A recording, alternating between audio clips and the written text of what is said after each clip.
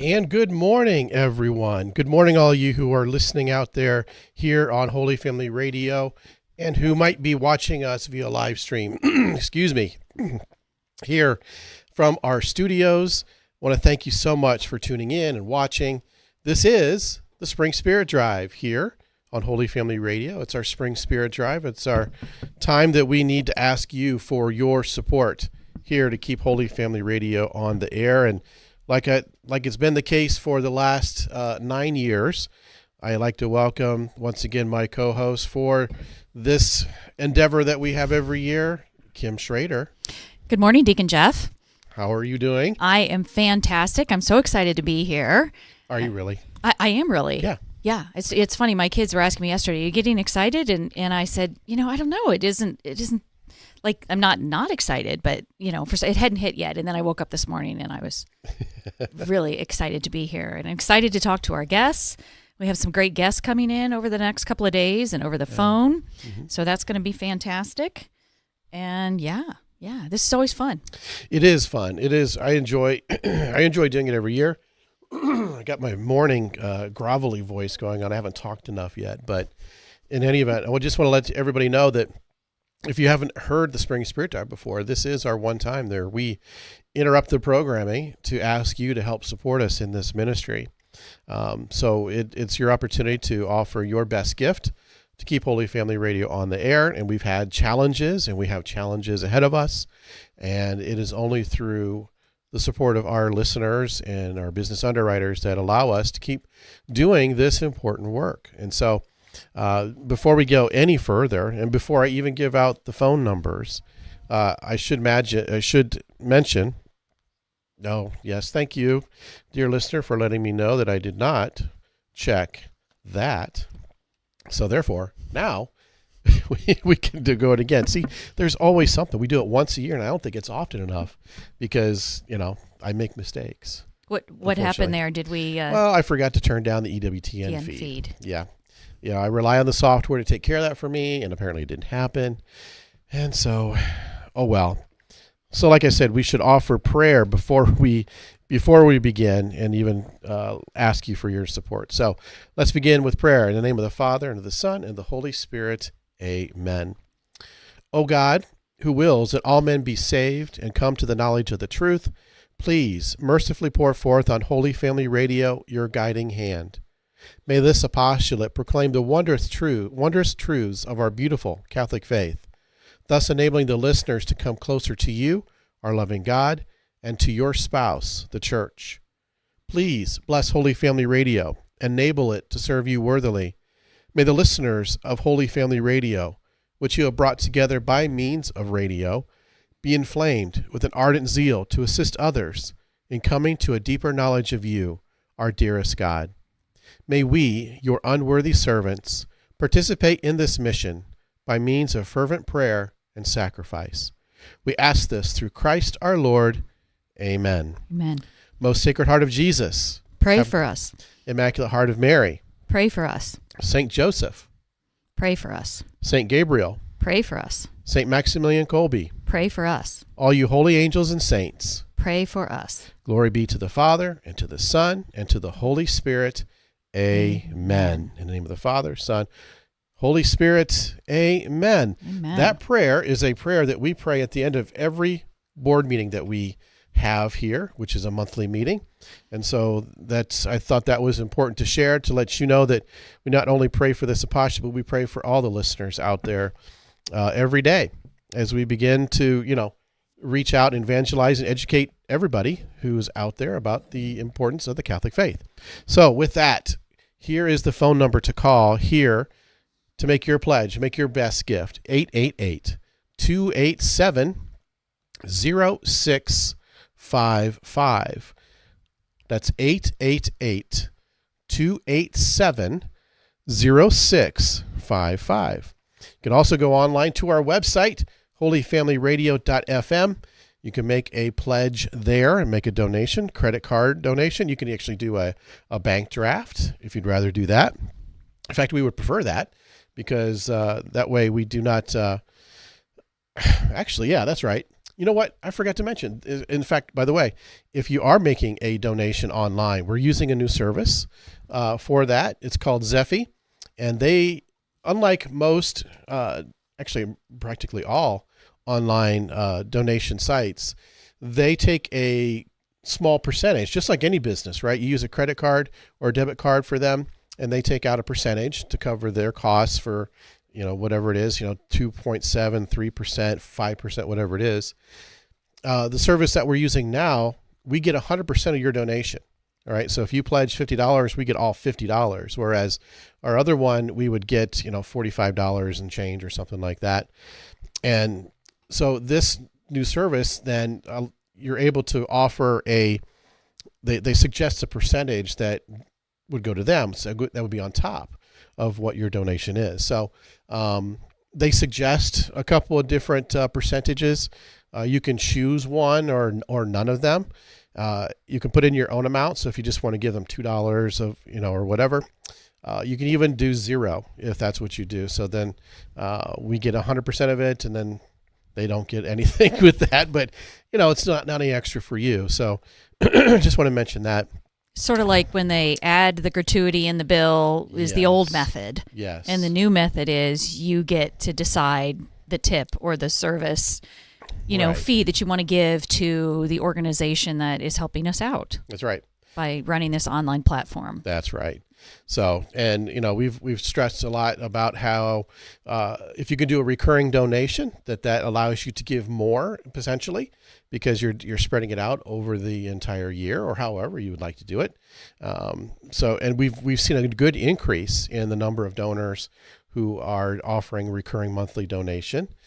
So thank you for all that. And that allows us to really plan for the income that comes in every month. We appreciate that. And by the way, those of you who are doing it that way, I've done it since 2016, long time.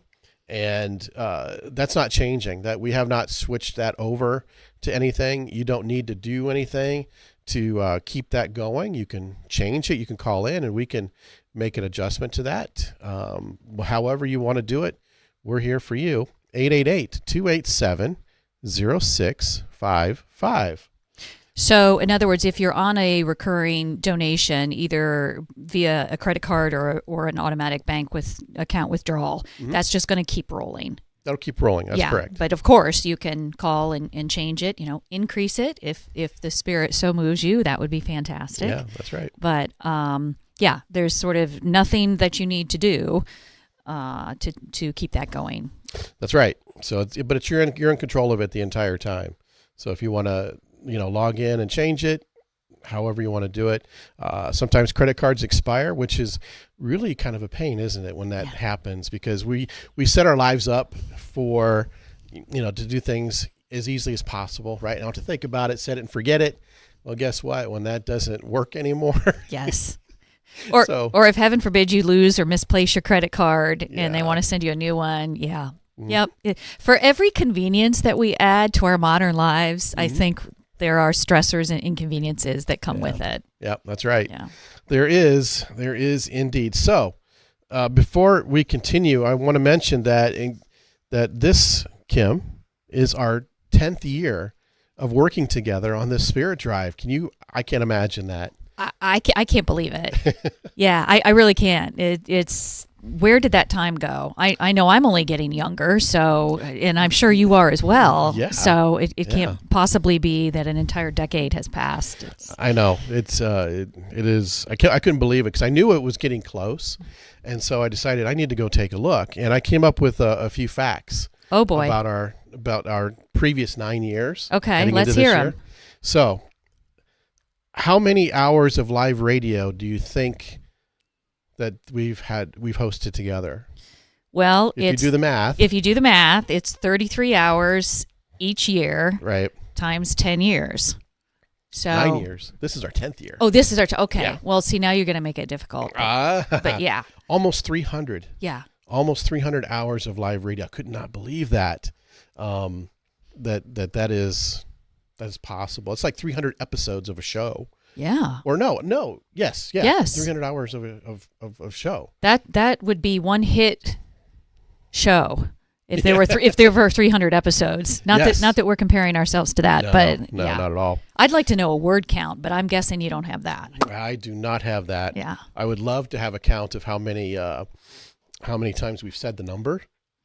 I've always that would be fascinating. You mean the number? The phone number to call. 888-287-0655. That's right. Don't delay. Every year we have people who sort of miss the window. Not that we won't take a donation afterwards. We always do, but it's easy to forget.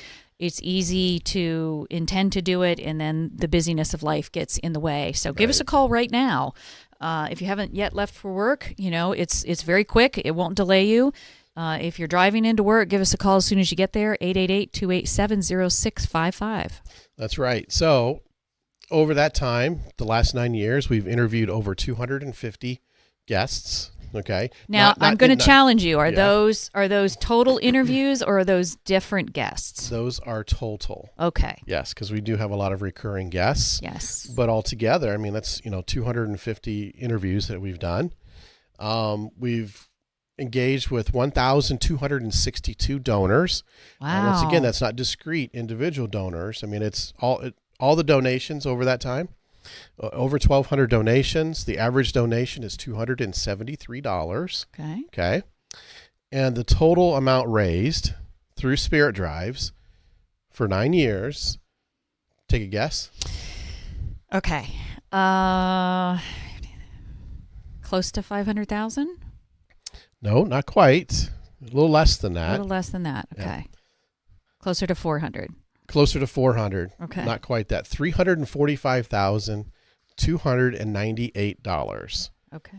So I think that's amazing. It is. That is absolutely amazing. I remember when we first started doing these Spirit Drives, we started with a little part-time thing, or like an afternoon for a couple of days, and then we did something that was more like 12 hours.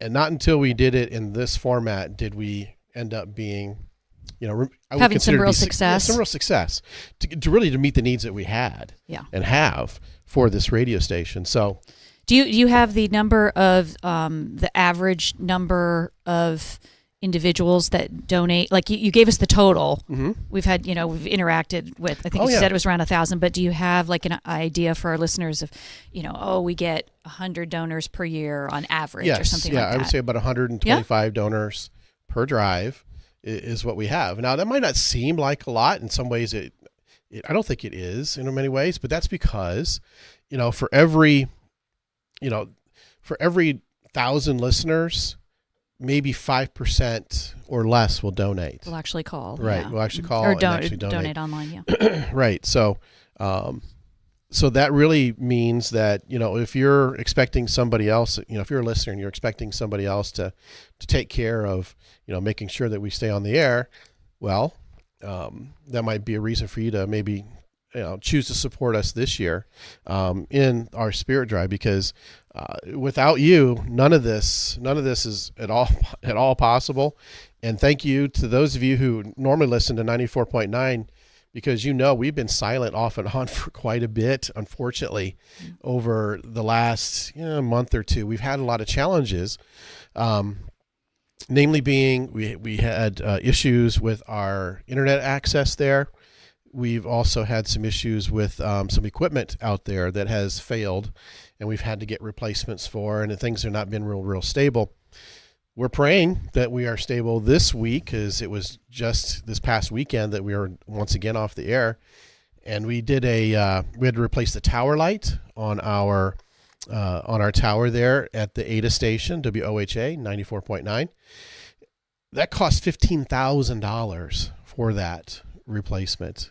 Yes. That's a huge chunk of the income every year. That is a big chunk of the income. And so, we need your help, because not only are we doing the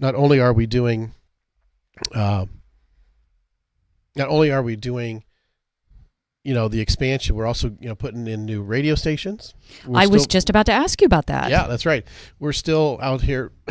We're in process of building the Fostoria station. That'll be 90.9 FM. WHFO for Holy Fostoria. And then Van Wert will follow after that at some point at 89.7 in Van Wert. So 888-287-0655. 888-287-0655. That's the number to call. We're looking to increase the number of monthly recurring donors. Our goal is 10 new recurring donors, okay? The most we've ever had was in 2022. We had 13 at that time. What year was that? 2022. 2022, 2 years ago. It'll be on one of your sheets that I'll give you, okay?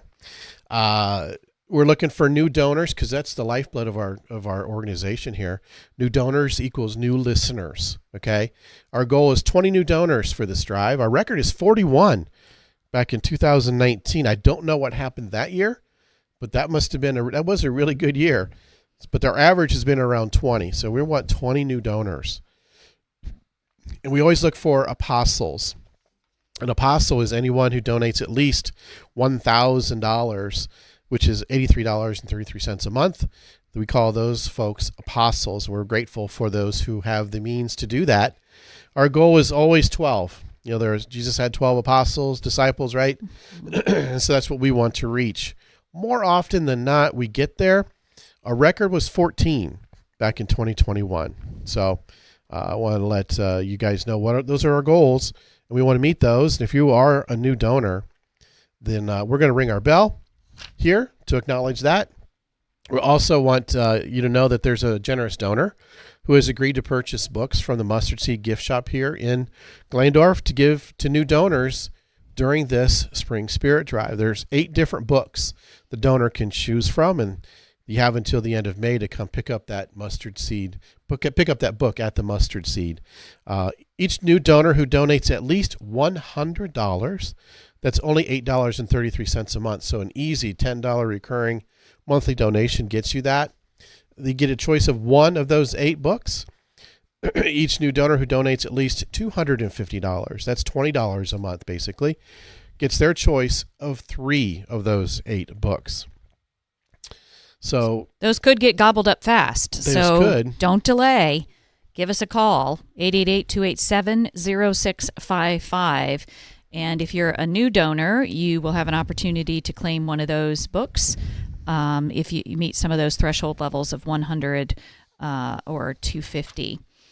And of course, as Deacon Jeff said, we are always looking for recurring donors. And this year we have a specific goal of hoping that we have 10 new recurring donors. Mm-hmm. Now, question, Deacon Jeff, does that mean if I'm not a new donor overall, but I decide to move to recurring donor, does that constitute a new recurring donor, or do you have to be a new donor to fit that category? No, just a new recurring donor. Okay. New recurring donor, not a new. That'd be like a new.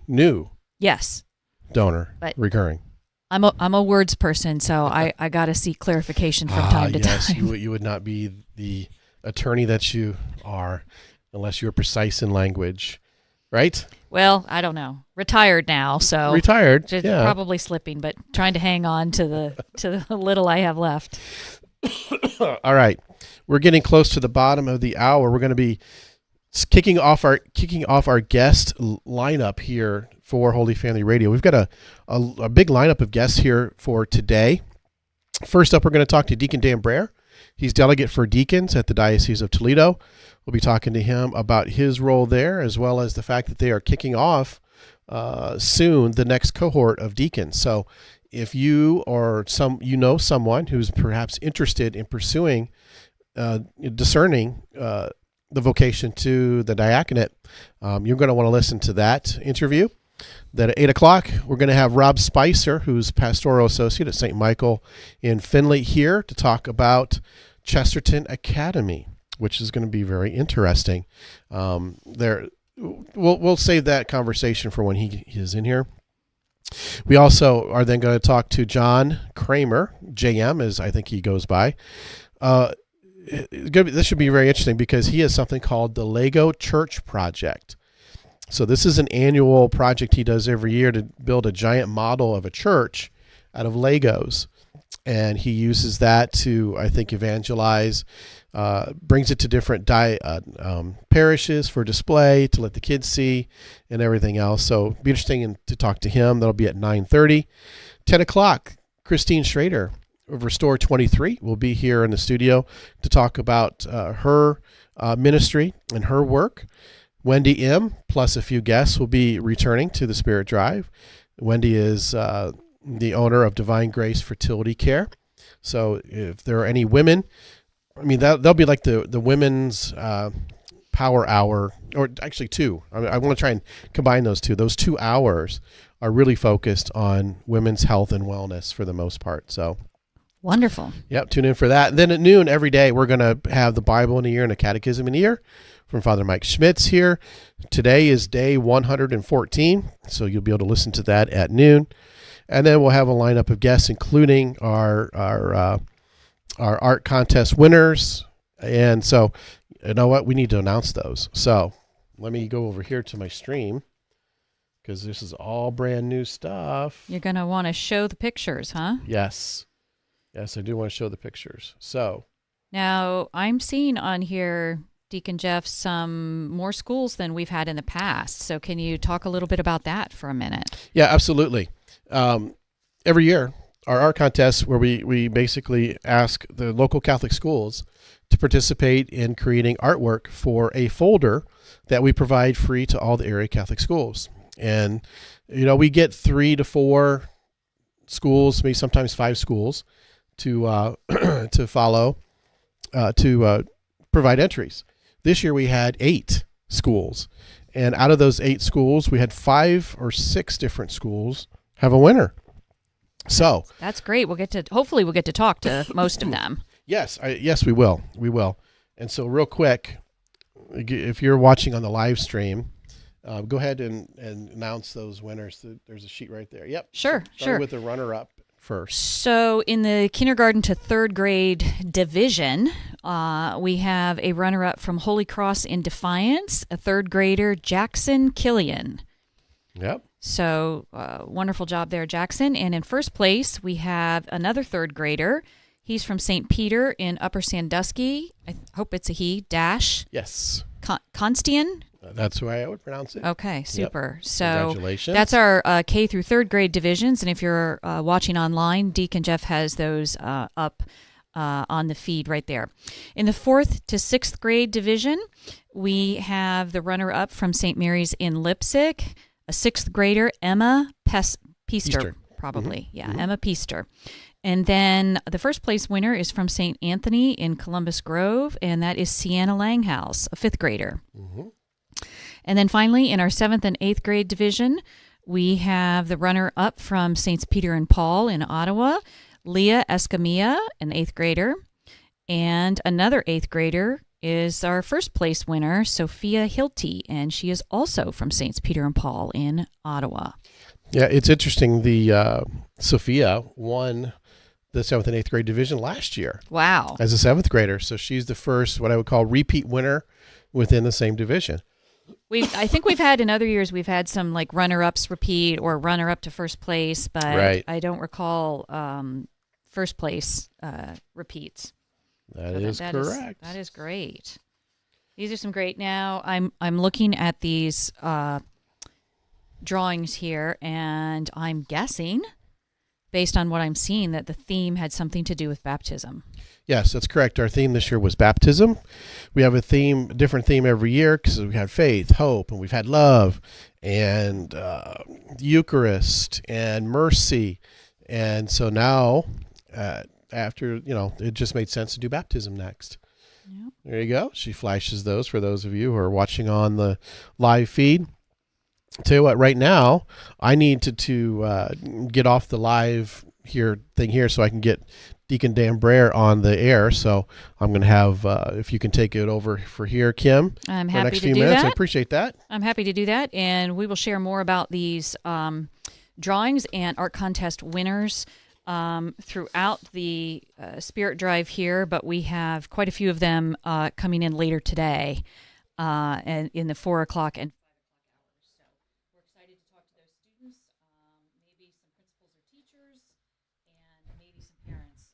Yep. well. Only, of course, if they're willing. Sometimes we have willing, sometimes we have reluctant, and we'll roll with whatever works for you. You are listening to the 2024 Spring Spirit Drive on Holy Family Radio. It's the one time per year, only the one time per year do we interrupt your regular programming that runs some of the shows from the network, EWTN, as well as some local programming that Deacon Jeff lines up for us. And it's only one time that we interrupt that to ask for your support, as this is a listener-supported endeavor here at Holy Family Radio. We don't get any money from the government. We don't get any money from, sources like that. It's all listener-supported through your donations and underwriters who support Holy Family Radio. So why not do your part? $5, $10, 50, 100, 200, or 1,000, whatever. We'll take any amount. It doesn't matter. It all adds up. Give us a call at 888-287-0655 to make your donation. You can also go to holyfamilyradio.fm and donate online. For those of you that have done that year,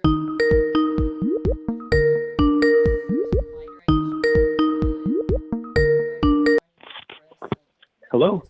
Hello, is this Deacon Dan? It is. Hi, this is Deacon Jeff. Hi, Jeff. How are you? I'm doing well. How about you today?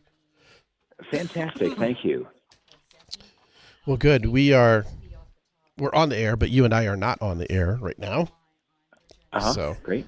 Just like I had mentioned. So it all sounds good. We're just kicked off our Spirit Drive. So just like we had talked about, or actually exchanged via email, we'll just follow that same little kind of script that we did, and we'll go from there. How's that sound? Okay, that sounds good. Also, just tell us what you like. All right. Your favorites here on Holy Family Radio. That's great feedback. So when I go to, well, I'm going to press a couple buttons, and you'll hear the feed, and so you'll know when we throw it to you. Okay. Okay, that sounds good. All right. Our blessings, because we've been on the air for 14 years, if I'm recalling correctly. Yeah, Deacon 14. Jeff? Yes, that's correct. 14 years. So won't you join us in counting our blessings and join in this apostolate to bring the truth and beauty of the Catholic faith to the listening area, which covers a large swath, I'm going to call it, of Northwest Ohio. Certainly not all of it, but a large portion, and growing all the time, as we're always looking to expand, and in fact are actively working to expand into Fostoria and Van Wert. So this is Holy Family Radio Spring Spirit Drive 2024. The number is 888-287-0655. I think, if I'm guessing correctly, Deacon Jeff may have our first guest lined up. Is that correct, Deacon Jeff? I do have our first guest that is on the air with us right now, and I want to welcome to the Spring Spirit Drive Deacon Dan Brer, who's delegate for permanent deacons at the Diocese of Toledo. Hello, Deacon Dan. Good morning, Deacon Jeff. How are you?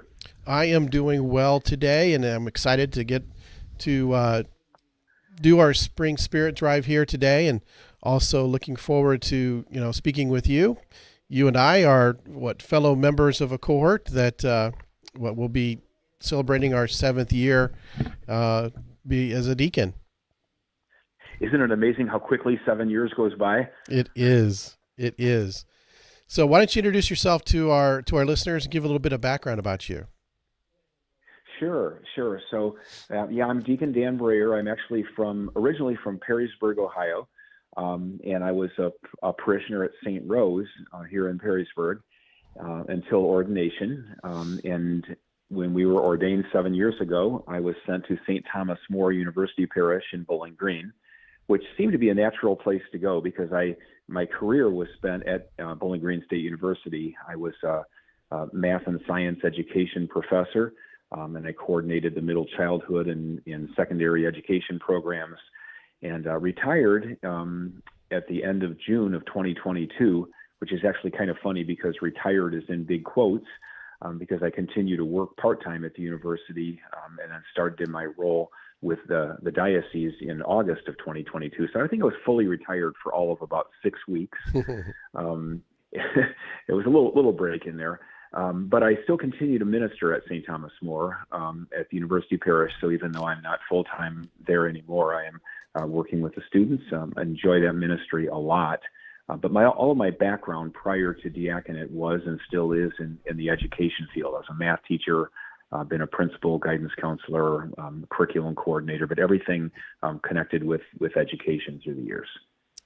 Well, that's great. And so now you mentioned, you have a role within the diocese. When did you accept that role, and really what does that entail? What does it mean to be a delegate for permanent deacons? Yeah, that's a great question. So it is, I started the position in the middle of August of 2022. So I've been at that for almost 2 years now. And essentially, if you think of the structure of the church for the diocese, we have a vicar for clergy. And so that's Father Mike Dandurand. The vicar for clergy is the person who oversees all ordained ministers in the diocese, which includes all of the priests and all of the deacons. But one person can't do all that alone, because we have over 100 priests, and we have about 160 deacons, and so many parishes and so many needs. So the bishop then delegates a person to oversee the pastoral care of deacons. And so essentially I work side by side with Father Mike Dandurand, and he takes care of all of the needs of the priests while I am working with the deacons. And so we work side by side under the bishop. And so anything that involves, I always say, if it has anything to do with deacons, it's going to end up on my desk. So whether it's a phone call of somebody saying, I'm discerning and think I might be called to be a deacon, from that point through the point where they apply, go through formation, through ordination, and all post-ordination. So pastoral care to deacons, it might include anything from offering continuing education opportunities to retreats, and through the point where a deacon passes away, and I'll even work with the funeral planning for the family. And we continue to provide pastoral care to widows of deacons who have passed away. So anything that has anything to do with the deacons in the diocese is going to fall into my area at one time or another. So it's a great ministry. And it really complements well what I do at the parish, because I have an opportunity at St. Thomas More to serve the needs of the local parish on a regular basis. But then this position broadens that so that I can serve the whole diocese. It is a part-time position. A lot of people don't know that. I'm only actually in the office a couple of days a week, and I do some work from home. But it is not full-time, which is what has given me the opportunity to continue to do some of the things that I do at our parish, at the university, and some of the writing that I do as well. Well, that's great. I did not know it was a part-time sort of position. So I wonder, that must have some challenges, I would imagine. Yeah, it definitely does. And I just was back, 2 weeks ago, I was at there was an organization, national organization called the National Association of Directors of Deacons. In some dioceses, they're called delegates because the bishop delegates you. In some places, they're called the directors or whatever. But in a lot of dioceses, there are multiple people who do the job that I do. So you might have one person, for example, that oversees the formation of deacons, and somebody else that does pastoral care post-ordination. And maybe they're both part-time or both full-time, depending on the size of the diocese. I actually met one of the directors from the Houston-Galveston diocese, and they're so big and growing so quickly. They have 5 deacons in their office who do the work that I do in Toledo, with 4 full-time and 1 part-time, because there are so many deacons, so many parishes, because the diocese is so large. And so it really depends on how much activity there is. But also I think one of the things that helps in our diocese a lot is that we have so many deacons who generously give of their time and their energy to do different things throughout the diocese. And so I have a deacon personnel board, and the men on that personnel board help with all kinds of committee running and writing and various things. We have a deacon council that has one deacon from each of the deaneries in the diocese that meets regularly, and the members on that council are actively engaged in doing various things that serve the whole diocese. So part of my role isn't to kind of do all the ministry myself. It's to coordinate lots of other people who do the ministry for us, if you will. And so I think that the system works really well when everybody pitches in and does something, Mm-hmm. All right. And so that leads to my next question somewhat is, how many permanent deacons are there currently serving in the diocese? And then how many do you have currently in formation? So there are roughly 160 deacons. Of those, about 85 are active deacons and about 75 are senior status or retired. Although I have learned you really have to be careful when you use the word retired when it comes to a deacon, because as a deacon, we never actually retire. Mm-hmm. So I think some people think, well, when you hit about age 75, you just stop being a deacon. And that's not true. We have deacons who are senior status, quote, retired, who are 85, 90 years old that are still serving the diocese doing wonderful things. But there are a total of about 160. And of those, and then we have in formation right now, our current class is 13, and they are on target for ordination next September of 2025, God willing. And they will, add to our numbers. So we have deacons from, kind of across the diocese geographically, lots of different ages, life situations. We actually have interesting point of trivia here. We have 5 deacons in the diocese who this June will be celebrating 50 years since their ordination. They were ordained in June of 1974. And so we actually had a couple beyond that who have passed away, but we have 5 living deacons, and some of them still very active that are 88, 90 years old, that are doing a lot of good things in our parishes and celebrating that 50th anniversary this year. That's great. That is fantastic.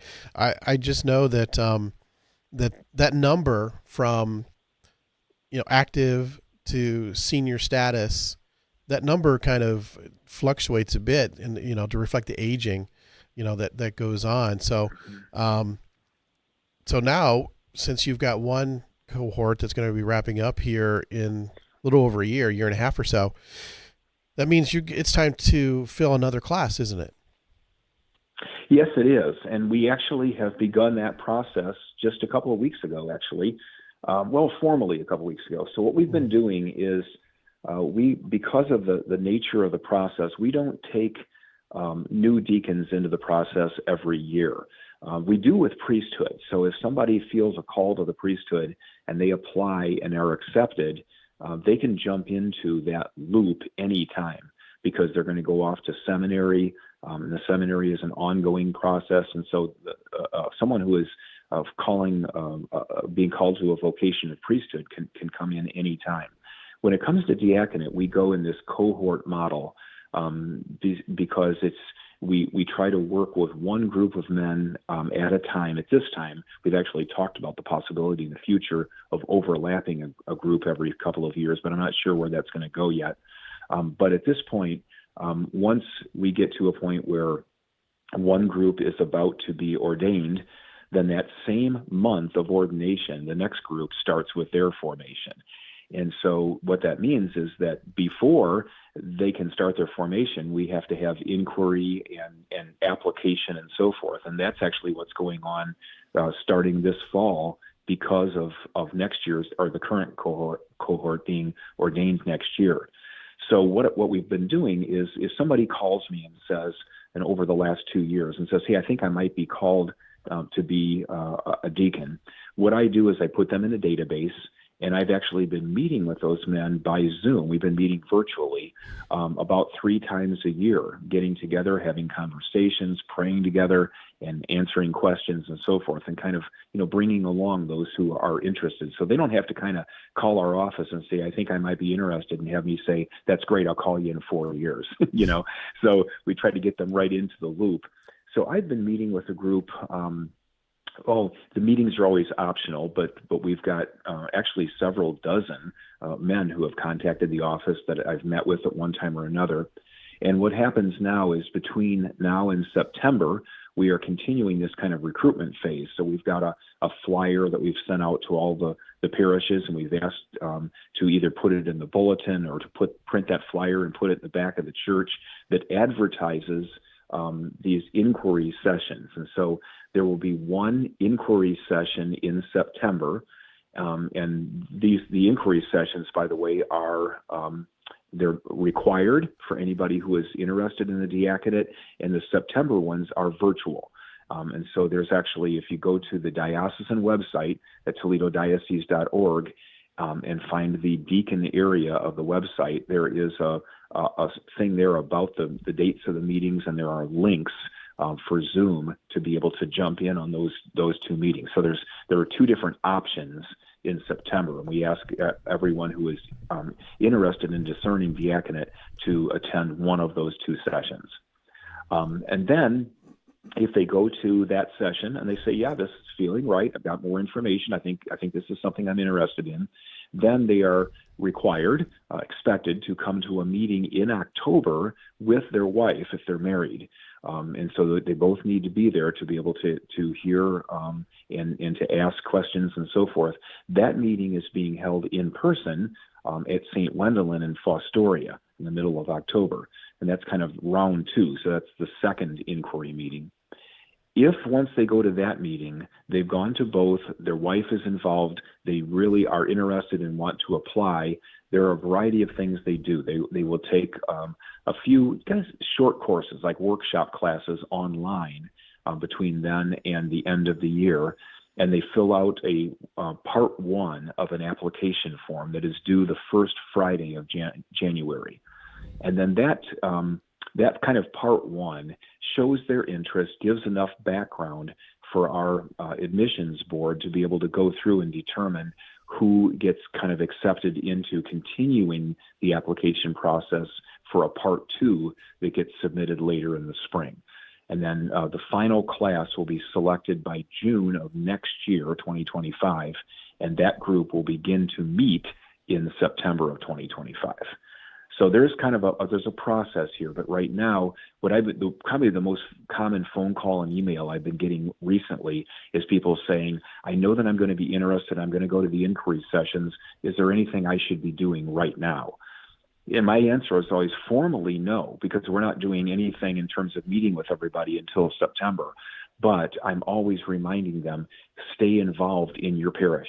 Do whatever you can with ministry in your parish, whether it's serving as a lector or an usher or extraordinary minister of the Eucharist, assisting in some way at Mass, maybe helping with, at funerals, to be an acolyte, serving on a pastoral council, whatever it is that you do to stay active in your parish, because that's the most important thing.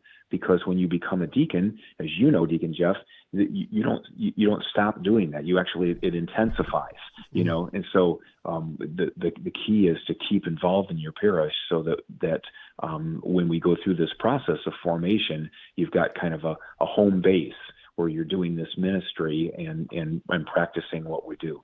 Right.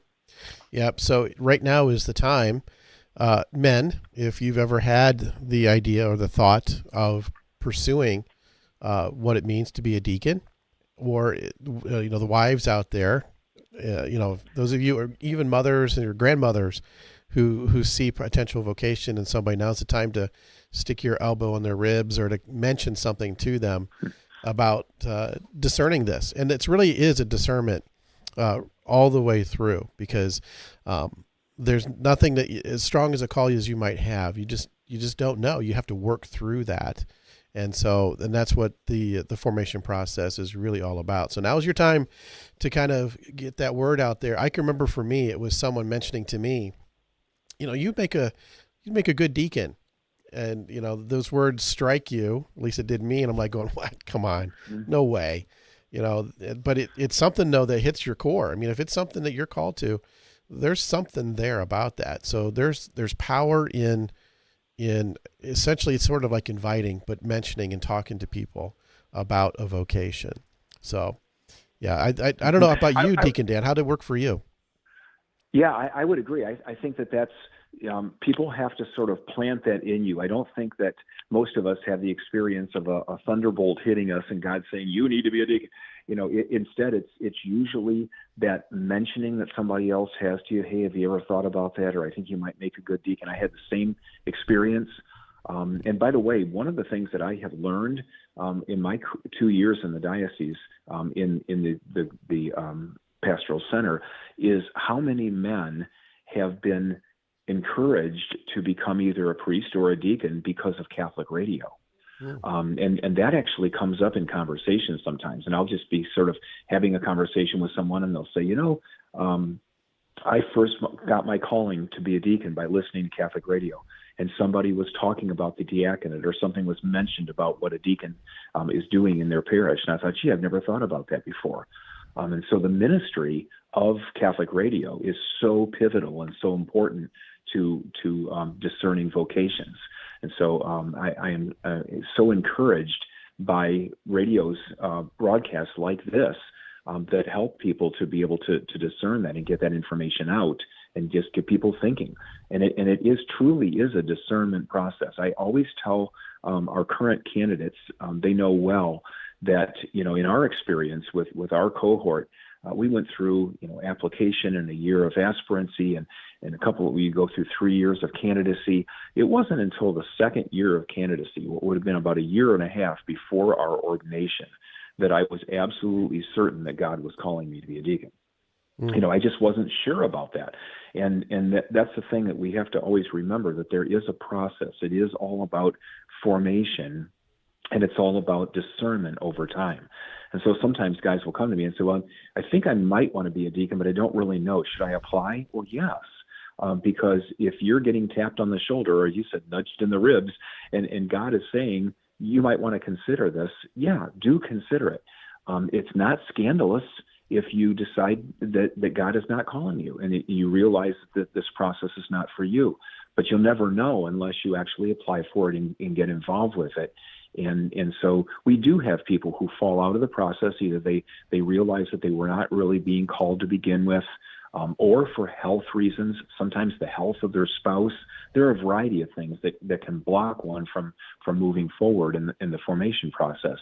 But I think that at least giving it a shot, if you think that this is something that you're being called to allow that formation process to tease out how God is calling you, is an important part of it. And that's why it's ongoing. That's why, if you go back, and this is something else I've learned a lot, if you go back into the original design of the deacon formation process, and we're talking now back into the 1970s, it was not uncommon for dioceses at that time to have about a 1 year formation process. Can you imagine that? Wow. So you call the diocese and you say, I think I might be interested in being a deacon, and they send you off. You take some classes on weekends for a year, and you're ordained, and you're off and going. Well, we've learned that that's probably not the best way to do it. And some of the older deacons tell me that they just love the way that we do formation now, to give men more time to do the discernment, to do the formation, so that you're really prepared and know that God is calling you before ordination comes along. Right. Now that's a great segue to what I wanted to ask you, which is, could you explain for our listeners what that formation process looks like now? It's my understanding it's been tweaked or changed somewhat recently. So maybe if listeners already know, they might not know of the change. So could you speak a little bit to that? Yeah, absolutely. So there has been a change to the process, and really the reason why it was changed is that we follow the standards, the national directory that is set by the U.S. Council of Bishops. And so every few years they change what those standards are, and there's a new edition, relatively new, as in a year and a half ago, that came out from the Council of Bishops, saying that instead of the formation process being 4 years, it needs to be 5 years. And so when Deacon Jeff and I were in formation, it was a 4-year process. We did a year of aspirancy as aspiring to being a deacon, and then followed by 3 years of candidacy. In the new process, there are 2 years of aspirancy, followed by 3 years of candidacy. So the new group that will be starting next fall of 2025 will have 2 years of aspirancy, 3 years of candidacy, and so their ordination would not be until September of 2030. So including this inquiry year we're doing right now with applications and so forth, it's really 6 years from beginning to end. So those 5 years, the reason why the Council of Bishops expanded it was just what we were talking about before, about how important it is to have the plenty of time to do the discernment. And specifically in the first couple of years, to have lots of field experience. So we're going to have men out there that are going to be helping to do some things in their parishes and shadowing other deacons, having a mentor deacon, as well as having an opportunity to be involved with hospital ministry, maybe to visit a hospice facility, to be able to serve at home, to take communion and do home visits. But anything that kind of reaches out where they get a sense of this call to charity that we have as deacons. And so that will become part of that process in those first couple of years. So in general, they will be meeting in the first 2 years regularly on Saturdays. And then in the next 3 years, they'll meet on Fridays and Saturdays, kind of for a weekend. When Deacon Jeff and I were in formation, we did a Friday, Saturday for a year, and then Friday, Saturday, Sunday for 3 years. That has been changed. That schedule is going to be different because it's now a 5-year process. But you can count on kind of a weekend a month, either a Saturday or a Friday, Saturday during the year, not during the summer, but during over a 5-year course of time, with the target being ordination in 2030. Very interesting. Very interesting. And what you've mentioned wives several times. What is expected of the wives of these aspirants? Aspirants. Aspirants. Right, Thank you. yes. Thank you. Aspirants and candidates. Yeah, that's a great question. So canon law speaks to this and says that a deacon can only be ordained, or candidate can only be ordained a deacon with the consent of his wife if he's married. And so the wife of a candidate has the final say. And if she, a month before ordination, says, I am not comfortable with my husband being ordained, he is not ordained. So she literally has to write a letter to the bishop petitioning and giving her written consent that she is okay with and will support her husband becoming a deacon. So the wives of candidates and deacons are not actively involved in the formation process, but they are involved. So at this stage right now, for example, the wives of our candidates get together 3 times a year. They get together as a group by themselves in the fall, usually like for a Saturday. They meet up virtually during the winter time, and they do something with their husbands during a formation weekend in the spring. And so they're really connected with one another. They've got a group chat going on, GroupMe or something, where they communicate with one another all the time. So they are connected, not involved in the formation process, but very much connected, so that they understand what their husbands are getting into, what their role might be as the wife of a deacon. And that varies a lot. After ordination, some wives of deacons have just a very tangential connection. Others are actively involved with their husbands, maybe even assisting him with doing marriage prep for couples or whatever. So that varies a lot. But the only expectation, if you will, is that the wife has to be associated with the process, has to support her husband and recognize what he's getting into and give consent to that, a written consent that she is okay with and will continue to affirm and pray for his success in his ministry. That's great information. Yeah. And I imagine there's no requirement of any children that the deacon candidate might have.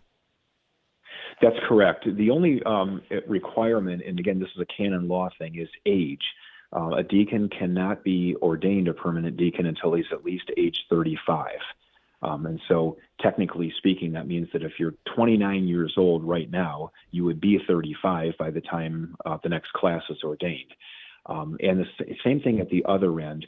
Generally, and this is not a canon law, it's more of a local diocesan rule that most dioceses have, is that we want deacons to be ordained by age 65, which again means if you're 59 right now, you would be 65 by ordination. So we're kind of advertising anyone from age 29 to age 59 is the window of interest, But in terms of whether you're married or not, and whether you have children, their ages, etc., that's not a factor. It's not a part of the process. The only thing we do always remind people is that once you are ordained a deacon, you cannot get married after that. So if you're already married, you can be ordained a deacon. But if you're ordained a deacon first, then you remain single for the rest of your life. And the same thing is true if a deacon has been ordained and is married and his wife predeceases him. A deacon is not permitted to get remarried after his wife is deceased, because once you're ordained a deacon, you cannot be married again. Mm-hmm. Mm-hmm. And that is one thing that they do remind the men of as they go through the process, mm-hmm. because that is a consideration for many. That can be quite a sacrifice for them, and that's a decision that every man must make that enters into the program. So, Deacon Dan, we are running up to the top of the hour at the moment. I thank you for mentioning Catholic Radio, because really Catholic Radio was instrumental for myself as well, because I got involved with Catholic Radio, and look where I'm at now. So, I think Catholic Radio does do a lot to really help vocations in one way, shape, or form. And so appreciate you mentioning that. You're welcome. It's one of those things that I always had a sense that it was having an impact on vocations. And since I've been in this position, I've got direct evidence of that, of people bringing it up in conversations fairly routinely, of the things that they've learned about the church and their call to a vocation because of things they heard on Catholic Radio. So thank you for all that you do. And I want to encourage our listeners to contribute to the drive, because it is such a worthy and important ministry in our church. All right. Thank you, Deacon Dan Brer, Delegate for Permanent Deacons at the Diocese of Toledo. Thank you for joining us today on the Spring Spirit Drive. Hope to talk to you soon. You're welcome. Thank you, Deacon Jeff. Have a great day. All right. You too. You're listening to Holy Family Radio's Spring Spirit Drive. 888-287-0655. 888-287-0655. That's the number to call to make your pledge, your donation to Holy Family Radio. And we did have a pledge come in, and it's a matching fund, folks. Here, as we reach the 8 o'clock hour, now is your opportunity to make your donation, where your donation is doubled, dollar for dollar, or match, I should say, and doubled, dollar for dollar. We have $1,000 matching donation that's been made. So we have our first apostle. We have yes, right now, but we did have a couple of apostles beforehand. There's so much to talk about. We got so many guests to get to. There is, yeah. So stick around, folks. So right now on the table, from parishioners from Glandorf, St. John the Baptist Parish here, has pledged $1,000 as a matching fund. For those of you, we get the full amount if it's matched here at the Spring Spirit Drive. 888-287-0655. That's 888-287-0655. Remember, you can donate online at holyfamilyradio.fm. If you're using our mobile app, there's a donate button there. It'll take you to where you can make your online donation. Those online donations do count towards the matching fund. So I get those notifications right here, and I can put them right into our sheet in our tracker. And indeed, they will go towards those matching funds. So 888-287-0655. That's 888-287-0655. We are going to go. No, I was just going to remind people, don't miss the opportunity to have your dollars matched. This donor's saying that they will donate up to $1,000. That's right.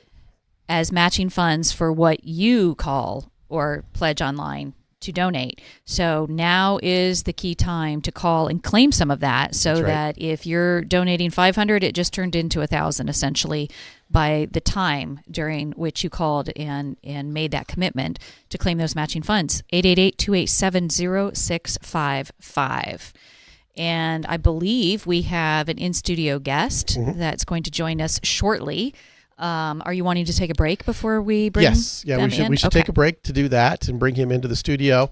I want to remind folks or let folks know that if you're watching via Facebook Live or YouTube Live, you can, if you are actually watching our feed from our particular page, you can comment, and I can see the comments here in the studio. So there's kind of like live commenting feature with this new software.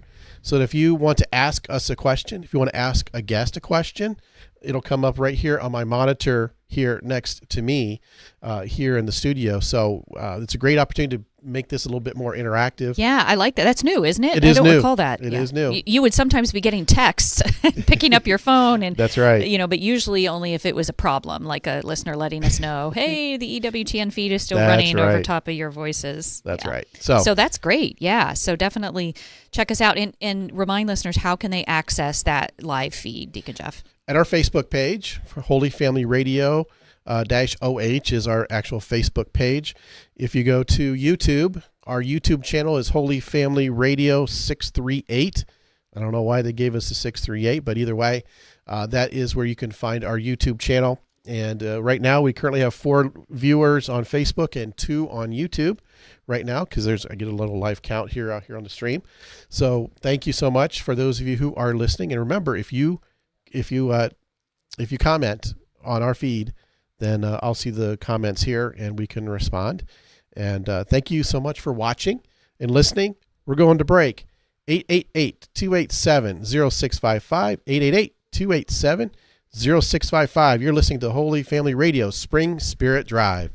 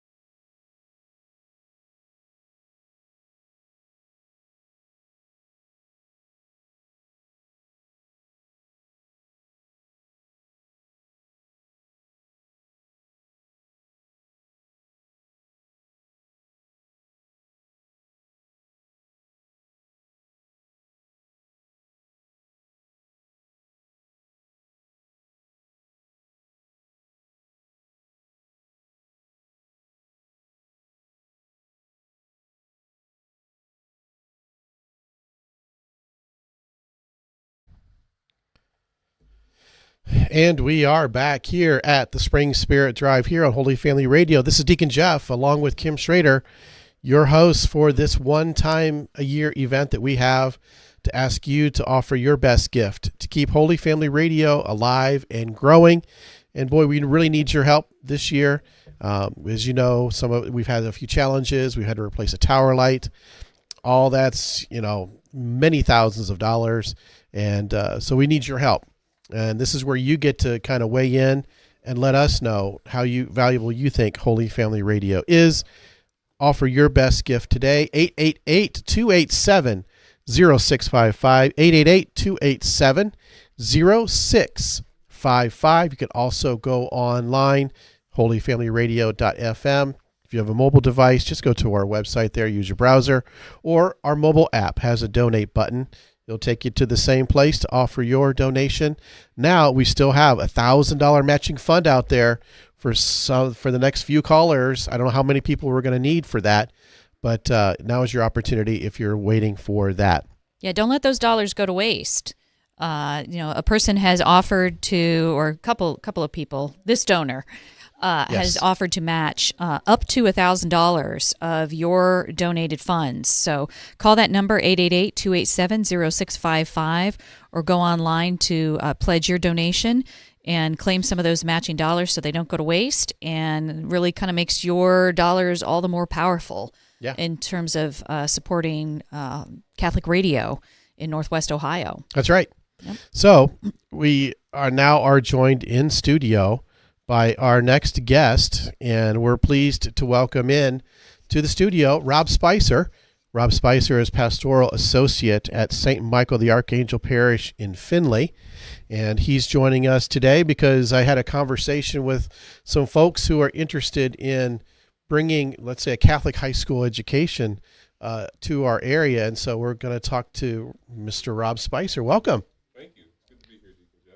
Kim? I'm going to open up your microphone. There we go. Yeah, now I can say hello. That's right. Good now morning. You can say hello. It's great to be here. I appreciate the invitation. Well, yeah. So, there are always opportunities when we talk about educating our children that we'd like to, have for them and to provide something for the faith. But they're really, at least in Putnam County, Hancock County, I don't know how far away we'd have to go to actually, see or find a Catholic high school. So, give us a little bit of background about this whole thing, because I think there are a lot of people who are interested in this. Yeah, well, I know for myself, my wife and I, we have our oldest is in third grade, and from about the day he was born, we were asking the question, what are we going to do for education, and particularly for high school? Because we looked around and there weren't options.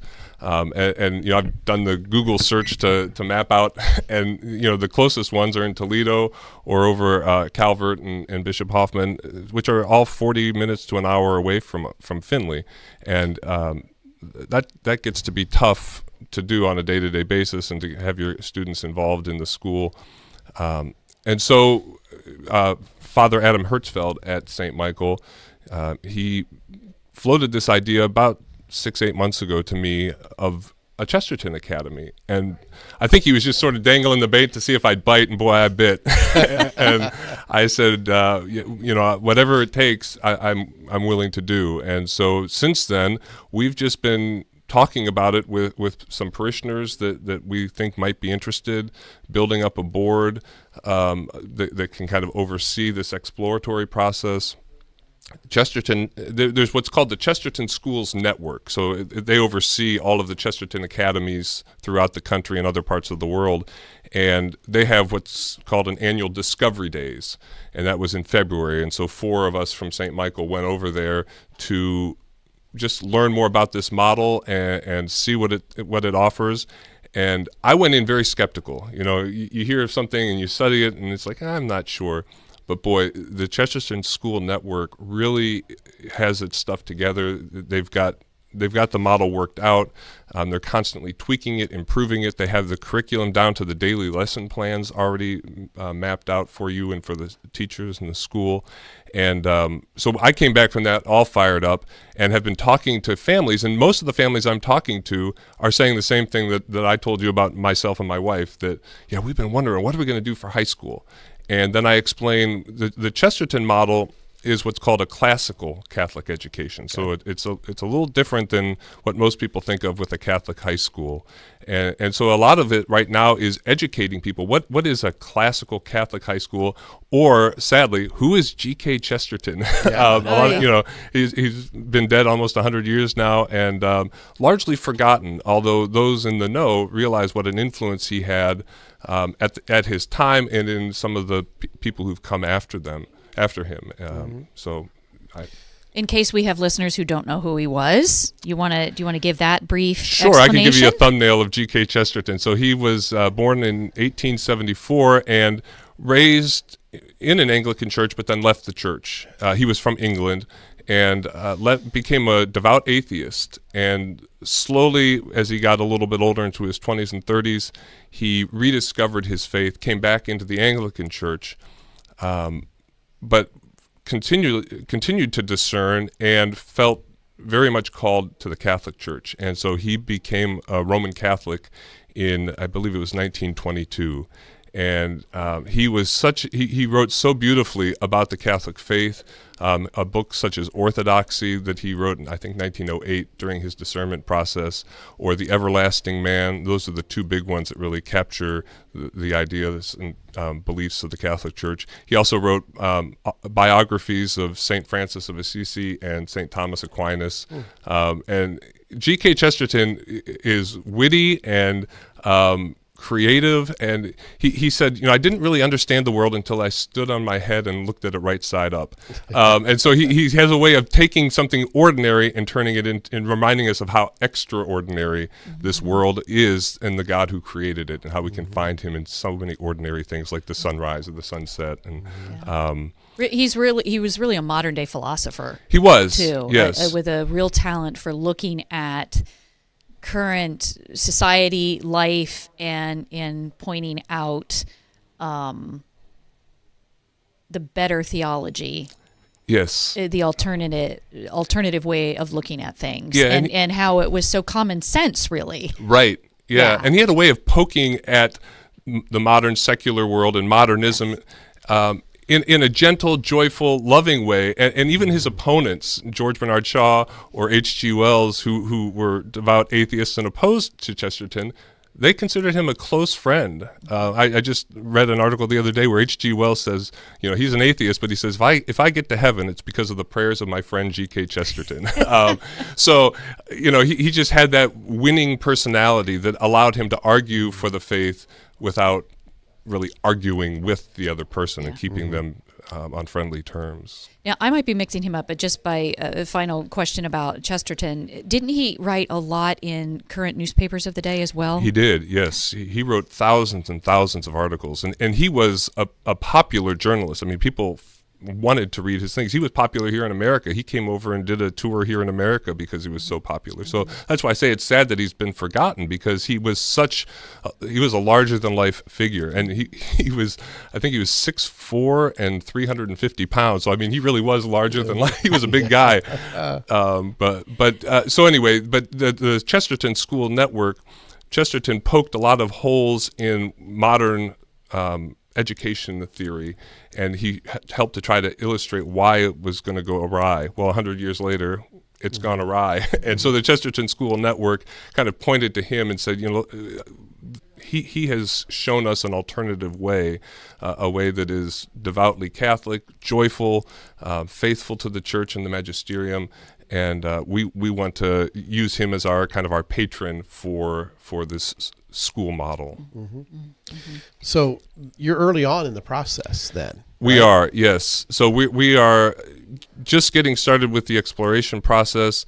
Like I say, we feel like it's worth pursuing. Right now, the two big challenges we face are: will there be enough students in our vicinity, in Hancock County and Putnam County and other surrounding counties, that want this model of a classical Catholic education? So are there enough students? And then the other piece, is there enough funding? Now, obviously, the Ed Choice dollars helps. The SGO model that Ohio has adopted to allow people to donate their taxable dollars to the scholarship granting organizations, which you can do through the diocese. Those sorts of things will help us to fund it.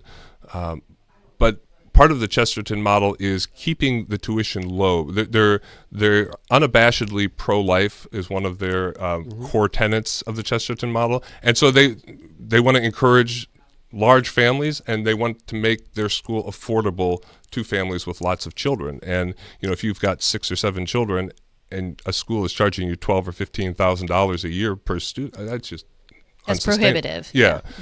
So the Chesterton model seeks to keep the number much lower than that. We're kind of ballparking hopefully around 5,000 per family if we can do that. But again, it just takes, that's not the cost to educate. For sure. It's more like 20,000 to educate the child. But we're hoping that we can get enough funding through SGOs, through the Ed Choice dollars, and through other donations. I'm not going to step on your Spirit Drive's toes, but give your best gift to Holy Family Radio right now. But down the road, we'll be reaching out to potential donors to help us meet those funding needs. Yeah. Right. So this is in-person attendance, right? It is, yes. So it's we would use our existing campus.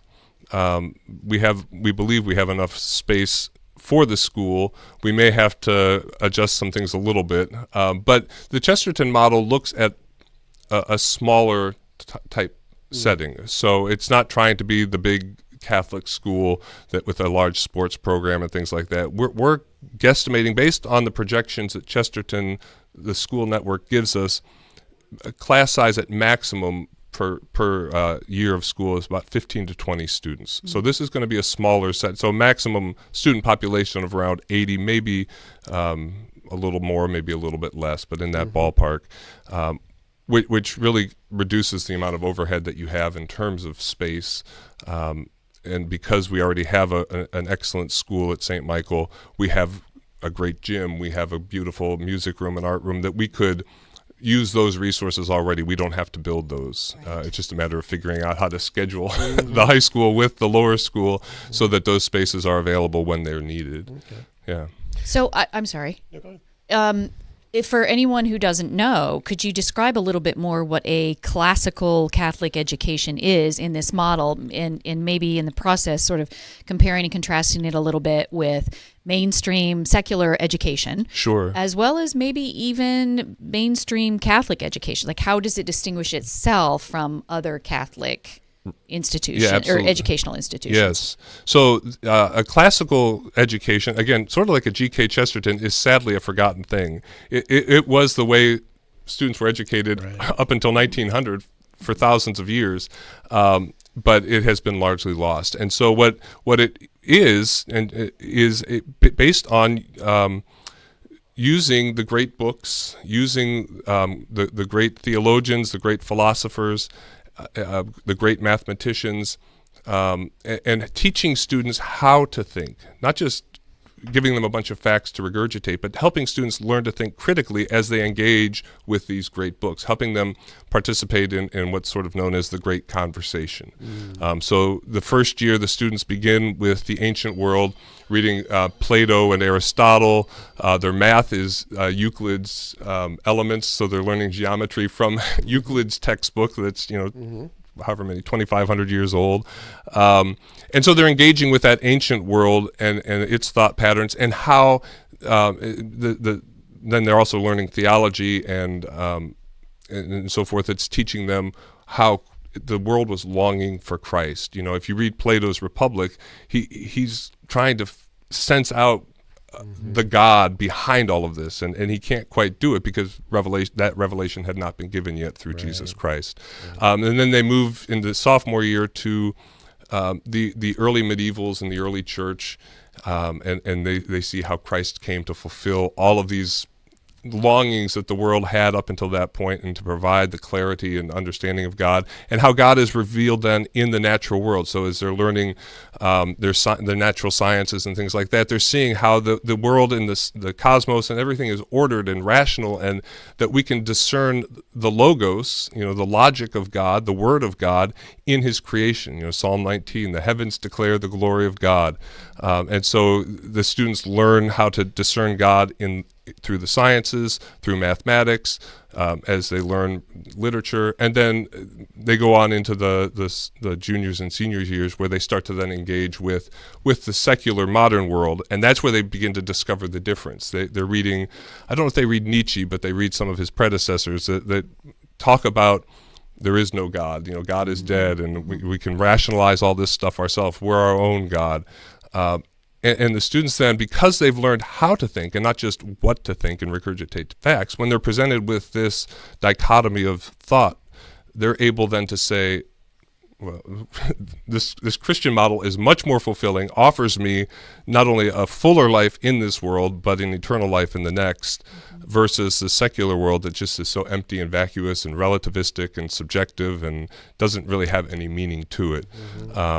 Now, and how much the Christian model actually makes sense too. Right, exactly. Yes, yeah. Amen. And so then but to compare that with the current secular high school education, and I was educated in a public high school a number of years ago, and I think it's only gotten worse since then, but there is no talk of truth, of an objective truth. There's no talk of the other transcendentals, goodness and beauty. It is all just about, how do you feel about this, or how, or we're teaching the test. We have this Common Core now where you just have to teach the test because the students have to pass so that the school can still get a good rating, and then they can get their ACT and go into college and get a good career and a paycheck, and everybody feels great. But the students, meanwhile, are losing their faith. We raise our children in the church wanting them to retain the faith and pass it on to the next generation, and then the schools work that right out of them. So that there was a study done by Pew Research Center that 50% of Catholic young adults who were raised Catholic, 50% of them will have left the church, and about 80% of those will have left by the age of 23. So there's a real correlation. I've graduated college, all of my faith has been worked out of me, and now I'm just going to become a secular believer. And the Chesterton model seeks to change that. Right. Yeah, that's a great explanation. Thank you. Yeah. Thank you. You're listening to the Spring Spirit Drive here on Holy Family Radio. Now is the time that you can get in here on these matching funds that we have on the table. We have $1,000 yet that needs to be matched. 888-287-0655. That's 888-287-0655. You can also make your donation online at holyfamilyradio.fm. And by the way, when you call, you can make a pledge and say you'll send in a check. We can send you a letter, like an invoice, so to speak, a pledge letter that you can then send in your donation. We can take your credit card over the phone. Any way you want to do it, we can help you do that easily and quickly here, and securely, for that matter. And we can also set up your recurring donations as well, because we're trying to encourage that. We want 10 new recurring monthly donors during this Spirit Drive. 888-287-0655, 888-287-0655. You can also stop into the studio. We often refer to these couple of days as open house. That's right. Here at the studio. And if you haven't been to our new studio here, this is the second year that we're here, right? That's right. The second year we've done this. Yeah, here in the new studio. Fun. Yeah. So, and I don't recall having a whole lot of guests last year, or donors stop out. We had guests, of course. Okay. All right. Am I misrecalling? Yes, you are. Actually.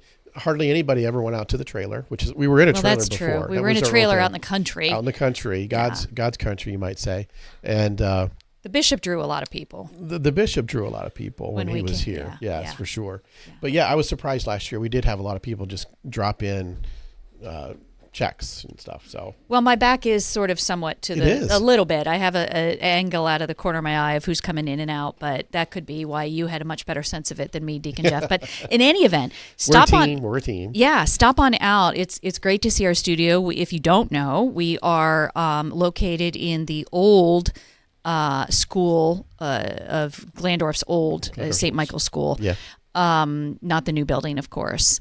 And which is just, I guess we'd call it just south of the old gym, right? Yep, on that's the right. yeah, the right southern on Main Street. Yeah, right on Main Street, exactly.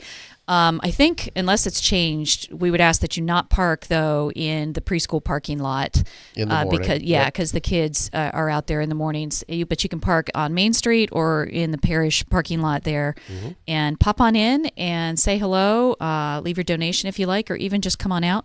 And we haven't mentioned yet, but if you're not in a position to donate, the biggest thing you can give us, that everybody can give us, is your prayers.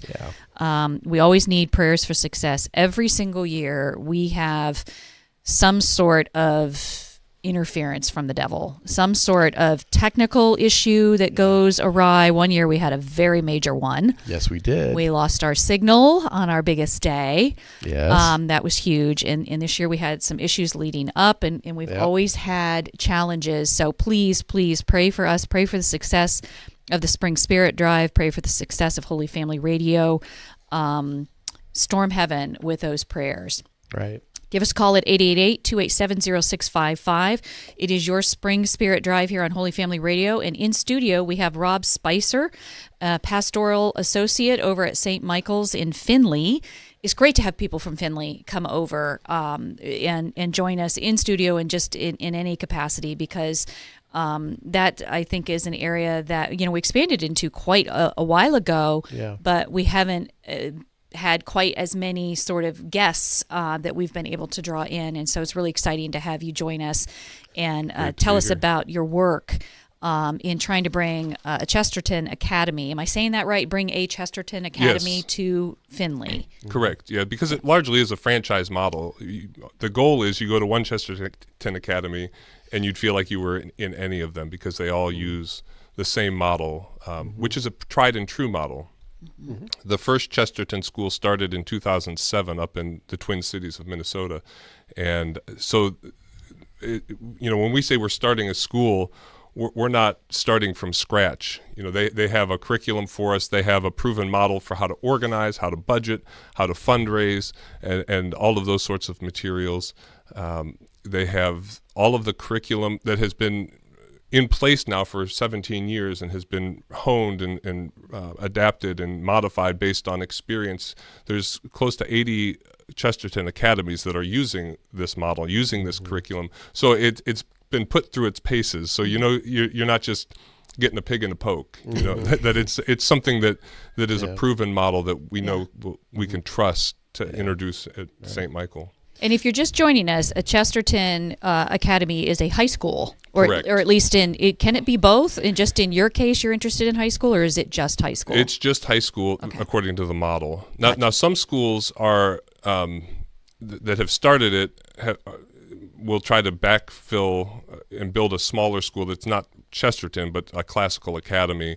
A lot of Chesterton schools are independent of a parish and independent just entities. Families get together and say, we want to start this. And they, like the school we toured in Chicago when we went there for the Discovery Days, was just a group of parents that were passionate about, we want to do this. And so they've got the diocesan blessing, and they have priests who come in to offer the daily mass, but they don't have the blessings that we have in Findlay of a parish that will back this, has the facilities, and so some of these schools are facing a lot steeper hill than we've had to face. Yeah. And you're hoping to draw not just from Findlay, but from surrounding counties. Yes, absolutely. Yeah, we're hoping, talking to these other Chesterton schools, and there are a lot of them, and I've made calls to many of them. They have people that will commute 30 minutes or 40 minutes because it is a unique model. We have the Northwest Ohio Classical Academy, that charter school up in Toledo, that is the classical model, but it's not Christian. There are Christians who go there and Christians who help to run it and so forth, but they're not overtly Christian. in the way they present the school. And so this would be the first Christian classical school in Northwest Ohio. People drive for an hour to get to Noka. We're hoping they'll drive a half hour to come to Findlay from a variety of directions. Right. Yeah. Well, so that raises a good question. I assume, would it be open to non-Christians, non-Catholics? Yeah, absolutely. Yes. And in fact, when we were in Chicago, they talked about the number of non-Christians, non-Catholics that were going there. We went in February, and they had several students who were preparing for the Easter Vigil who were going to be entering the church at the Vigil in March, and that was exciting to see those conversion stories coming from it. That said, all of the faculty, all of the board have to be Catholic. They all have to take an oath of allegiance to the magisterium of the Catholic Church, and the Chesterton model is absolutely unwavering in that requirement, which is great, because a lot of Catholic schools, you asked about the difference between Chesterton and other Catholic schools a while back, and I didn't get around to that one, but they don't require all of the faculty to be Catholic. So you might send your student to a Catholic school, but the teacher isn't Catholic. And what does that do to your child in terms of what are they being exposed to? Whereas with Chesterton, their mentors, their teachers, the faculty are all going to be devout Catholics. Yeah. So share with us a little bit more, if you would, about this formation, for lack of a better word, or exploration process that you're going through. What's all involved in trying to bring a Chesterton Academy to Findlay, and what your hopeful timing is. Yes. So right now what we're focused on is sort of the infrastructure piece. So we're working, we have, our board has a subcommittee looking at how do we incorporate a Chesterton Academy into the existing school with the Constitution, bylaw, some of those just legal things. We're also looking at, how would we adjust the facilities to accommodate the influx of students. But then we're also starting to put together and hoping by fall we'll be able to launch some informational events where we can, we have a core team of people, parents and families that are really interested in this model and are willing to host like little house meetings, cottage meetings, where we'll gather other potentially interested families, where we can explain this model and begin to kind of get an idea of how many potential students do we have, how many can we build. And so we're going to spend hopefully about a year or so looking at that. Our goal would be to start within 4 years. So we're taking a long view at this. So it's not going to start. We had one of our 8th grade students, the parents reached out and said, "Will it be up and ready in the fall so that my child can get?" Yeah. Not quite. Yeah. But that was nice to know that. I mean, we've done very little promotion so far. And then the other piece that we're working on is just educating. I mean, that's partly why I'm here, is to introduce people to this concept of not only the Chesterton Academy, but just a classical Catholic education, what that means, what that is, because it is so different. But I'll tell you, when I meet with families, the thing I hear at just about every one of those meetings is, once I've unpacked it, talked about what the classical curriculum is and the Catholic faith, how that's integrated into it, the parents inevitably say, "Boy, I wish I'd had that when I was growing up." And so it's nice to see that they get it. Once you talk about it, people really get it and want to get behind it. Yeah. So potentially then, if 4 years down the road, you're hoping to enroll folks in, if I can do my math, potentially in the fall of 28. Right. Yeah. Okay. Yeah. I mean, if we got people knocking at the door saying, "We want this now, and we're willing to send you our students and send you our money," we'd look at doing it sooner. But we want to be prudent. Because, our existing K-8 school is an excellent school. It's well established. It has a great reputation. And we don't want to put something up that's going to fail. We want to build on what we've already got in place. And so we want to do it well and not just a fly-by-night sort of thing. Right. Yeah.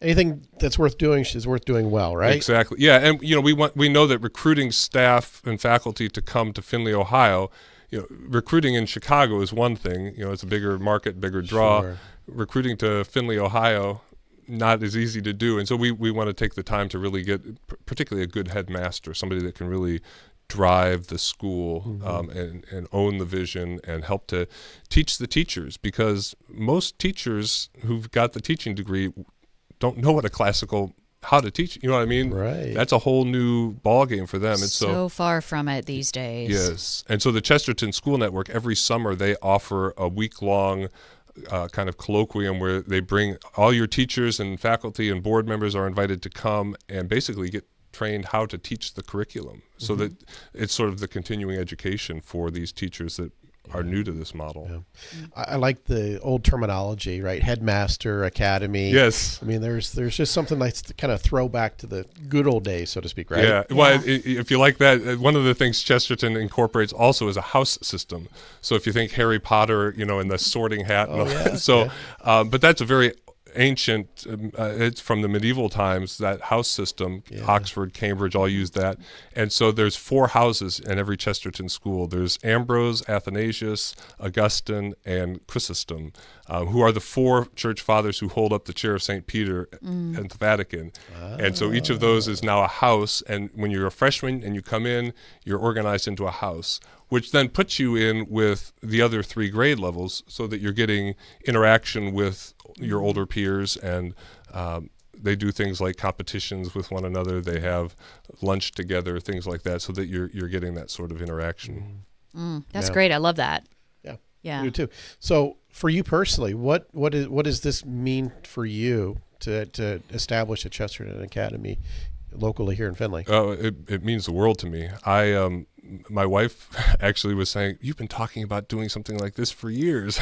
Because again, we've been talking about how I've always said, if we could just have a classical Christian Catholic, school to send to our boys to, and to have this opportunity means everything to me. I was telling you before we were on air that a little over a year ago, my family and I entered the Catholic Church because we wanted to provide things like this for our boys, because we weren't finding it in the secular world. We weren't finding it in our previous church, and the fact that the Catholic Church offers this, then we can, if we can make this happen for our family, but hopefully for many other families, we'll be able to have an opportunity for what you teach at home is going to be what they learn at church. And it's also going to be what is reinforced through their 5 days a week at school. And so there's that integration, that consistent whole. And, the reality is, and I don't know you guys well enough to know if you have children and how old they are and so forth, but I know I was a pastor for 20 years, and so I know from that as children get older, your influence over them diminishes, and they start looking to their peers and to their teachers and other mentors in their life to teach them and to be their guides.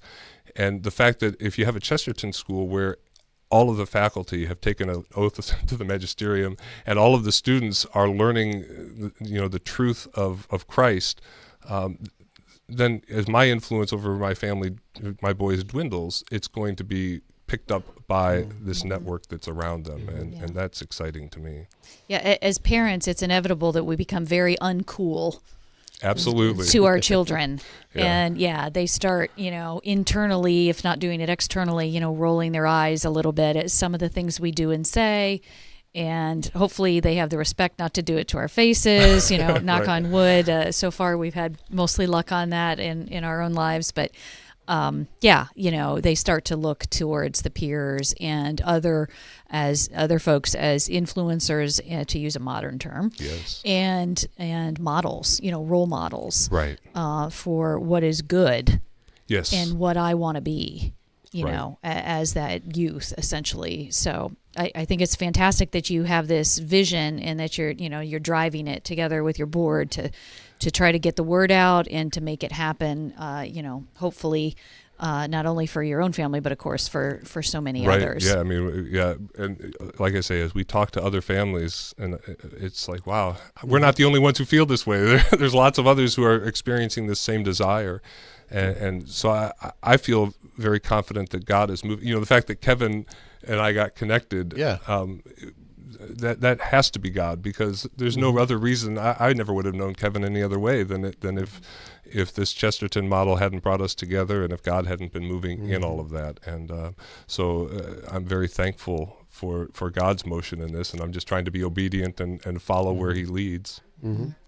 Well, yeah, it's great that that we could make that connection, be able to kind of in a sense kind of kick off a promotion, at least through Catholic Radio, Yes. of this effort, because I do know that there are many people who are serious about their children's education and see the shortcomings in our secular education, right, in our system, and so this offers a great opportunity, I think, that hopefully can get some folks excited about it. So how can people, do you have anything where people can contact you or follow kind of the activity that's going on? Is there a Facebook or what is there anything going on yet? Yeah, so at this point, there's things in our weekly bulletin that I'm putting out periodically, but then there's also, I'm sending out kind of a monthly e-news that is serving right now to keep people informed. So if folks are interested in learning about the Academy, they can contact the parish office at St. Michael and give their name and their email address, and I will add you to that list. And then you know that monthly thing will eventually morph into, hopefully down the road, a website and other things like that. But because we're just getting started, I mean, our board is just 2 months old now, so we're just very young in terms of having those sorts of things in place. We want to be up and running more, with that kind of thing soon. Right. But for now, the e-news is the way to get plugged in. All right. Okay. And obviously, you don't have to be a parishioner at St. Mike's in Findlay in order to call and ask to be on that list. Yep. If this is something that you think you might be interested in for your children, absolutely, in a couple of years, or for your grandchildren. Right. I mean, one of the things I hear more than anything, and I heard it when I was a pastor too, is I'm so sad that my grandkids are not going to church or not involved in the faith or are falling away. So this is a generational thing. It's not just parents, but it also affects grandparents. And yeah. I've been collecting prayer requests from my friends on social media for something that I'm taking on here in about a month, and I have been struck by the number of prayer requests that are about, may our children stay strong in the faith, may our adult children, not lose their faith, may they come back to the church. I mean, it's a theme along with some other themes, but that is one of the most pressing prayer requests that I have seen. Yeah, and I'm sure others have as well. So thank you for the work that you're doing to try to keep, be part of answering those prayers. Yeah, well, if I can just share one last statistic. Please. This was not done by the Chesterton School Network, but by an association of classical Christian schools. They did a survey of their graduates, and across all of the different classical Catholic schools, the retention rate is 90%. So if a student graduates from a classical Christian high school, they have a 90% chance of remaining active and faithful in the church. You compare that with the statistics that Pew told you about, half of them leave the church. That's an incredible turnaround just by offering this sort of a model.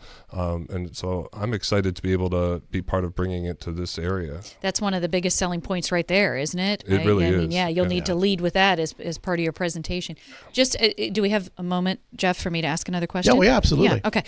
Do you happen to have any information then for those who maybe say, the faith aspect is nice, but I'm about, preparing my kid for the academic success and academic adventures to come and preparing them as best I can for college, for the parents that are maybe in that lane. Absolutely. Do you have information or even statistics to share about the quote unquote, academic success of Chesterton graduates, as they move on through college and absolutely. Young adult life? So the curriculum in the Chesterton School is very rigorous. So they're focused on forming the whole person spiritually but also intellectually. And so if you look at the curriculum, you're not getting off easy. There's no skating by.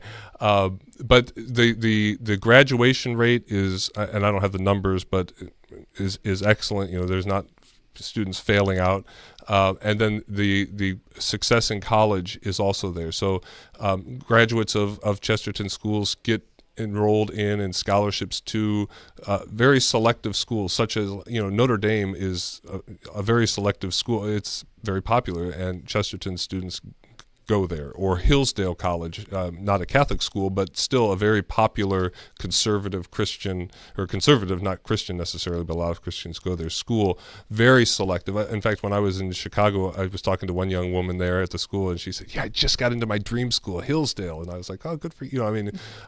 So the success rate is what there. I don't have the numbers to give the average, but I know that the success rate on like ACTs, SATs. There's also one called the CLT, the Classical Learning Test, which many schools colleges are starting to allow as an alternative to the SAT and the ACT. The Chesterton students do very well on those as well. And then the other piece is, if you're really interested in accelerating your student on the college track, Chesterton has an agreement with Franciscan University in Steubenville, yay, where students can actually take classes and get Steubenville, Franciscan credit that is then transferable. So they don't necessarily have to graduate and go to Steubenville.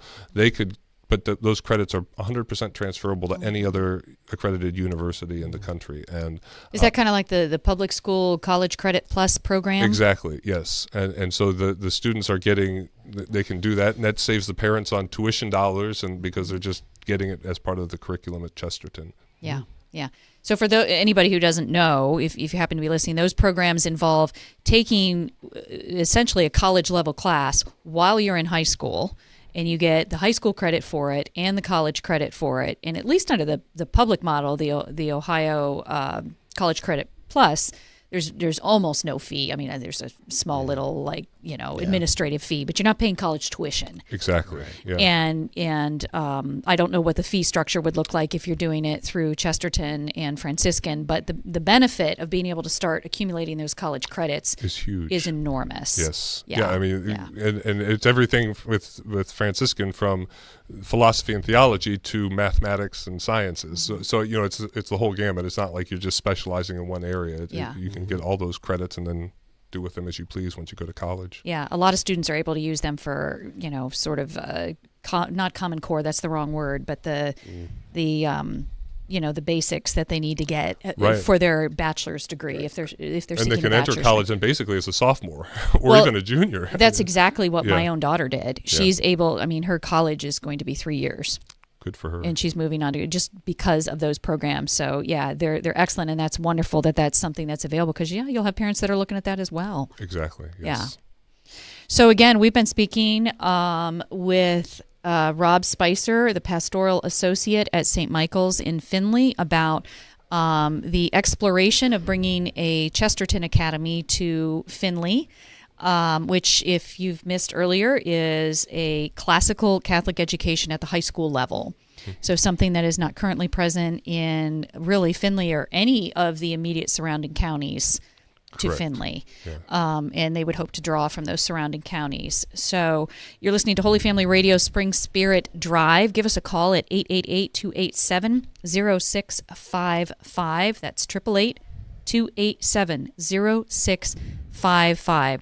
Support Catholic Radio, the kind of radio and information that brings you information like, is there a Catholic high school that, is offering a classical Catholic education that I might be able to send my child or direct my grandchildren to someday?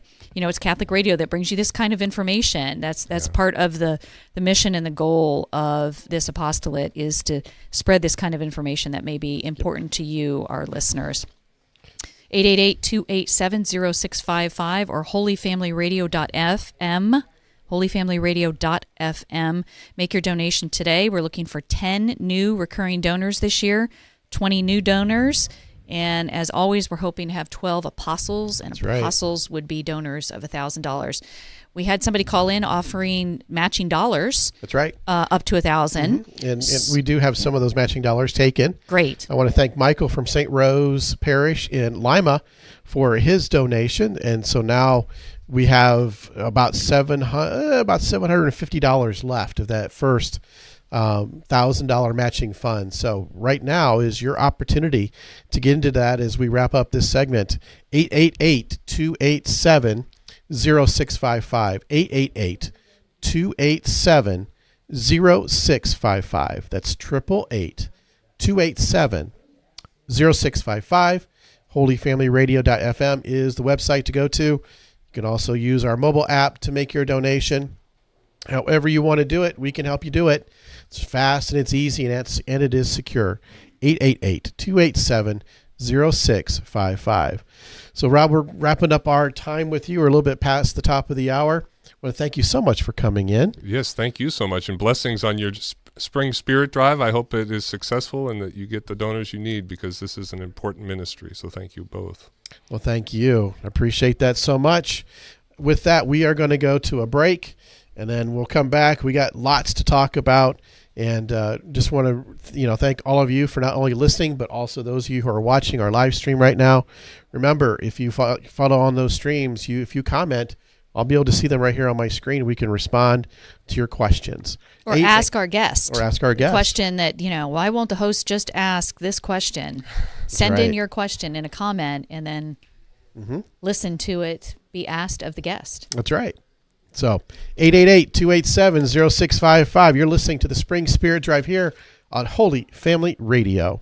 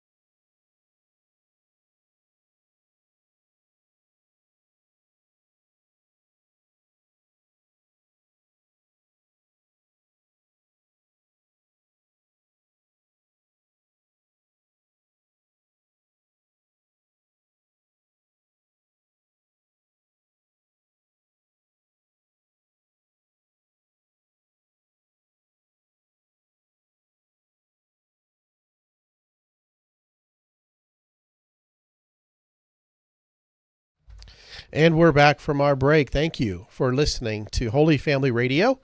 You're listening to 94.9 Ada Lima, and also that's WOHA Ada Lima, and WJTA Glandorf, WJTA 88.9 FM.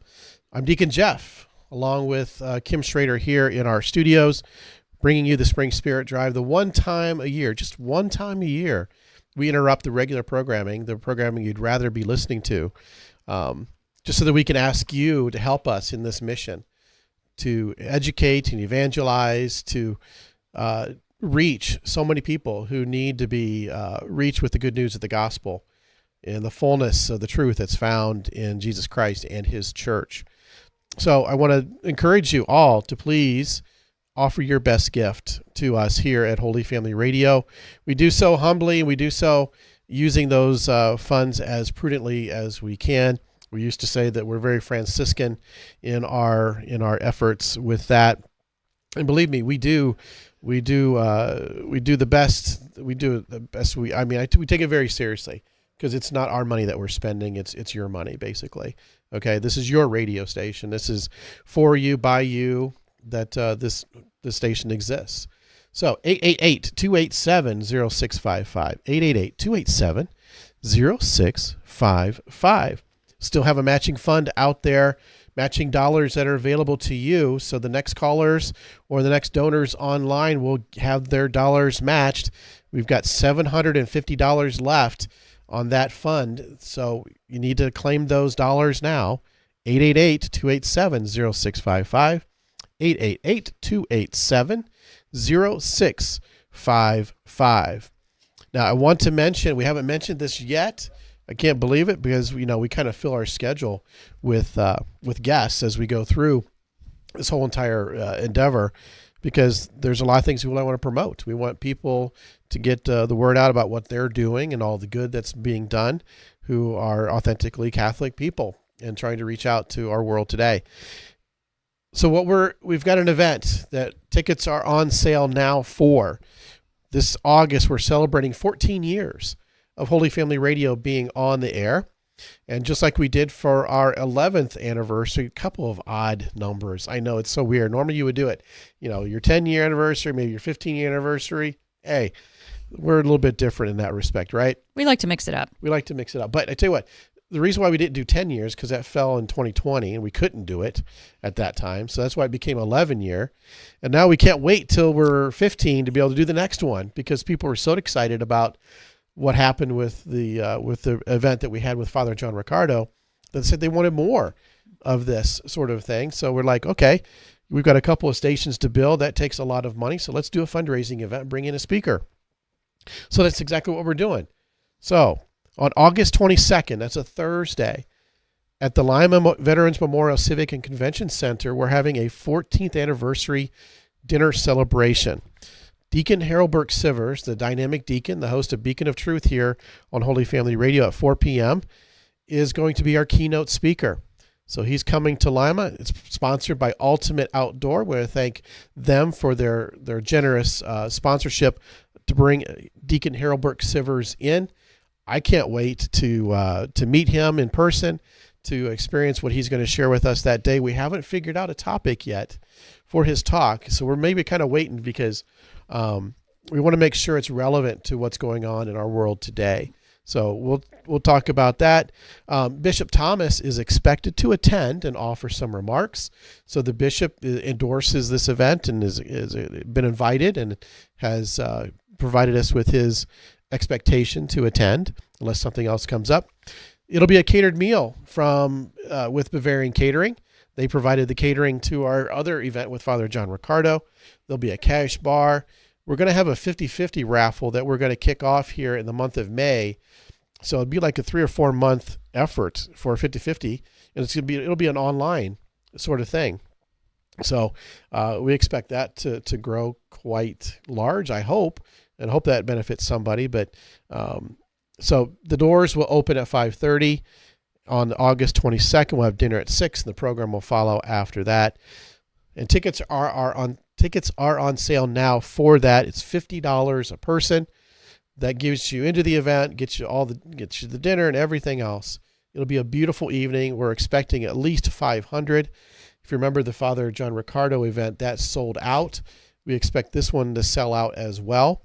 So time is now that you can get tickets. Just go to our website. We have a link there. Actually, we have an image there that you can click on. That'll take you to the site to buy tickets. You can buy as many tickets as you need. You can get a table. A table is 8 seats, so you can do that. We're also looking for other sponsors for tables. We're looking for an overall title sponsor, that sort of a thing. So if there are businesses that are interested in making an impression at this event, like I said, it's going to be at the Civic Center in Lima. It'll be a big event. So we're looking forward to having that, and I'll be the MC, and so it should be a great time. Looking forward to that. So hopefully you can consider that, making time in your schedule for our 14th anniversary event in Lima. 888-287-0655. That is the number to call to make your donation now, today, or later. Jot it down, 888-287-0655, or go online to holyfamilyradio.fm and make your donation there. This year's theme is Counting Our Blessings. Indeed, we are. And we're counting our blessings of 14 years of being on air, and 2 years of being in this new studio, which could not have happened without the listener support that we get from you, our wonderful listeners, because this is your radio station. It's not ours. It's not Glandorf's. It's not Putnam County. Yeah, it's your Catholic radio station where you can tune in and hear news from a Catholic perspective. You can hear informational shows. You can. There's a variety of programming that, as you well know, that helps you grow and stay strong in your Catholic faith. So, won't you become a part of the family and give us a call? Donate today. We still have $750 worth of matching funds sitting on the table, waiting for you to claim, so that your 100 becomes 200 or your 300 becomes 600. You can do the math, but it's available to you. So give us a call at 888-287-0655 and donate to your Catholic radio station, Holy Family Radio. I believe we will be in a little bit here soon. We're going to be at the bottom of the hour. Yeah, we're going to be talking to John J.M. Kramer. Am I saying his last name right? That's right. Yeah, Kramer. Of the Lego Church Project. So stay tuned. That's going to be fascinating to find out what that's all about. Yeah, I got a listener provided a comment or sent an email saying, hey, you should check out this person. Should be an interesting interview. So I checked it out and said, yeah, I agree. I think it ought to be an interesting interview. So that's one of the things we try to do is to bring you guests that not necessarily are from around this area, but from around the diocese and the nation that offer, their own little ministries, things that they do to try and live out the Catholic faith and their faith in general in many different ways. And so this is a gentleman who builds large-scale church models out of Legos and uses that as a way to educate and evangelize to kids and adults, both. So it should be very interesting, and I'll be talking to him at the bottom of the hour. So tune in for that. Yeah, I have questions already lined up in my head about things I want to ask him, and I'm hoping maybe you have pictures or I can check out a website and explore that a little bit. Yeah, he's got a Facebook page, got pictures on it. He did send me some pictures, and I'll share those on our Facebook page. Great, when we get a chance. Great, that'll be great because if you're talking about Lego church models. Where I'm going to want to visualize it. Others are going to want to visualize it. Yeah. We need to see pictures. So, okay. Don't forget, this is open house time out at the studios. So if you've never been here, or even if you have been here, stop in, say hello, bring your prayers for this ministry, and hopefully a donation if you can do that as well. But you don't have to bring a donation to stop out. We would love to see you. We're located in the old Glandorf St. Michael's School. Just to the St. John. That's the second time I did that. St. John the Baptist. All right. It's all right. It's starting early, folks. Yeah. My fatigue as well as, early onset, who knows what. 2.5 hours in. Yeah. That's all it took. But anyway, we are, the studio is just south of the old St. John's gym. Yes. Kind of attached to the current preschool, Catholic preschool located there. So come stop by, check out the studio, say hello, bring us your prayers, a donation to, hopefully, but if not, we just appreciate the support. Let us know the programming you like. I think we had one donor card there I saw that I noticed that let us know the programming that individual likes. I think they said it was Bishop's Corner. The Bishop's Corner and the Al Cresta program. Yes. Two of my favorites as well. Yeah, let us know when you call in the programming that you like. That's always helpful. It's interesting to us, but it's also helpful as Deacon Jeff sets programming for in the future. Right. So it's your opportunity. And also, let's mention, if you're watching on Facebook, you can comment, and the questions will pop up right on Deacon Jeff's screen. That we can either ask to the guests or that we can answer ourselves. It obviously depends on the nature of the question or the comment. Right. Yeah. And the comment has to be on our Facebook page, the live feed from that, in order for it to show up here. Because if somebody's sharing it, thank you to those of you who are sharing it. If you make a comment there, I won't see that here. So it has to be on our feed that you see that. Thank you. We got like 4 viewers right now, 3 on Facebook and 1 on YouTube, which is where you can also find us. And my little counter thing there, I don't think has X or Twitter on there. If it did, I might be able to see somebody who's watching us on Twitter. You can follow us there at Holy Fam Radio. That's our Twitter or X handle. How long are we going to go? Twitter or X or what? Twitter, X, Twitter. I don't know. So eventually we'll get there and switch. It's a process. Sometimes. Yes. Yeah.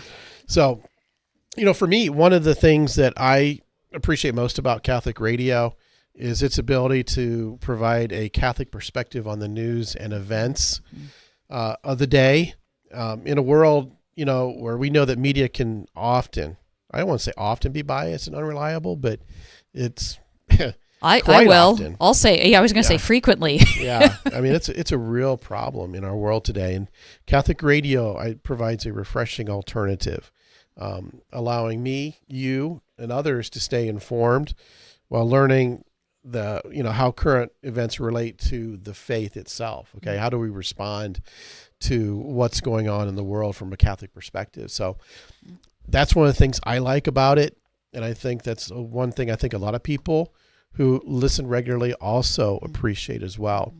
So, let folks know about Holy Family Radio, evangelize them by, having them set us on their car radios or save as a favorite. Save as a favorite, however you want to listen.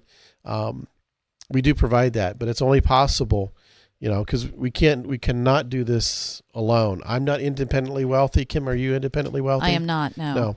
So as a result, we rely on you. We're a nonprofit organization, so we rely on the generosity of donors like you to keep our programming on the air. We're committed to providing high quality programming. We've got the daily Mass from EWTN. We've got lots of question and answer programs. There's interviews, theologians, other experts. We talk about Catholic Connection with Teresa Tomeo in the morning and Al Cresta in the afternoon.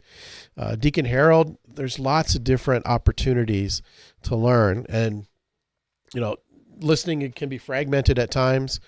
But you know what? It's always there. This is 24/7. It's always on. And even if you're just running over to the store, you're running over to Walmart here or there running errands, if you got Catholic radio on, chances are you might hear just a little bit of something, a question, a comment, anything that might, provide you with something that you need to hear at that time, inspiration or whatever. But it can't happen without you. 888-287-0655, 888-287-0655. I got to go get our next guest on the line. So Kim, it's over to you. Fantastic. You're listening to the Spring Spirit Drive on Holy Family Radio. Our theme this year is Counting Our Blessings. We count you, listeners, among our greatest blessings. Join the family if you haven't already. If you have, let us know you'd like to continue your donation or donate again. I guess to be clear on that, if you are a recurring monthly donor, that will continue. Feel free to call and increase that if you're so moved, but you do not need to contact us if you sort of want to let us state it. But if you're not in existence, then give us a call. Good morning. Good morning, John. This is Deacon Jeff.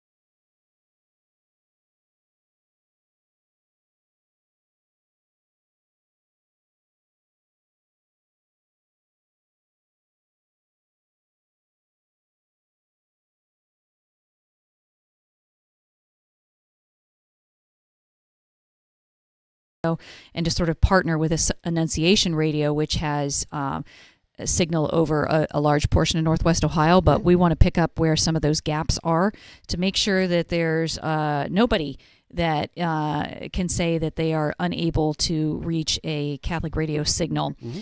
As Deacon Jeff said, bringing you not only informative programs about aspects of the faith, but even through shows like Teresa Tomio's show, Al Cresta's show, those shows focus on a lot on helping you understand current events through a Catholic perspective. So give us a call, join the family, continue your membership in the family, 888-287-0655. We're about to talk to John. Does he go by John or JM? John. John. We'll go John. Okay. Well, we're about to talk it's to John. Either or. He's done enough interviews. He's a flexible guy. Yeah. We're about to talk to John Kramer about the Lego Church Project, and you're going to want to listen to this. I checked out his Facebook page, the Lego Church Project, obviously on Facebook, and he's got some amazing photos in there of these large-scale models of churches that he makes with Legos. So I'm anxious to talk to him. Do we have him on the air? Yeah, we do. Okay, yeah. So I have to put my headphones on so I can hear him because this is a phone interview. But John, can you hear me? Yes, I can. Well, thank you for joining us. So thank you for having me. Yeah. Tell us a little bit about the Lego Church Project. Well, the project has been going on for about 25 years. What I do is I build a massive project of my own design, and I'm spending about a month to a month and a half building these giant churches. And we're talking with full interior, we're talking in a decent exterior, working bells, lights. You can imagine everything that goes inside. And what it's about mainly is I've got a mild form of cerebral palsy, so I'm showing no matter what challenge or disability you face, God can still use your talents. Mm. And that's a message that I've been talking about for many, many years.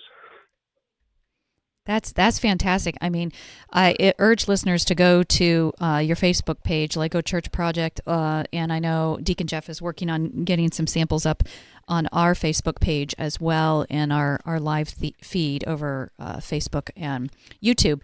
But these are astounding. The first thing that struck me was the interior structure. I sort of was picturing, when I knew we were going to talk to you, just the exterior. But you have a whole detailed interior structure of some of these churches. Where do you get, are these based on models of actual churches, or are you just, becoming an architect and making your own? It's kind of funny because I'm not trained in architecture at all.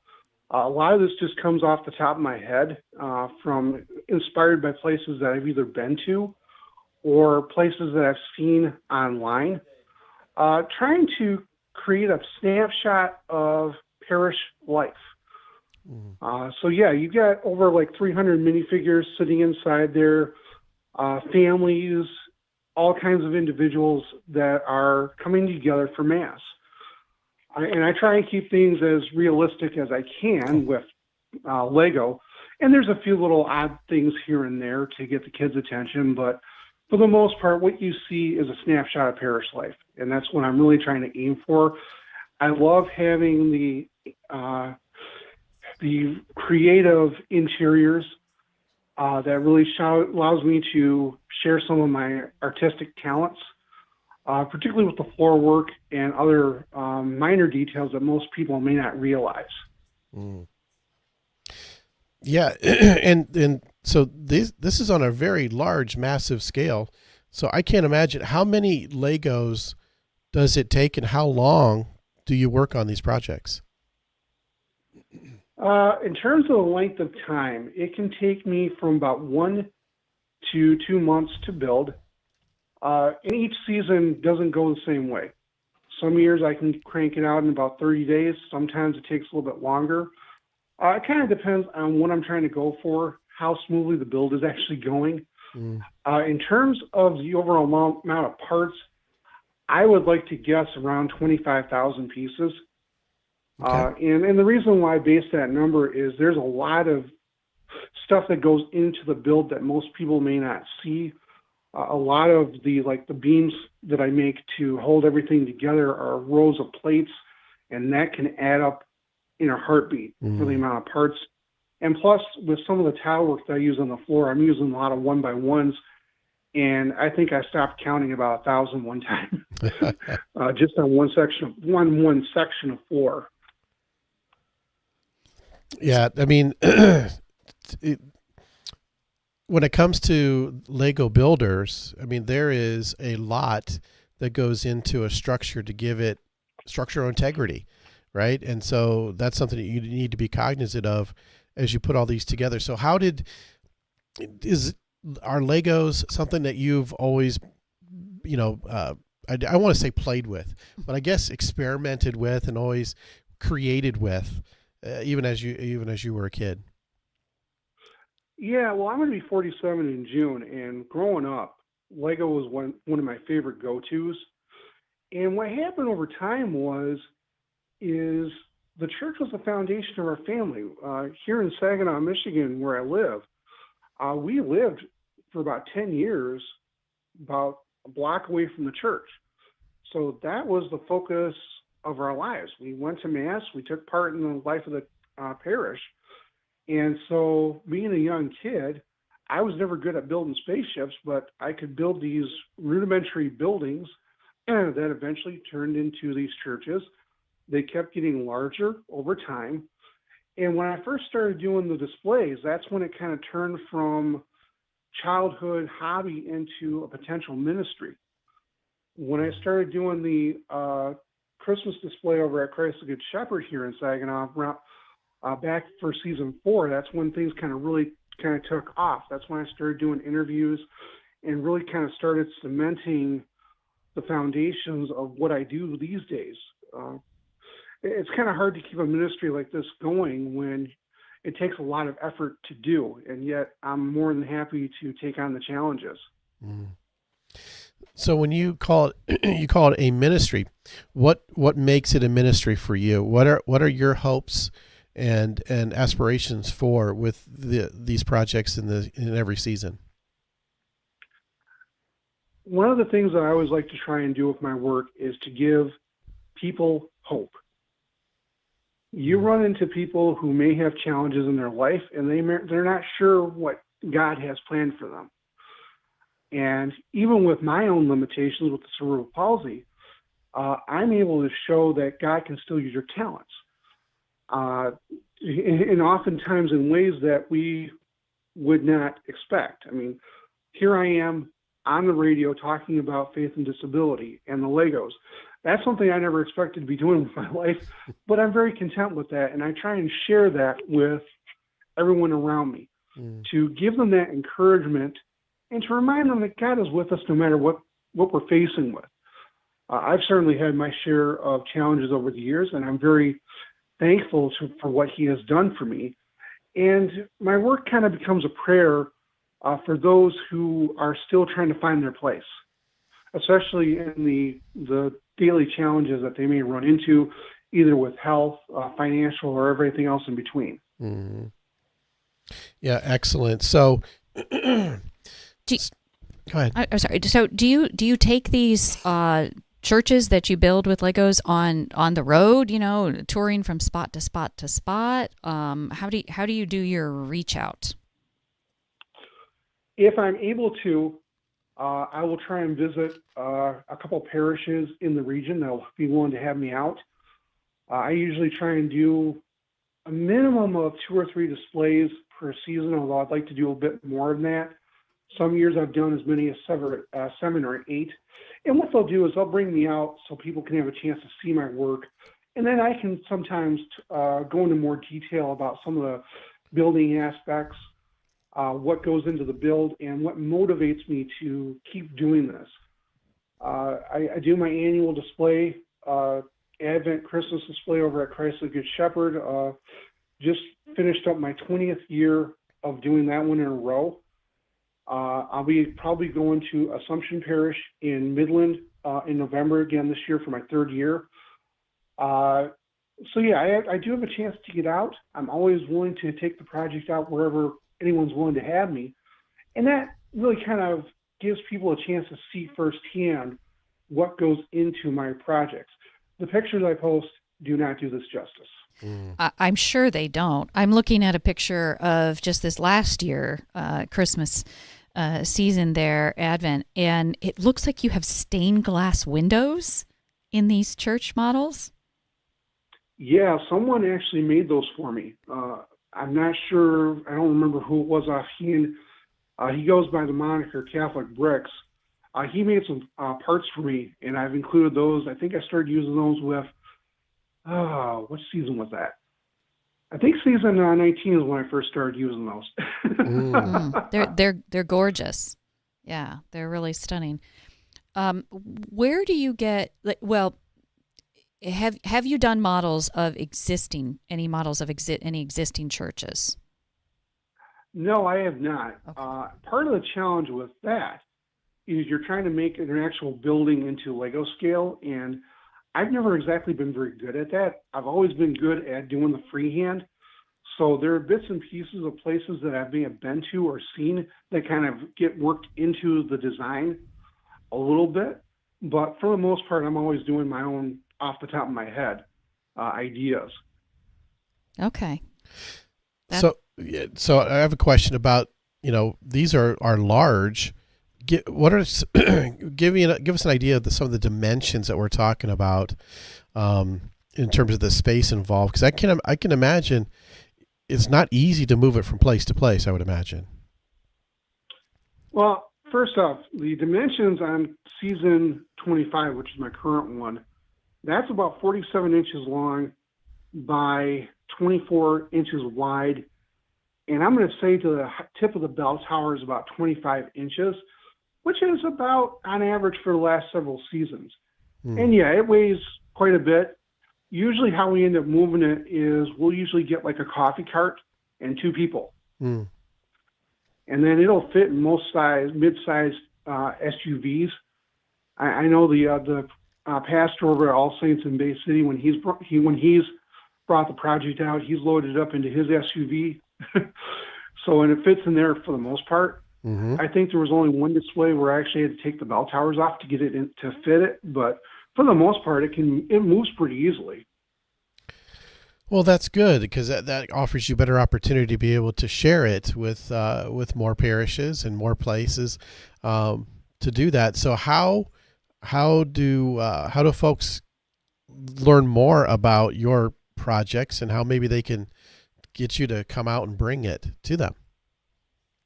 Well, the best way to reach me is through the Facebook page, Lego Church Project.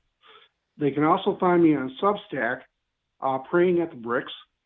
And if anyone's interested, the greatest challenge with doing a display is that I do not drive, nor do I always have easy access to extra transportation. I'm able to get to the store. I'm able to get to Mass and other activities, but anything extra like that is out of my reach right now. So, and usually what the best parishes that make for the great displays are the ones that know full well what they're getting into, and they want to invest the time needed. Because I don't charge for this. When I come out to a parish, I don't charge any money. That's not why I do this. My goal is to share the faith creatively with others, to give hope and encouragement. That's what motivates me year after year. And when I'm coming out to parishes that I've been to before, it's always a different design. When it comes back from my final display at my home church, I'll tear it down. I will tear it down to the bare studs and start the process all over again. So for season 26, that'll be a completely different build. Do you ever keep any of them? You know, a favorite baby that you just can't bring yourself to tear down? I would like to at some point, but I reuse a lot of the parts. So there's always that bittersweet element when I'm trying to take one apart, because it'll take me about 2 or 3 days to dismantle it. So there's always that challenge of like, oh, wow, I really liked how this one turned out. And then I go to tear it down and I realize, oh, wow, I really built this. But no, I really don't exactly have a lot of space to keep any extra projects. I just live in a 1-bedroom apartment, so space is at a premium. Right. Well, I really appreciate and really kind of, appreciate the what you're doing with this ministry to kind of show, like you said, someone with disabilities and faith, how faith can be a big component and a source of strength and inspiration for them. And there are ways to express that to people, and I'm sure you're inspiration to many. I would like to think so. I'm a firm believer in the power of prayer, so a lot of prayer goes into my work. That's why I use the phrase praying at the bricks, because that's literally what I'm doing. When I'm sitting down to work on my projects, I'm taking everything of the world, taking everything going on in my own life, and I'm praying with my hands. So that becomes another part of what I'm doing. There's a lot that's going on in the church, a lot of good things, a lot of things that we would like to see being done differently. And all that plays a role into how I do things with the project. I'm always praying. A firm believer in it is guiding me through many storms. And that's what the project's about, guiding ourselves through these storms. Wonderful. Hey, we're talking to John Kramer here on Holy Family Radio's Spring Spirit Drive. This is your opportunity while we're here live for the next 2.5 days or so to ask you for your best gift to keep this radio station on the air. 888-287-0655. 888-287-0655. We have folks in the office waiting to take your phone call, your pledge, your donation at 888-287-0655. You can also go to our website, holyfamilyradio.fm, holyfamilyradio.fm. So, John, the Lego Church Project, I thought that was a creative idea, something you brought to fruition for much longer than what I thought. In terms of, you said you're on season 25, didn't he say? 25. God bless you. I tell you, there's always a way that we can serve the Lord, and as long as we stay connected with our faith and through prayer and through our worship, that there's a lot of good that we can do in the world. A lot of kudos to you. What's the name of your Substack again? Praying at the Bricks.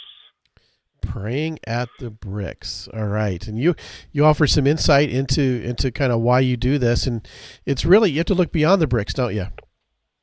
Yes, you do. And I think that's one of the things that people don't fully realize. They see the project. They see what it is, what it's built with, but they don't always take the time to learn more about the build or all the challenges that go into doing this year after year. You have to figure 25 years, 25 different churches I have built. Mm-hmm. So there's always an extra challenge in trying to come up with something new and creative, but while maintaining the overall goals that I have with each year. Mm. How did you get started way back year one when what was your inspiration or the idea that got you first started on this? What turned this from a child's hobby to what it became was when I first started doing the public displays. For the first couple of years, I was going to a couple minor locations, including where my parents were attending Mass in Flushing, Michigan. When I started doing the St. Helens Christ the Good Shepherd display, that's when things kind of started to take off, and I started doing things regularly. And then over time, when I started more and more locations, St. Helens Christ the Good Shepherd display over in Hemlock. I did displays with St. Helens Christ the Good Shepherd. I've also been as far as Troy, Michigan at St. Anastasia, and Redford with Our Lady of Loretto, did a couple displays there. So over time, I've had a chance to go and visit some amazing parishes. One of my favorite places is All Saints Parish in Bay City, both their St. James and St. Boniface campus. I love it when I have a chance to go out there. The last couple of years, I've been going to Assumption Parish in Midland. That's always a fun display. So I always look forward to taking the project out and getting a chance to meet with people. I really love doing that, and I always pray for opportunities to come up, and I'll go wherever the Lord sends me, just praying that he sends me somewhere. Amen. So how do people get in contact with you to be able to do that? Well, they can contact me on the Facebook page, or they can send me an email at kc8wzm@gmail.com. And the link, the email is on the Substack and on the Facebook page, so people can have a chance to contact me, and I can provide them with information. If you're in the Saginaw Township area, Michigan area, and would like to see where I have this currently set up, drop me a link or drop me a line, and I will give you the details on that. So it gives an opportunity for parishes to have a chance to see the project before they make a commitment. Mm-hmm. Is that email address? I noticed it almost sounded like an amateur radio call sign. It is. Okay. My dad was an amateur radio operator, so I recognize them when I hear them. I'm like, that sounds like an amateur radio call sign. I thought the same thing too. I've been licensed since 2003. That's great. Well, I could talk to you for a whole separate half hour about that, but I don't suppose our listeners are probably quite as interested in that as they are in the Lego Church project. But again, I encourage listeners to go to your Facebook page and check out these. It must be hundreds and hundreds of photos here. It's not only interesting to see your final projects, but also see the process of the build. You've captured a lot of photos of that, and that's really fascinating.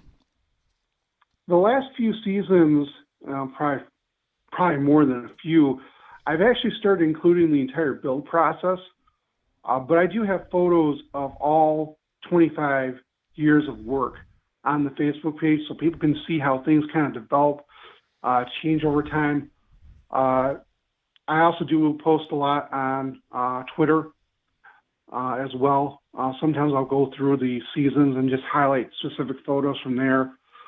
One of the biggest surprises that people have is that there's actually lights inside.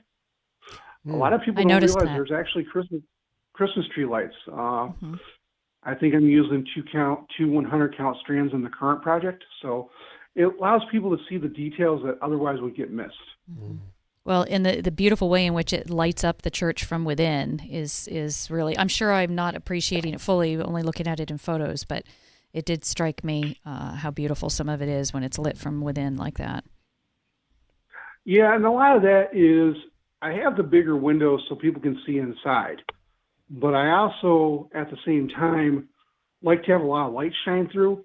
And when there's no other lights going on and you just have the project lit up, it's amazing to look at. Mm. Every year when I'm doing the Christ the Good Shepherd display, I always try and get a picture without the main lights on, just to see how it lights up. And it's so beautiful and just so captivating because you're seeing everything. It's truly a blessing. Yeah. Well, amen. Hey, thought came into my mind about this. Do you accept donations of Legos? Yes, I do. So maybe we'll make a request when we post some information about this that you're always open for donations of Legos, because I can imagine you could never have enough. This is true. Well, all right. Well, I'll tell you what. Thank you, John. Thank you so much for joining us here for our Spring Spirit Drive here today on Holy Family Radio. Once again, let folks know how they can reach and learn more about you and your project, and learn more about you. Best way to find me is on Lego Church Project on Facebook or Praying at the Bricks on Substack. Fantastic. Thank you, John. Thank you for joining us today.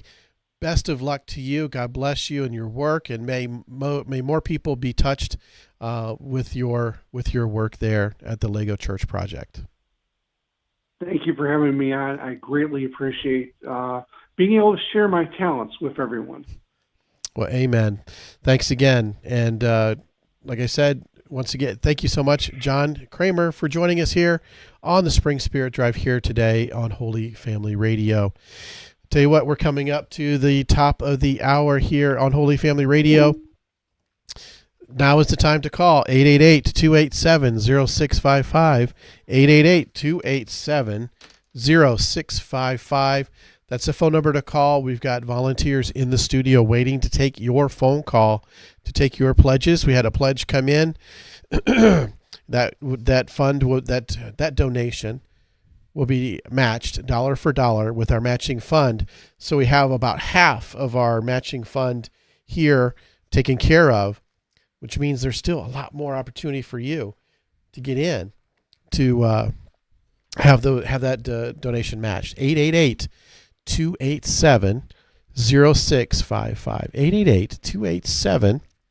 888-287-0655.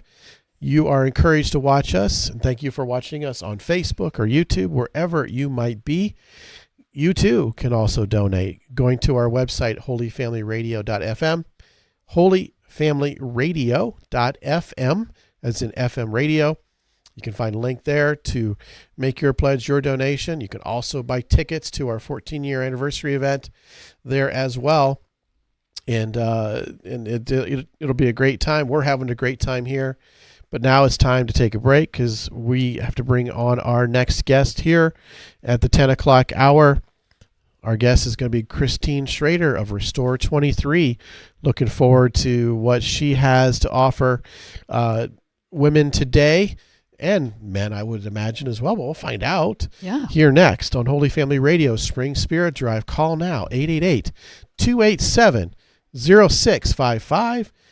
Talk to you soon.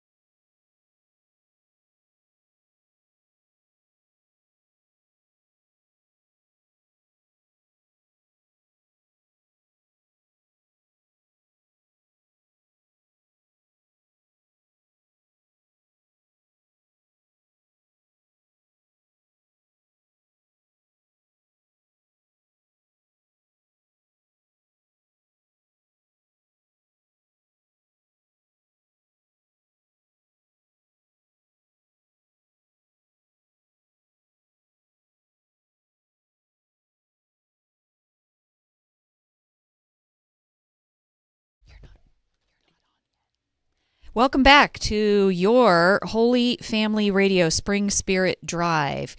It is day 1 of 3 of our annual Spirit Drive, in which we interrupt your regular programming to bring to you special guests doing all kinds of amazing things in the Catholic faith space, and ask you to partner with us in supporting your station, because we are 100% listener supported. We can't do this without you. We don't get money from the diocese. We don't get money from the government. This station is run off the goodwill donations of our listeners and of our underwriters who choose to support this. So we can't bring you all the wonderful programming that you've grown accustomed to and are probably missing to have to listen to Deacon Jeff and I these 3 days. But hopefully we can make up for it with wonderful guests, such as the guests we have in studio here right now that we'll introduce in just a moment. But before we do that, we want to give you that phone number.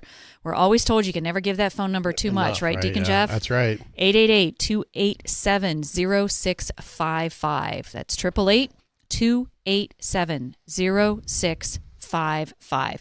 You can also go to holyfamilyradio.fm and make your online donation there, which we know a lot of you do, and we appreciate it.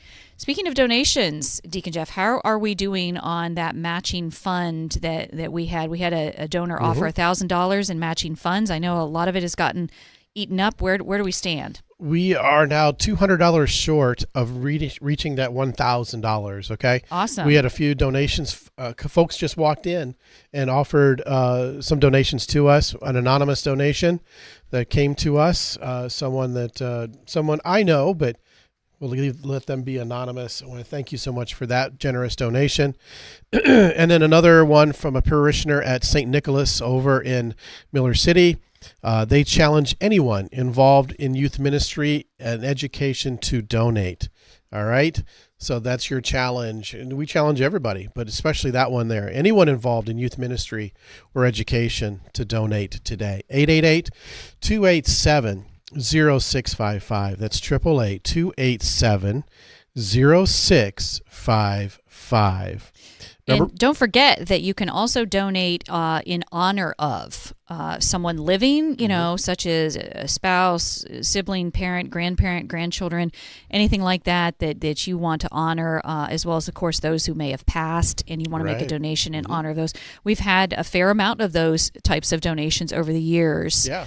Of people doing that. Also for celebrations, maybe you have a wedding anniversary, or you want to celebrate I think Saints Peter and Paul is having their first Holy Communion here. Yeah, this weekend. This weekend, yeah. So maybe you want to offer a donation in celebration of that, any kind of anniversary or special sacraments. You name it, we'll take it. Yes. With gratitude. So give us a call at 888-287-0655. I haven't been able to ring the bell yet, Deacon Jeff. No, we haven't. No. Once you ring the bell, let folks know what it's like. like. Just so I know what it sounds like. Yeah. And that stands for a new donor. That's right. Someone who's a first-time donor to Holy Family Radio. Yeah. Those are the lifeblood of our ministry here, because that means there's new listeners. Okay. For every new listener, or every new donor, there's probably 10 to 100 new listeners, okay? Because, what motivates someone to donate, it all depends. I mean, we're trying right now to motivate everyone listening to donate, even $10. If everyone did that, wow, we would be really, really happy. Yeah. And it's all it takes, really. It doesn't take a big donation. We appreciate those for sure. But it doesn't take a whole lot. $10 a month, if you do a recurring donation, is $120. So, I mean, it really does add up, and it helps us to plan. So it allows you to give more. So think about that as you go through, because for every person that does not, for every person that's listening, there is, let's put it this way.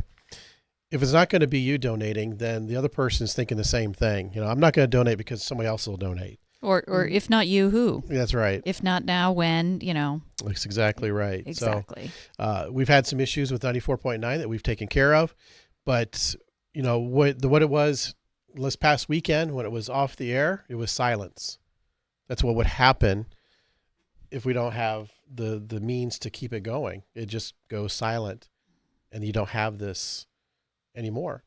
I can't imagine it. It almost makes me shudder. I mean, not to be overly dramatic, but that Holy Family Radio is what I listen to on the radio when I get in the car. And although I haven't been driving as much since I retired, I still rely on the signal being there and notice when it's not. And I mean, I'd have to.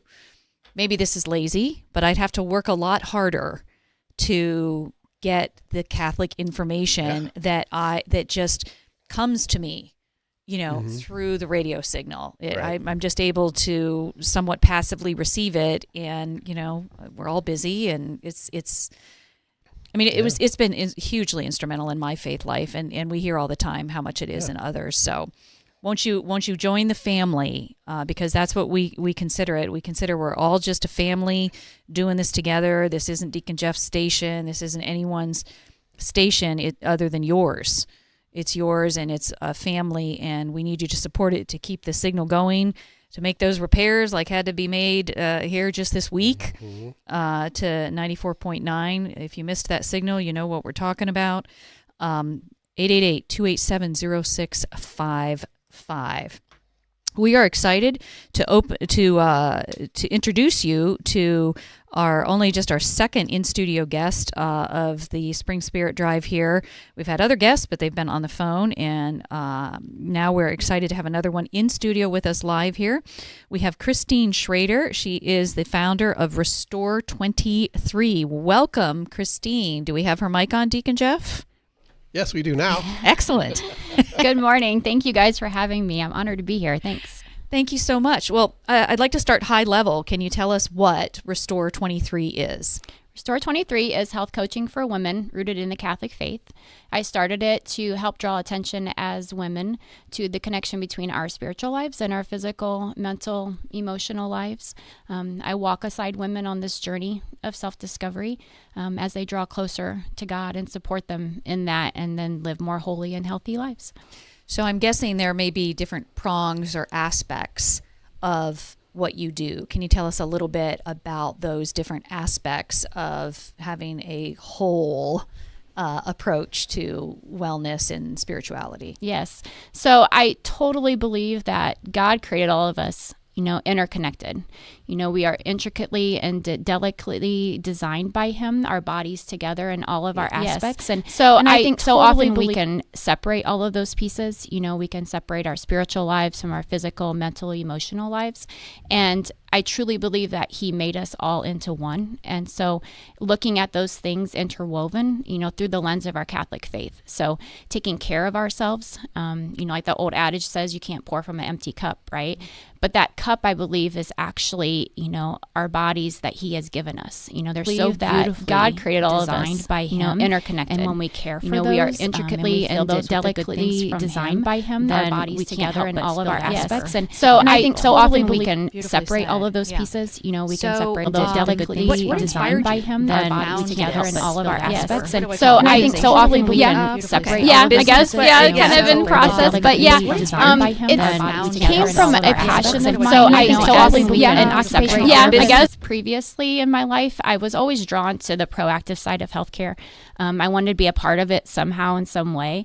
Wasn't sure what that looked like. But then as I, started to hear more things, our family started to encounter some health problems. And just being who I am, I wanted to search for the answers and the why and how is this interconnected. And I wasn't happy with just the normal everyday answers that I was getting. And so I started digging deeper. And in that search, God put people in my path like He often does, right?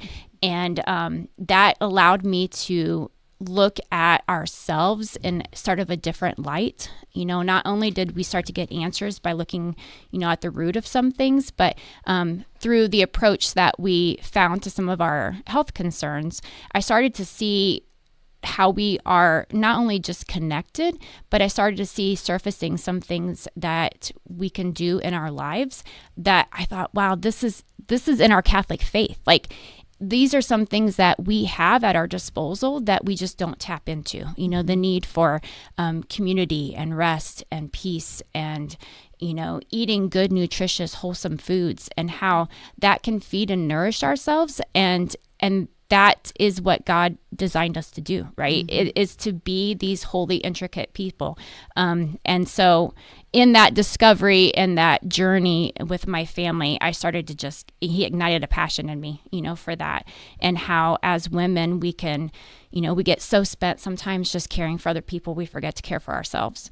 And I think that that's not coming from a place of selfishness. It's coming from a place of, looking at ourselves as this beautiful, wonderful gift that God has given us, our bodies. And when we love the giver, we appreciate the gift so much more. That's beautifully said. Yeah, so true. So can you give maybe some examples, maybe don't name names or something, but how maybe whether it's from your own life and experience or even from some clients that you've helped about how you've taken them down this path, some of the specific things that, you've helped them focus on that they weren't before, and in the kind of differences that they experienced in their own lives. Yeah, definitely. Myself and some people that I have, some beautiful women that I have worked with and just talked with. It all comes down to that personal relationship. Even myself and with some other beautiful women that I know, it's just getting down to knowing Jesus on that personal level, right? And as our person that we can go to that's there and that who really sees us and knows us and loves us for who we are.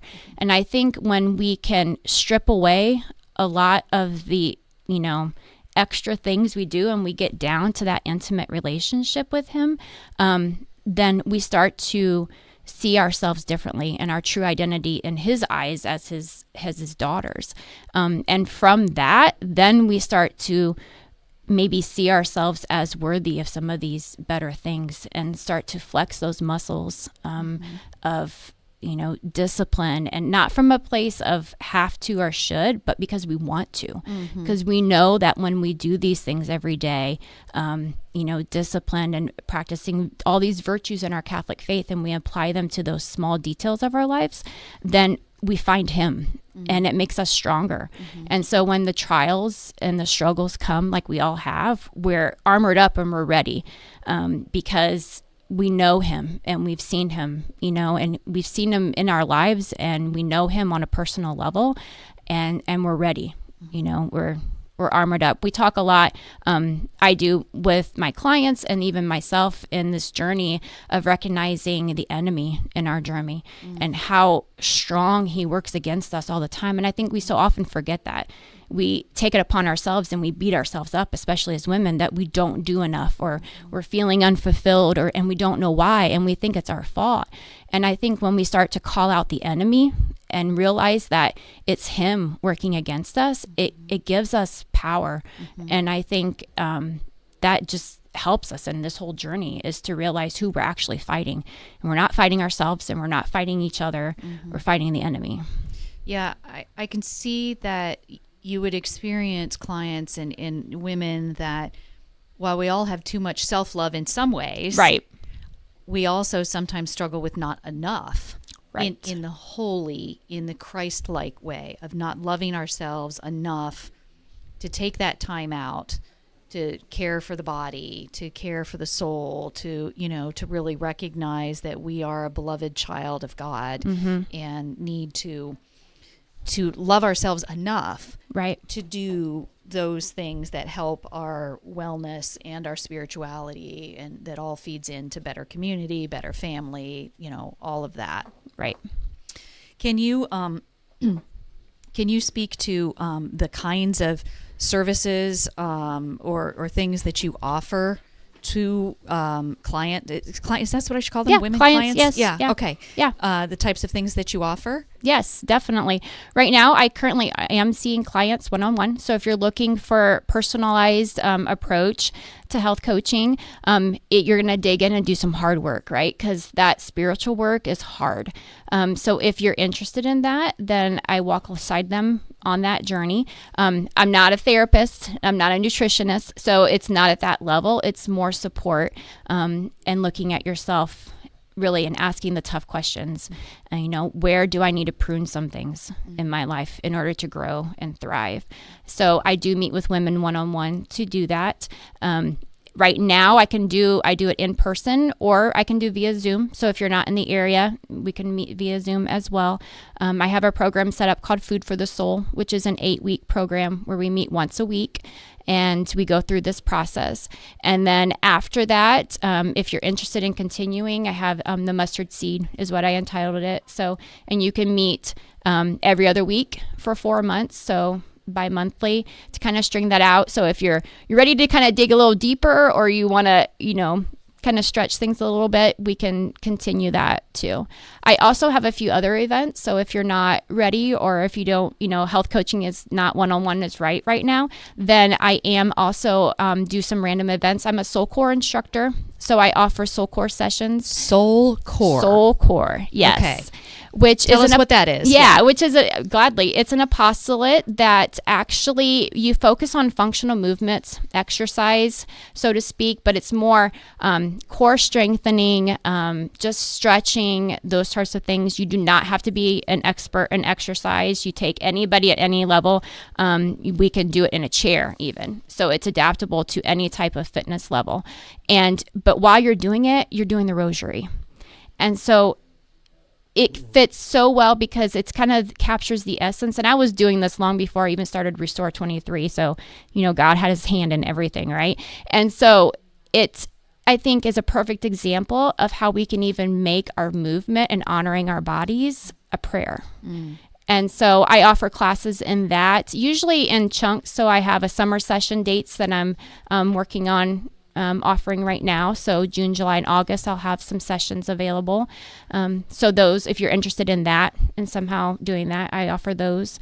And then I also do every periodically, I do a Cooking with Christ event. I've held 2 of them so far. And it's basically giving some ideas for some maybe wholesome recipes if you want to strip away, get some nutritious meals maybe to your family. Again, just simple, basic ingredients and how to prepare some of those things. And then I do that in conjunction with a reflection.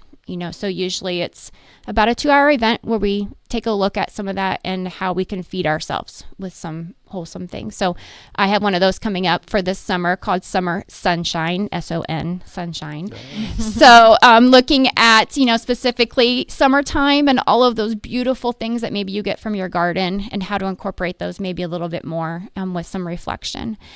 And that's coming up on June 8th that you're doing one of those sessions. Yes, correct. Okay. And if somebody wants to register or sign up or get more information about that, how do they do that? Yeah, for any of these, you're welcome to either email me at Christine@restore23.net is my email. And you can also give me a call, text me, at my number, which is all listed on my website too. Okay. So, and the website is restore23.net. Correct. Okay. Now, the Soul Core classes, is class the right way to? Yeah. Is it something where it each builds on each other, or people can come at any time? It's just sort of the spiritual and physical workout. Come join us. Yes, exactly. Yeah. So nothing is building. Every session is just in and of itself. And it's always open to anybody of any fitness level. Like I said before, so you do not ever have to feel like, oh my gosh, I'm not ready for this, or I'm not fit enough, or they're going to do something. I tailor it. Sometimes it's just simple stretches. Sometimes if we do something that's a little more advanced, I'll always offer other options, because it's first and foremost about the prayer and not the movement. We're just accompanying the movement to our prayer, which I think has such a deep, roots in it. When you think about theology of the body and honoring our bodies, and even some ancient, old things that we've done, even Jewish and Catholic faith, when we move and how those have meaning to it. Mm-hmm. So it's more rooted in that than feeling like oh my gosh, I can't do this exercise, or I'm not there yet. So it's welcome to anybody. Wonderful. And those look like they are on Saturdays this coming summer, about 5 different Saturdays during the summer. Correct. Yep. It's kind of space them out on a couple of Saturdays this summer. I'm looking at 9 o'clock on Saturday, some various dates. But then through the year, like I'll do maybe like a winter session, and then I'll do a fall session. And so sometimes I switch up those dates just to allow more people, flexibility if they'd like to come at a different time. And if they're interested in those dates, they're on your website? They are not on there yet. The website's a work in process. So again, they feel free. I just came up with those dates. I'm going to put those out there. They can definitely, if they're interested in attending a session, they can email me or call me. And my contact information is on my website. Okay. So, and I do those too for groups. So I offer that if you can't ever make a session, but you have a group of people or a special event and you'd like to have me come and lead a session, I can do that as well. Okay. Fantastic. Well, that's great to know. Yeah, you might have some Catholic women's groups out there that might be interested in in having you come in and do a session if that's something that would sync up schedule-wise. Right. You're listening to Holy Family Radio's Spring Spirit Drive. The one time per year we interrupt your regular programming to ask you to join with us in this radio ministry. Give us a call at 888-287-0655. That's 888-287-0655. Yeah, we had I mentioned before that you can, if you comment on our live stream post, that we'll see it and we can answer those questions. So I did have someone ask if they could make a donation to come in to make the donation here at the studio. The answer to that is absolutely yes. We're here until 6 p.m. So if you want to drive over here to the parish center and walk in, we'll be glad to take your donation anytime. So we'd love to see you. We'd love to see you. Yeah, let you you can take see a the look at studio. this place. This is a beautiful place. We designed it as a as a public space. It's not just a cramped little studio with an office and all that. No, it's got a gathering space here that you can hang out in. It's got a little kitchenette and everything else. It's very, very nice. We're very grateful for our donors to be able to provide a space like this for Holy Family Radio to grow and to grow in, because we designed this space here so that we could have podcasts and video streaming and everything else, and multiple guests. But previously guests was a little challenging. If we had, we could get 2 guests in there comfortably, but once we hit 3, it started to get a little cozy. Yeah, really dicey, right? Yeah. So now we can have. We have a total of 6 mics in here. Right? No. We have 5 mics. Right, set up right now. Yeah, 5 mics, and I can have multiple cameras. I can make this as a camera. He's got so many cameras going in here. It's crazy. But anyhow, we're just trying to do the best that we can with what we've been given, because the approach you can take is we're going to set it and forget it, right? We're going to switch it on, and we'll raise a little bit of money, and then we'll switch this off and just keep on going. That's not how a ministry like this works for evangelization. It's got to do more. It's got to grow. It's got to be fruitful. And we heard earlier today that Deacon Dan talked about how it's been fruitful for vocations for deacons. I'm an example of that. So, your donation keeps us on the air. 888-287-0655. We're speaking, as we mentioned, with Christine Schrader of Restore23.net. During this 10 o'clock hour. At 11 o'clock, we're going to have Wendy M. from Divine Grace Fertility Center joining us. But serendipitously, you are also doing a joint session yourself with Wendy. So would you tell us a little bit more about that, please? Yes, it's been wonderful. We've collaborated, and we hope to collaborate on some more things. But we started with a focus on Edward Sri's book, The Art of Living. We've done a couple Zoom events, too. We plan to have 2 or 3 more. And we're looking at that intersection of the cardinal virtues that he talks about in his book and how they pertain to our health and wellness and our fertility. And so I think there's so many practical applications. When Wendy and I talked about collaborating early on, we're so passionate about what we do and this whole idea and creating a community of women that focuses on all of these different aspects of our health and wellness and fertility through the lens of our Catholic faith. And this book came across our path. And it was actually funny because it was a book that I had sitting there, and I love to read. And so whenever I grab a book, it's like it adds to my stack, and the stack gets bigger and bigger. And this was one that I kept meaning to read, and I never read. It just didn't work out that way. And so when I started talking with Wendy, this book just kind of resurfaced, and I started looking at it again, and I was like, oh my gosh, Wendy, this is what we do. I mean, there's so many applications in these virtues.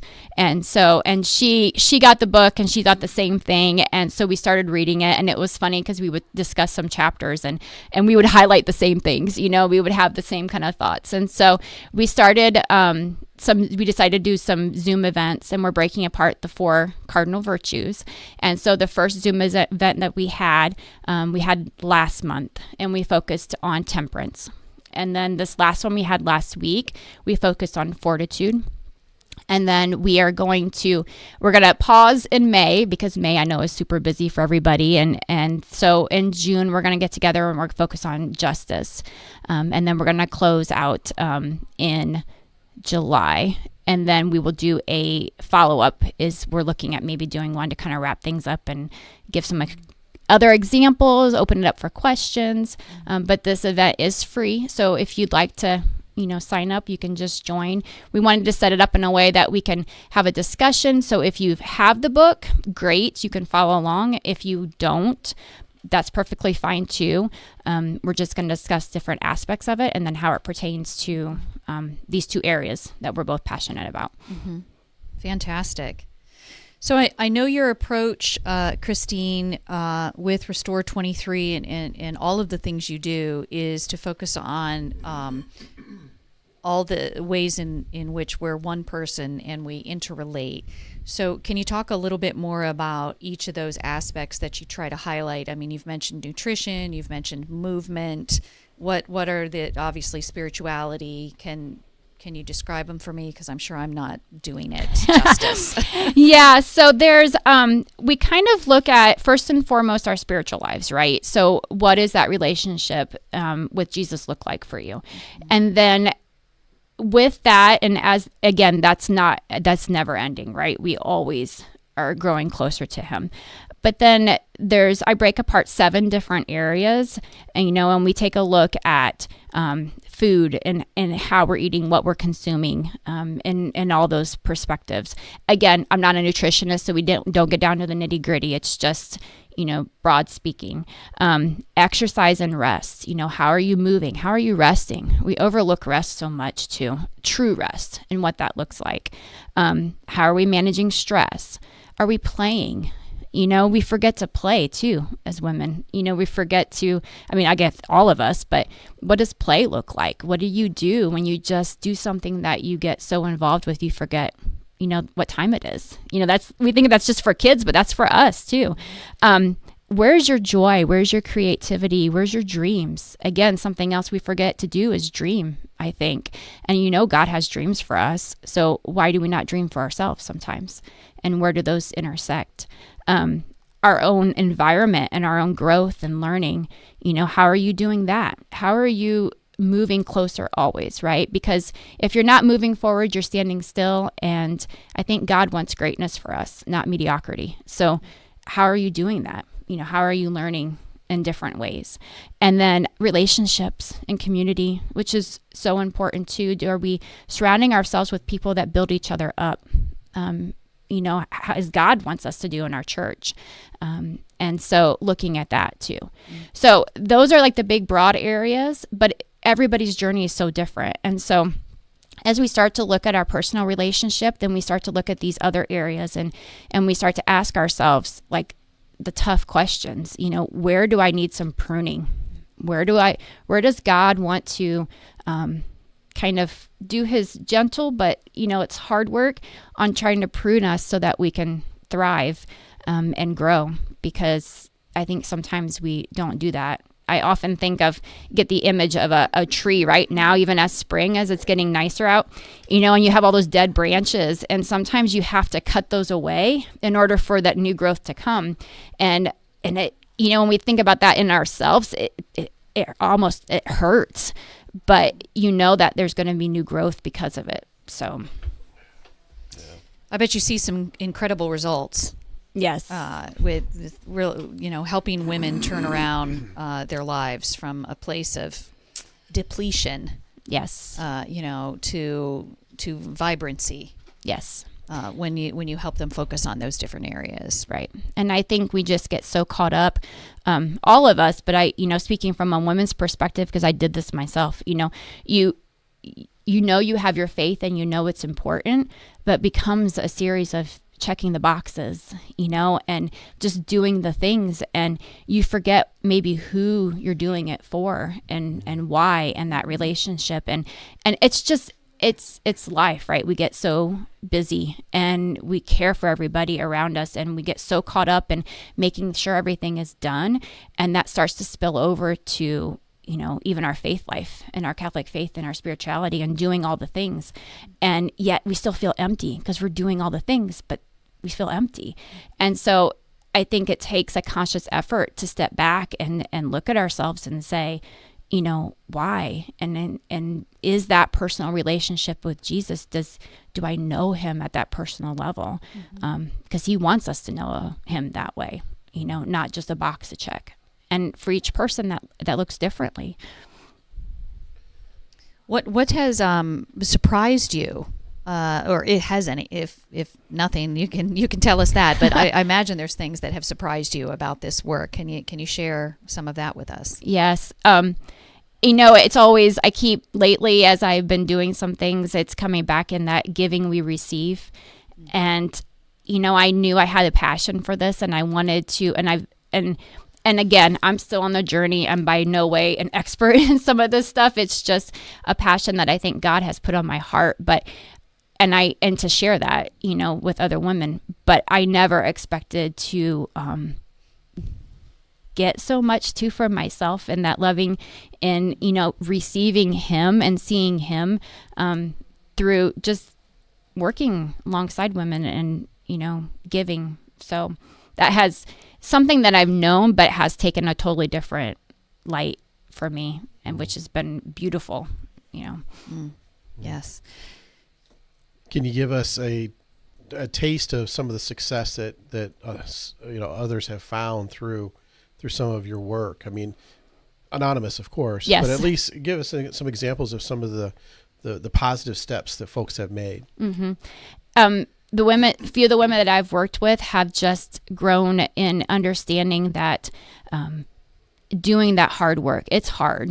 And I think all of them that I've worked with will vouch for that it's not for the faint of heart, right? This is tough work when you're talking spiritual work in progress, but it's so fruitful. The way that they see themselves is changing. The way that they bring that to their families is changing.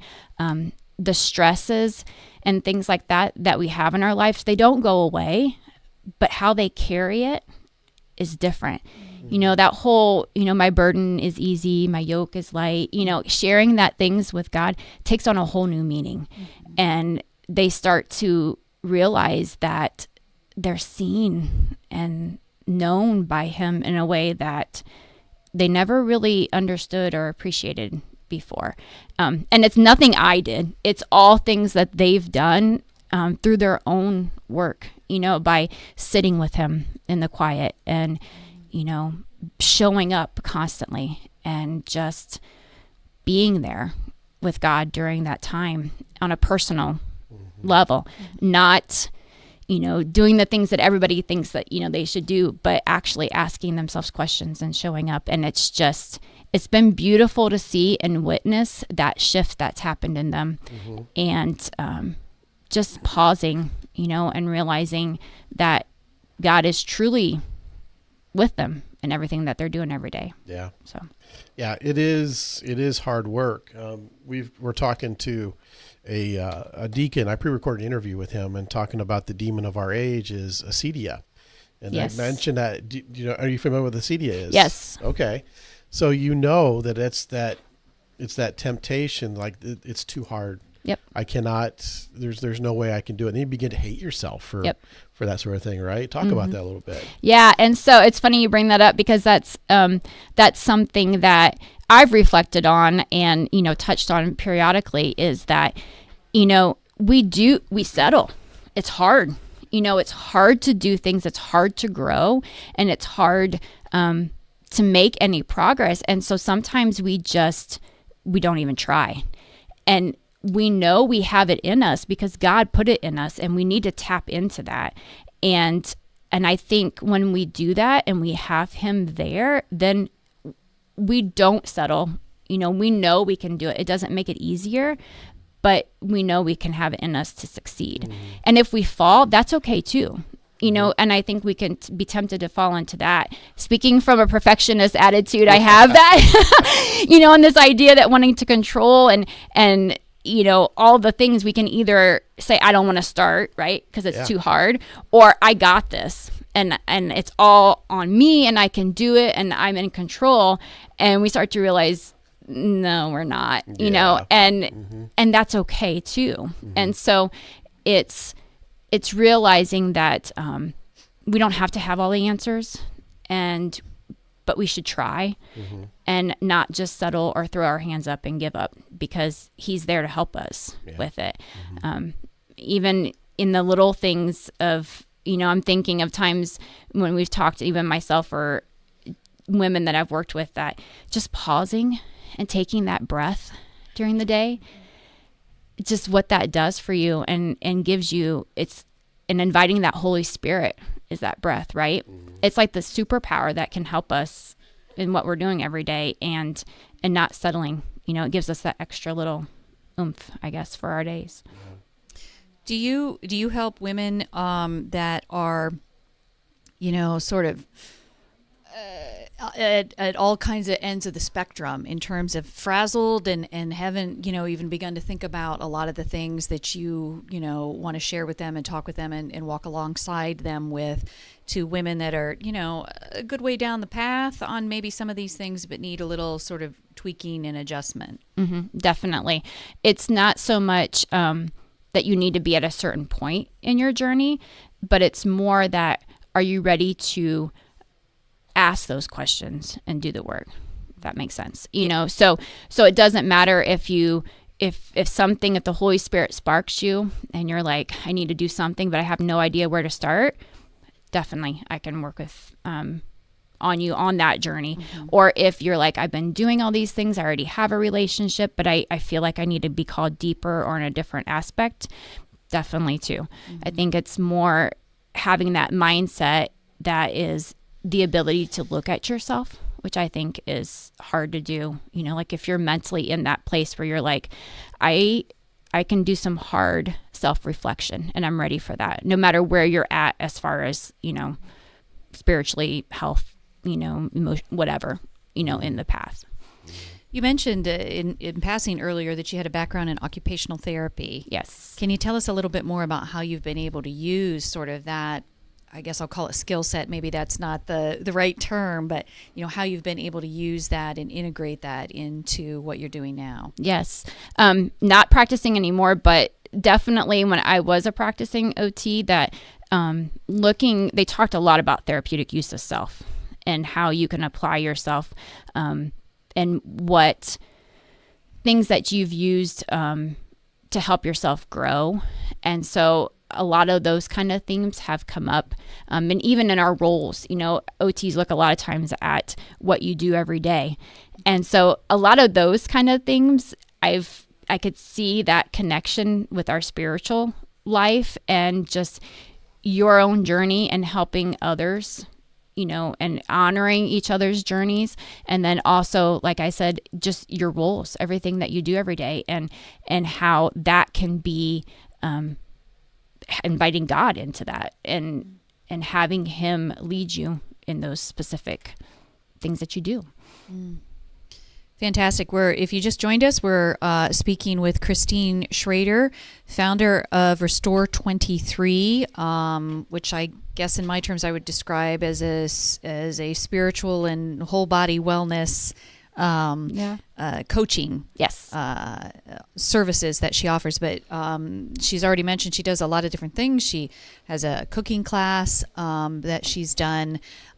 She emphasizes she's not a nutritionist, but she offers some cooking classes and some soul core classes, which is functional movement, focusing on core strength and stretching while praying the rosary. That sounds amazing. I'm looking at some of those later summer dates for myself and maybe my daughter or daughters.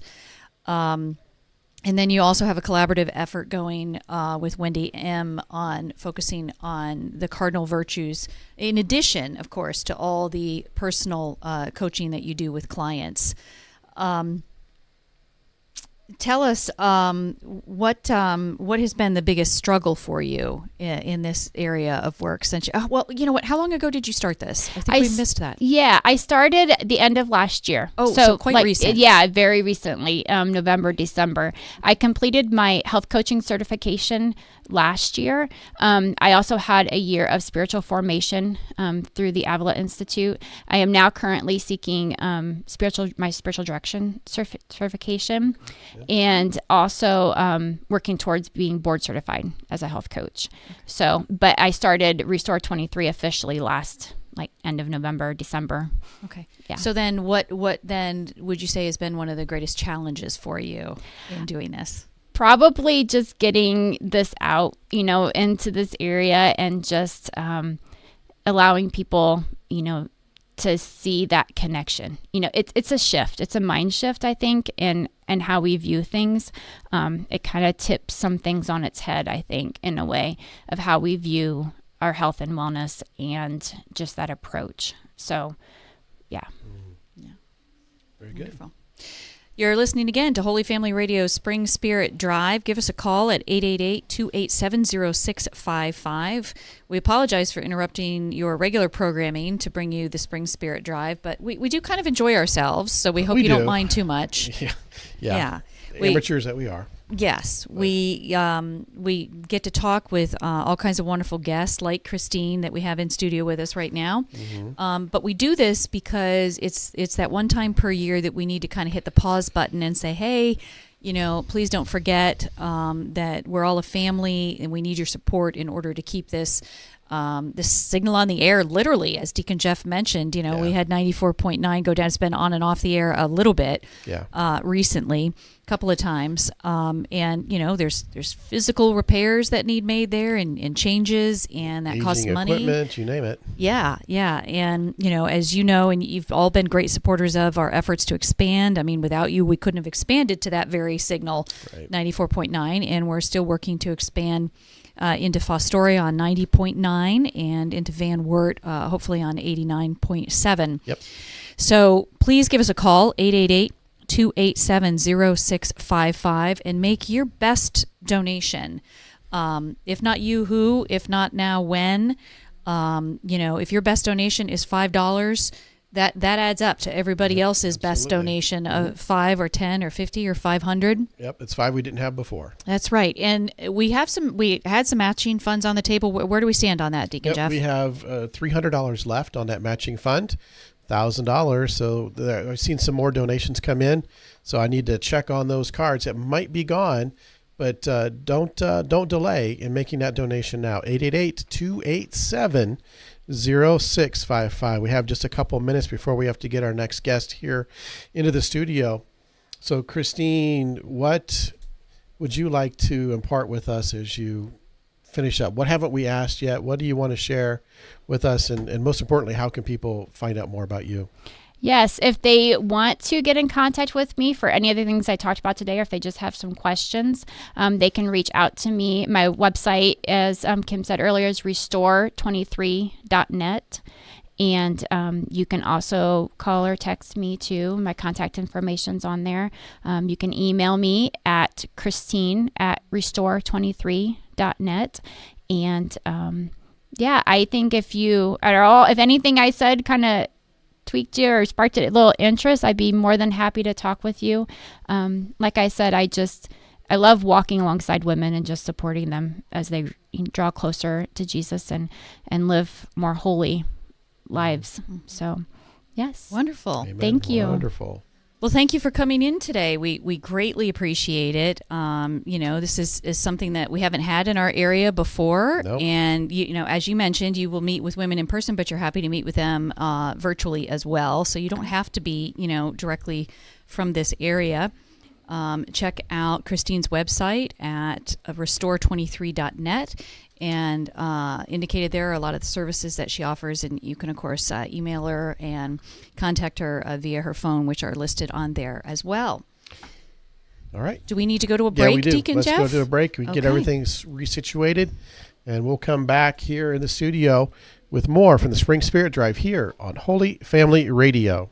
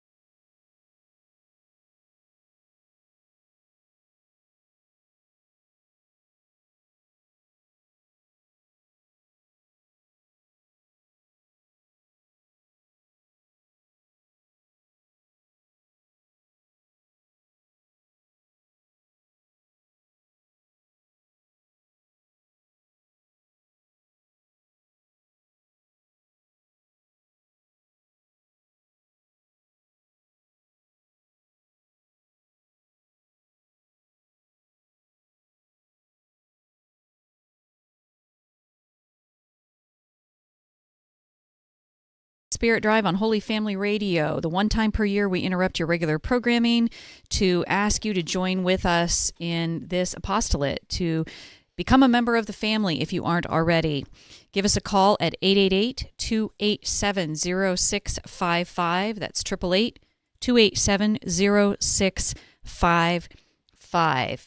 Your best donation is the one that we greatly appreciate. Whatever it is for you, if it's $5, we are hugely appreciative of that. If it's $1,000, we are deeply appreciative of that as well. And everything and anything in between. I believe we still have $300 of matching funds on the table. Deacon Jeff is nodding yes. I'm checking on all of that. So okay, yep. so just keep talking, Kim. Yep. We think we have about 300. He's double checking on some things. So give us a call and take advantage of those matching funds on the table. As we mention every year, we mention over and over again every day, we can't do this without you. We cannot sustain this station, this apostolate, this ministry without you, the listeners, because it is a 100% listener-supported endeavor. We receive everything from listeners and from the business underwriters who choose to support this station. Nothing from the government, nothing from the diocese. And you've already experienced, if you're a faithful listener, the signal going off air a couple of times, at least on 94.9. Things break, things need maintenance, things need upgraded, and that's what was happening. We need the funds to do those sorts of things. Fortunately, there was enough to take care of that, but a good $15,000 was sucked right out the account to take care of those issues. Mm-hmm. And it's constant in any endeavor that one is operating, that you're going to have these sorts of problems. So join with us, won't you? 888-287-0655 and make your best donation today. You can also go online, holyfamilyradio.fm. A lot of our listeners do that. And that works great. However you want to do it, bank draft, bring a check in to the studio. We love to see you. That'd be great. Stop on in. A credit card, recurring donation is probably our preferred. So if you feel you can make a $500 donation, maybe divide that up for every month over the year, and that gives the organization some predictability in terms of its budget. Also, if you think, gosh, I can only give $5, but maybe you can give $5 a month, then that's a way of stretching your donation as well, all the way up to $60. If my math is right, I'm not a math person, but I think I know that one. So give us a call, 888-287-0655, or go to holyfamilyradio.fm to make your best donation today. We are kind of having Women's Hour or hours here, the last hour, as well as this hour. So I'm really excited to welcome in studio here again this year I think it's just your second time though, right? Not anything more than that, but still, it was great last year. I remember you. We have Wendy M. from Divine Grace Fertility Care. Yes. Am I saying that correctly? You are. Okay, wonderful. Welcome, Wendy. Thank you so much. It's great to be back a second year. Thank you. We got fabulous feedback from your session with us last year, so we're really excited to have you back. We may try to cover some of the same ground because there may have been lots of women who missed out last year and don't know what it is that you do and you offer. So why don't we start right there? Can you give us sort of that 50,000-foot level explanation of what Divine Grace Fertility Care is all about and what you do? Sure. Well, I am considered a certified fertility care practitioner, and that just means that I educate women from puberty all the way through menopause, whether they are single women or it is a married couple or a couple preparing for marriage. I educate them on charting their fertility, which is all about appreciating our fertility. And we learn specifically the charting method called the Creighton Model Fertility Care System. And so I educate them on charting their fertility and being able to make those life decisions with the knowledge of what their body is doing throughout their whole procreative life. Mm-hmm. So one of the things that we touched on last year that I think is so important for women to understand is while the focus is on understanding fertility, there's so much else happening in the body, so that if you're a woman of a certain age, such as myself, or that's the old French explanation for over 50, or close to over 50. Or if you're a young woman, not even yet interested in your fertility yet, there's so many other health implications that could be involved with better understanding your fertility. Could you speak a little bit to that? Absolutely. And I think that's what I really love about this from a Catholic woman and with the nursing background that I have, is that this is about our health and not just about making babies, but we can't support a new life within us if we aren't supporting our own health first. And oftentimes that's what leads to couples with their infertility issues, is misidentified health concerns throughout many years prior to the woman and the couple preparing to have a child. And so when I learned more about hormones, which the Creighton model focuses on the hormones of estrogen and progesterone, I learned so much more about how estrogen and progesterone affect our heart health, our resting heart rates, our blood pressure. Progesterone is huge with immunity. I mean, it makes you think of the whole conundrum of we're always fighting off germs when there is something that isn't a part of us, is in our body, like a germ, our body would attack it, but yet we don't do that to a child when we are pregnant. So it has a lot to do with immunity and also our bone health. We hear a lot about estrogen with our bone health, but there's more and more research out there about how progesterone affects your bone health. So at that age of 50 and older, when you are starting to transition away from those hormones, that's the last opportunity you have to have those hormones naturally in your body. And so it's imperative from the youngest age to reaching that age of transition that these are your ages to get all of those good hormones in your buckets that are going to affect your long-term health. But oftentimes we focus more on just having children and making it about that. But there is so much more to it than that. Wonderful. So you brought with you some special ladies. Yes, I did. Yeah. So do you want to introduce them, or would you like me to? With my nerves, I think I can do it, but I say. So I have Michelle Dooling, and I have Carol Schrader, and I have Becca Compton here with me today, with full disclosure that they are clients of mine. And willingly here. Willingly here. I did not bribe them. So, Becca, why don't we start with you? Oh, okay. Why don't you tell us about how you got interested in consulting Wendy and what sort of impact it's had for you? Yes, I went to Wendy not too long ago, and I went mainly to learn more about how my body works. I feel like a lot of young women struggle with anxiety about their fertility without even knowing it. There's just that worry in the back of their head that they're worrying how fertile they are. Are they even going to be allowed to have kids in the future? Like, are they going to struggle a whole lot? And I think Wendy really helped cure any anxiety I have, and knowing that how everything works and how my whole cycle works, it's just cured my total anxiety about it. And it's so nice, and I recommend it to any young woman out there who needs it, because it definitely is helpful, 100%. So you obviously feel like you have a better understanding of your body and your cycle. And do you feel that will help you when and if you reach the point that you want to enter into the sacrament of marriage, maybe have children, all of that? Yes, 100% it will. I imagine, Wendy, that when you get a young woman like this who's not yet married and interested in having children, that you're able to get them a little further down the road, so to speak, because you've already by the time they are married, because you've already worked with them for a while and helped them to understand in case they're interested perhaps in getting pregnant right away. Or if they're not. Right. If they want to use their body's natural cycle to avoid pregnancy for a while. Absolutely. I always say that you can't appreciate what you don't understand. and you can't protect what you don't respect.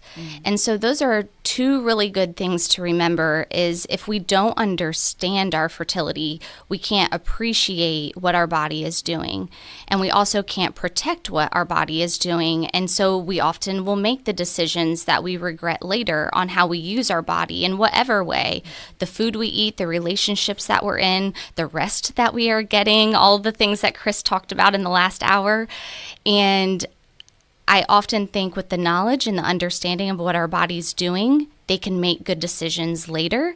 And they're also bringing such a gift to their marriage because they already have and understand the value of their body.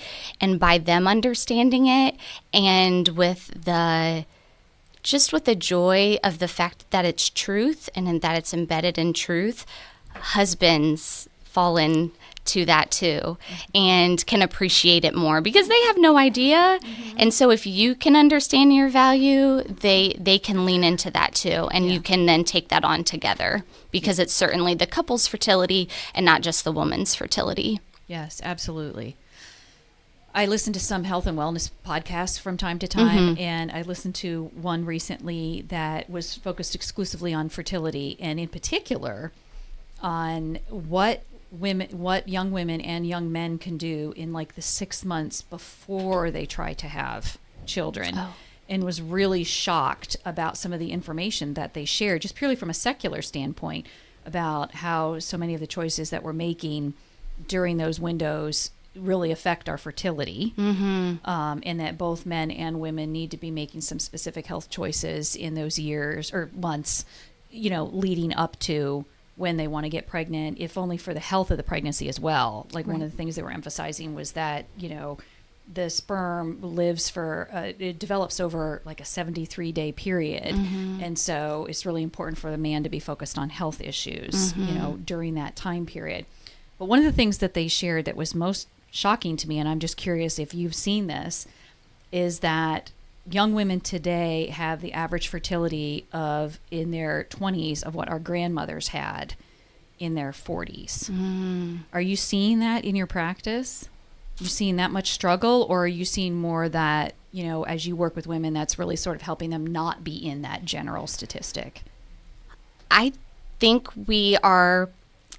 there's a lot of environmental reasons for the way we are too. And I was told one time, and maybe it was in those same guidelines, of our health now is affecting our grandchildren's health. And so women are born with the amount of eggs that we are ever going to have. So you were talking about how sperm are always regenerating.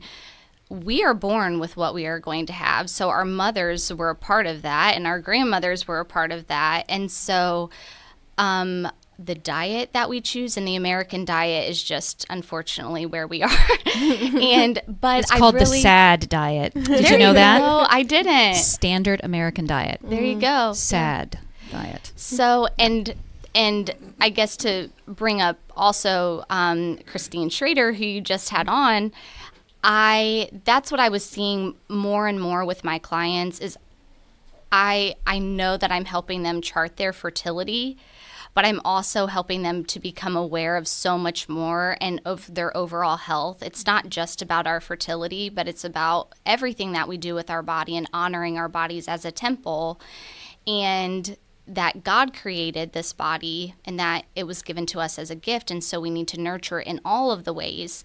And so I realized I cannot do this alone, and nor did I ever want to, but I was so thankful for Christine, whenever she started her business, because it gave me someone to refer them to when they needed to focus on everything goes back to the basics and to the foundation. And so certainly it's another person that you have to go see, but I love the awareness that I begin to see with my clients that there's more to this than just my stickers and what I'm writing down. And so I guess that didn't really answer your specific question, but I would have to say in the majority of the clients that I see that there are hormonal imbalances in most everyone. And I I don't know if that has to do with our egg quality and how we were developed, or what we are bombarded by in our environment and the stress that we're under and waiting longer to have children and all of those things.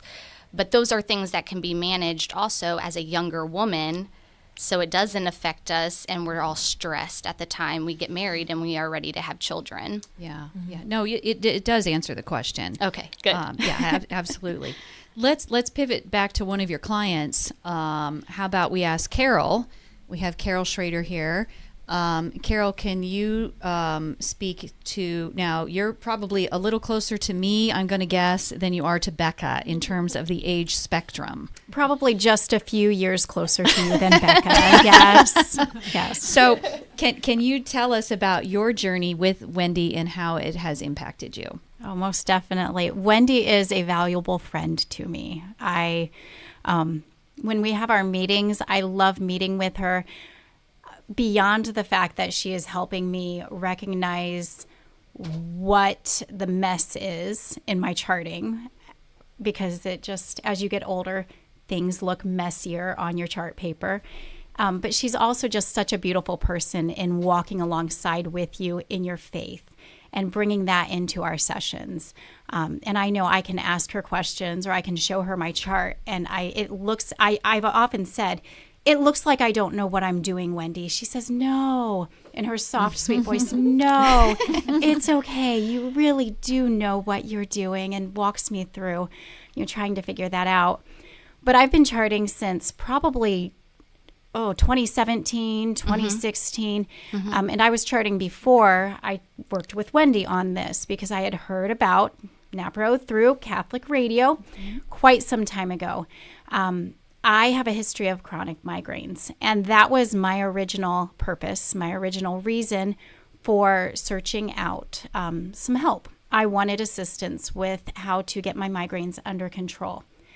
And as time has gone forward, my purpose for seeing Wendy has evolved. And we've brought up Chris Schrader's name numerous times already this morning.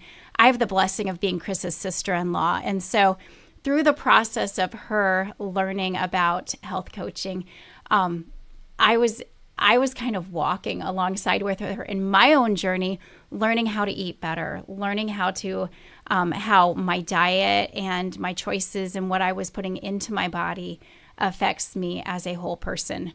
So I willingly and readily recommend Christine and Wendy to other women of all ages. They're both wonderful. And where I am now in my journey, a little bit closer in age to you than Becca or Michelle, but I'm going through a stage where I do need to relook at what hormones are missing from my body, and trying to figure out, as I'm looking at my charts and they're messy and what's going on with my body, and trying to put those good hormones and also good natural nutrients into my body to regulate things that don't look so normal. But in reality, as you are in your upper 40s, 50s, whatever that age range is for us, that is kind of what normal looks like for women our age. And being able to have Wendy alongside with me and reassure me, no, let's look at this, let's try that. Or Wendy referred me to a nurse practitioner in Bowling Green who is a women's health nurse practitioner. I am so thankful for that referral because Caroline Straczynski is phenomenal. And anytime, I'm sure both of you would agree with me, as a woman, when you go to an OBGYN, the first thing that they are going to try to do is recommend birth control to fix whatever the problem is. And for years, I was saying that's not the answer. I don't want that. And it's very difficult to stand on your legs and reassert that every single time. Usually makes migraine headaches worse too. It does. As an aside. It does, yes. And that's the first recommendation that they'll always give. And in meeting with the nurse practitioner that Wendy had recommended, NAPRO and any NAPRO practitioner, they look at the woman's, once again, going back to where we just were an hour ago, the wholeness of the woman and where you are in your lifestyle choices and your overall well-being. That's fantastic. Yeah. Have you noticed in the work that you've been doing with Wendy in terms of looking at your charting that you're able to help manage your migraines a little bit better or make some tweaks here and there? Like, oh, this is always going to be a rough period right here. When I see this happening, I know I'm headed into this, so I'll do this. My migraines are really predictable, very cyclic, with a few added, and you know migraines very well, sleep. If I don't get enough sleep, that is sure to give me a migraine. Weather changes, sure to give me a migraine, and a few other triggers. But I know that there are certain times on my regular monthly cycle where it's going to be I can pretty much assume that I'll have a migraine. But if I modify some other things, I can kind of cut that back just a little bit. It may not stop that migraine, prevent that migraine, but I might be able to kind of resolve it a little bit better. But even just knowing that this is going to be a time I need to watch out for is very advantageous. But for women who don't chart, there's no predictability. They don't see that predictability. It's all random. And that's another beautiful thing with having your charts to go from. And especially the paper-based charts. I know I think they offer an app. They do. Mm-hmm. And I typically use the paper-based chart with the stickers. But having that paper in front of you as you're looking at it and being able to reflect on it, or looking back in time and thinking, oh, that's the night that I stayed up until 12 o'clock talking to, whoever, or had a phone call, helping out a friend. That Netflix show I couldn't turn off. Exactly. That's what caused that migraine, but it wasn't just that. It was that I was at this stage in my cycle also. Mm-hmm. Yeah. So I think that's a beautiful testament to how it's still so important, the services that Wendy offers and the understanding of your cycle and being able to read this sort of my word, not yours, wonky things happening, especially as you get more wise in years, shall we say. Yes, wise, maybe not always wise, but that's a good description for us because, when the grays start to come in and yep, right on. When the grays start to come in and the chart doesn't look as predictable as it is. So the little white baby stickers are not showing up like they're supposed to be there. And you know that your body is not working the way it was when you were 40. And there's a need then to say, okay, what am I doing wrong? And it's not that I'm doing anything wrong. Mm-hmm. It's that my body is going through that natural stage to the next stage, and being able to kind of work with what God has given us. And also, there we go back again, exercise. Me just my challenge for Lent was to walk 40 miles over the course of Lent. I do not like exercise. I hate exercise. And so that was a huge challenge for me. But one of the things that I realized, and once again, Chris and Wendy both, when we are using what God has given our bodies and in the way that God wants us to, it helps us. And so as I was exercising more, I found that my body aches decreased because I've had all kinds of chronic problems related to those migraines. I didn't have the aches and pains like I had before. I didn't have as many migraines during that period, and still even now. And so I think it's a very holistic approach that you use. And as whether you are 20-something or 30-something or 40-something or 50-something. Yeah. Yeah, it's critical information that helps your overall health. Yeah. Definitely enhances your fertility, but really helps the overall health. So I'd like to pivot to Michelle, if we could. We have Michelle Dooling with us as well. Could you tell us a little bit, Michelle, about your journey and how working with Wendy has impacted that? I've been working with Wendy since 2017. Was it? Yeah. Yeah. You had just had your last. I was having my second. I had never learned a formal method of NFP. Always kind of struggled to figure it out. But I'm an emergency room nurse. It's my background. And so I'm just like, I could teach myself this. This is, it's about health and monitoring your body. And I'm like, I already have a degree in that. I should be able to teach myself. But what I learned is it gets kind of confusing. You need somebody to help help you get through it all and figure it out.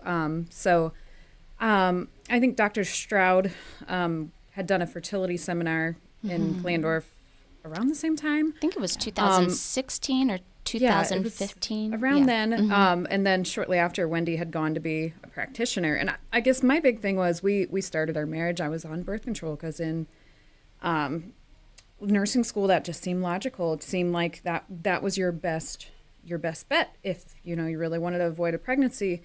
And obviously, I found all the side effects in the world from being on that and realized this is not how God wants you to be treating your body, and it's not good for you. And after dealing with it for a year, I'm like, there's got to be something better. But I didn't know what resources to really go to. I had heard about that seminar, and then shortly after, Wendy was teaching, so I'd reached out to her and then began charting with her. And I don't know. The rest is history. I could go on for a while about it, but she's been a good coach through it all. So. If you don't mind my asking, were you looking to enhance your fertility? Were you looking to use natural ways to avoid pregnancy? Were you having some other health issues that you just wanted to better understand? Like, if you don't mind. The biggest thing is I was never confident in my charting. Like to put your faith into this charting was a huge barrier for me because I with that medical background, I like science. I like facts. I like knowing for sure, if we use it this way, it's going to work this way. And to get over that hill was hard for me, especially, I think. And my husband's just kind of like, I don't know anything about this, so I'm with you. But, we've got to learn this together, I guess. So I had originally used it, we wanted to use it for avoiding, but we wanted to be able to be confident with it then when we wanted to change our minds and use it to achieve. We never really had any difficulty achieving pregnancy, but I've always had irregular cycles, and I thought something's got to be wrong with me. My cycles are irregular, but through Creighton and charting with Wendy, I've learned that no, they can be irregular, and that's still normal. And again, kind of back to what everybody else is saying, your stress changes your cycle, your lifestyle changes your cycle, what you've been eating, if you've been sleeping, changes your cycle. So through all that, I got to learn, when I did X, Y, and Z, this is what my chart's going to look like. And, it can kind of help you predict and plan things better in that aspect. But, yeah, my biggest reason for wanting it is just I wanted confidence in a system, which, long story short, took me to actually becoming a Creighton practitioner as well. And I taught for 2 years.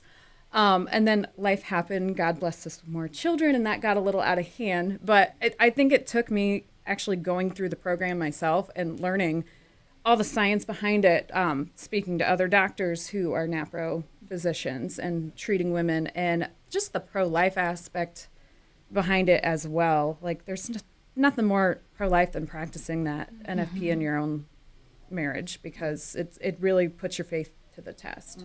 So you can't cling to a pill. You can't cling to some implant that's going to control everything for you. You've got to put your faith into it. So. Yeah. So, like we said, that integration of faith and health, all coming together. Yeah. Again. So, were you about to say something, Deacon Jeff? Sorry. You're listening to Holy Family Radio, Spring Spirit Drive here. Give us a call at 888-287-0655 and make your best donation, or go to holyfamilyradio.fm. We are talking with Wendy M. and several of her clients. Wendy founded the Divine Grace Fertility Care Center. Is that? Sure. Yeah. Okay. Where she helps women understand their cycles, works with the Creighton fertility method. Is that the right way to say it? Creighton model fertility care system. It's a mouthful. That's a mouthful, and I'm likely to forget it and get it wrong if I don't write it down, and I'm not going to write it down at this moment. Can you tell us about maybe some examples with no names, since we don't have those clients here, but any other examples that our listeners might find interesting in how you've seen women's lives impacted by this? Yes. I do have examples. I guess I use one example often whenever I talk to the pre-Cana, the marriage prep days at parishes. I use a particular client of mine that she was a young woman that came to me also with her husband, that they were struggling to conceive a pregnancy. They had been married for a couple of years, and she had gone through Clomid and some of the oral typical medications that the OBGYN provided her with her at the office. And she was to the point then of needing to transition to a reproductive institute to look into more artificial means to achieve a pregnancy. And she didn't necessarily want to do that. So that's when she reached out to me. And no doctor's office will usually, I shouldn't say never, but I have yet to find a doctor's office that will typically refer their patients to me.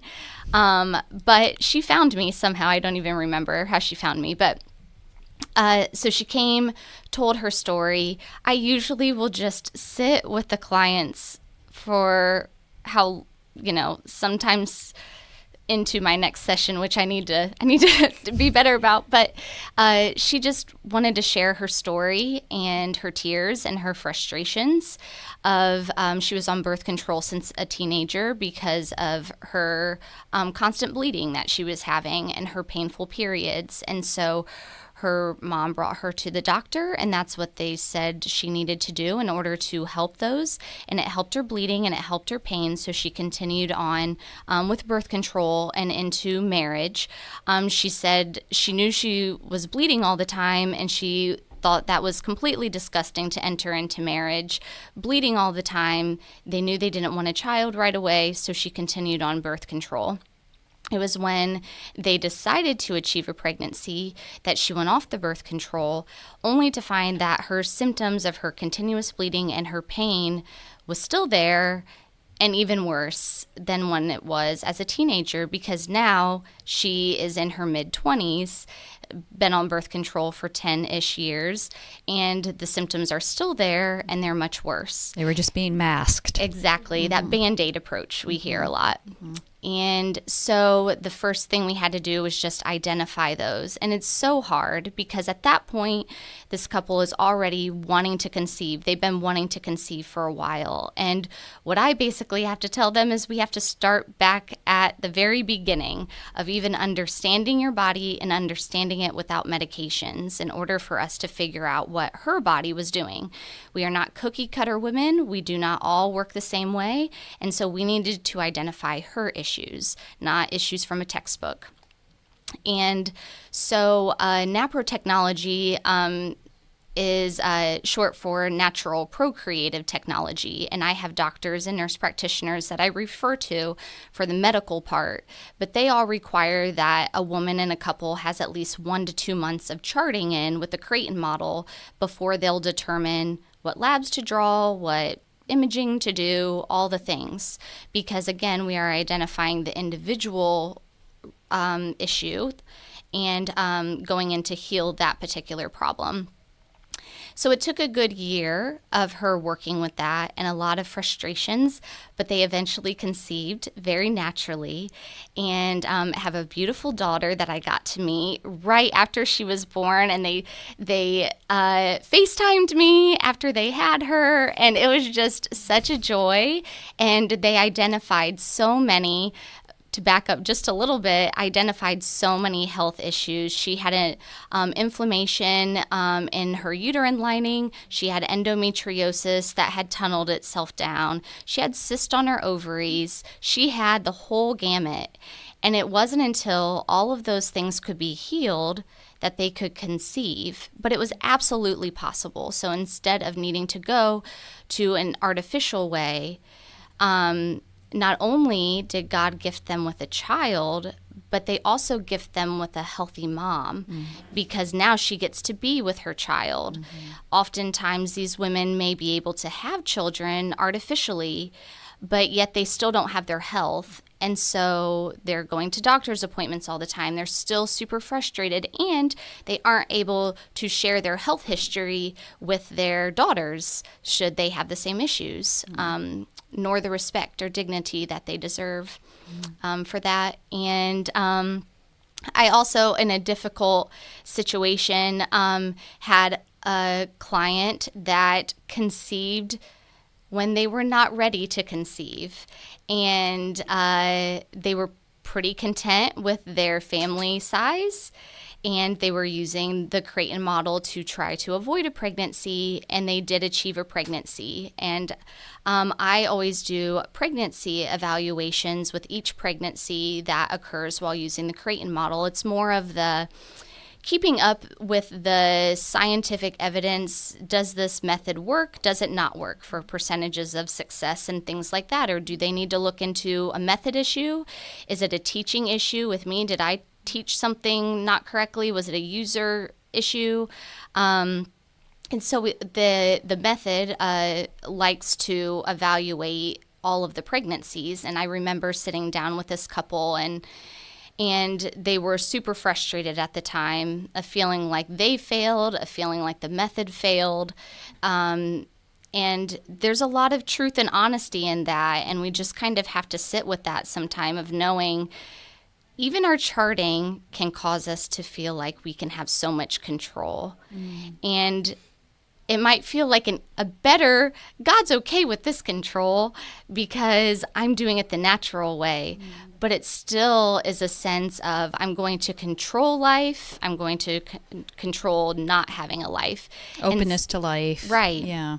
So it's very easy to say we're open to life, but sometimes when those things come unexpectedly, we don't always handle that the easiest. But it was a beautiful story of how this couple learned to grow so much from that. And I learned so much in being their support for them when I saw their chart. I saw what happened. I knew from the moment that they had this. I was one of those people in it with them in the dirty part initially. And to just see them now with their beautiful child, and they're like, we couldn't have imagined it any other way. And so it's one of those things too. And I'm not going to act like I am perfect in this. I feel those senses of control myself in being a user of the method. But I think even these tools can lead to such great growth if we're doing it the way God intended. Yeah, and ultimate blessings as exampled in what you just described. Absolutely. Yeah. So I've got a question. Actually, we got some comments that came in. Oh, great. On the live streams. First off, Wendy is amazing. Okay. I see all kinds of hearts or emojis or something going on. Oh my gosh, emojis awesome. going on over there. Yeah. And also great job and wonderful info from all of you ladies that are here as well. So just wanted to mention that. Now, as a guy, hey, this is all great conversation. But I can talk about the role that the man can play in a relationship with this. And then also, what are some of the biggest misconceptions that people have about NFP or the Creighton model or whatever going into it that you can maybe dispel for them? Those are both great questions. I always encourage, am I looking at a particular place? Right there. Okay. Yeah. I always encourage husbands or husbands-to-be, if you're coming as an engaged couple, to attend all of the sessions because, like I said earlier, it's the couple's fertility. It's not just the woman's fertility. The reason we pay attention to the woman's cycle is because it is the cyclic. It's always changing. But men are across the board always fertile. So you very much do play an integral part in a couple's fertility because you are always fertile. Obviously, there are subfertility issues, but for the most part. And I always encourage, so the woman has to do the observations for the Creighton model. And so that is something that they have to own. However, if there are certain times during the day or during the cycle that a woman just has a hard time doing those observations, just like eating right and exercising, it's stuff that we don't always like to do or we get lazy with. Our husbands can always find out about those weak times and be like, hey, did you do your observations? Or something like that. Or if you're trying to remember your most fertile sign that day, the woman can text it to her husband, and he can also help to remember that information. And then I love to get the husbands to do the charting. So that's what's kind of nice about the paper chart. And I'm a paper and pen type of person myself, but with the paper chart, the couple can sit together and talk about it. So the woman says what her most fertile sign is that day, and the husband can put the sticker on or write it in the box. And that way, the woman doesn't feel like she is the door that opens and closes the relationship, but that the husband is aware of what's going on, and the couple can make that decision together, as they should. And what's great about a natural method to use to plan your family is you never have to say, I'm going to go off this pill, and so then we have to wait for the hormones to go out of our body, and then we can start trying to have a child. If you make that decision in that moment to say, we are absolutely open to life and whatever God provides, the couple gets to make that decision at that moment and doesn't have to wait and pay attention to their watch and whatever. And then the misconceptions you said. Yeah. That it's kind of granola, that it's like it's just a natural thing to do, but it's not, there's no science behind it. And I know that was hard for probably more my husband than myself when we went into it. My husband has a medical background. I am a nurse. And so when we went into it for our introductory session, I think we both thought with our backgrounds, we certainly know everything. Like, how easy is a natural system? We've already been to the doctor. The doctor has done all of these things with our difficulty conceiving ourselves. How could we possibly learn any more than what we've been doing at the doctors? But it is all based on biology and science, and there's been years and years worth of research behind this where it's backed by science. Like I said, I do pregnancy evaluations on every pregnancy to see if it's a method issue, a user issue, a teaching issue. So the Center for, I'm going to butcher this name and I don't remember. It's the Center for Reproductive Health is in Omaha, Nebraska. It's St. Paul VI Institute, used to be Pope Paul VI Institute. And they're still doing research on women's health and looking at women's charts and having people send their charts in to understand more of what's going on so they can diagnose more, they can treat more. And so, yeah, I think the biggest thing is that this is real. This is more science than using synthetic hormones and pills and treatments like that. Good. Yeah. It's not Catholic birth control. You hear some people. There you go. A phrase. And speaking of Catholic, do you have people that come to you that aren't necessarily interested in this from the faith standpoint, but are simply interested in it a little bit more from the granola natural? I just want to do what's natural for my body and not introduce a whole bunch of artificial things. That's a good question, and I am getting more couples that that are meeting with me that do not have a Catholic background, but they actually, in the end, they really agree with everything that's underlying of what this is about and the dignity behind it all, and that doesn't have to be labeled to a particular faith. And so I always kind of get more reserved when people want to talk about it as just for Catholics, because it's so much more than that. But I love bringing our Catholic faith into this to kind of evangelize how special this is into those people. Plant seeds. That's right. All you can do is plant the seeds and leave it up to the good Lord to water. That's right. From there. So it looks like we're getting a little bit towards the top of the hour. Yep. We have 5 minutes. Yeah, we've got about 5 minutes left. So is there anything that you would like to share with our listeners that, we've failed to ask you so far that might be helpful or informative for them? I don't have anything in particular. If you just to listen to their heart, listen to their gut and the heaviness on their chest, because that's what my whole journey has been that. And Thy Will Be Done has been a huge part of what has led me to each stage of this work that I do. And I just hope that God is placing that on their hearts and just to be open to it. If they just to ask questions, to open their mind, to soften their hearts to this option.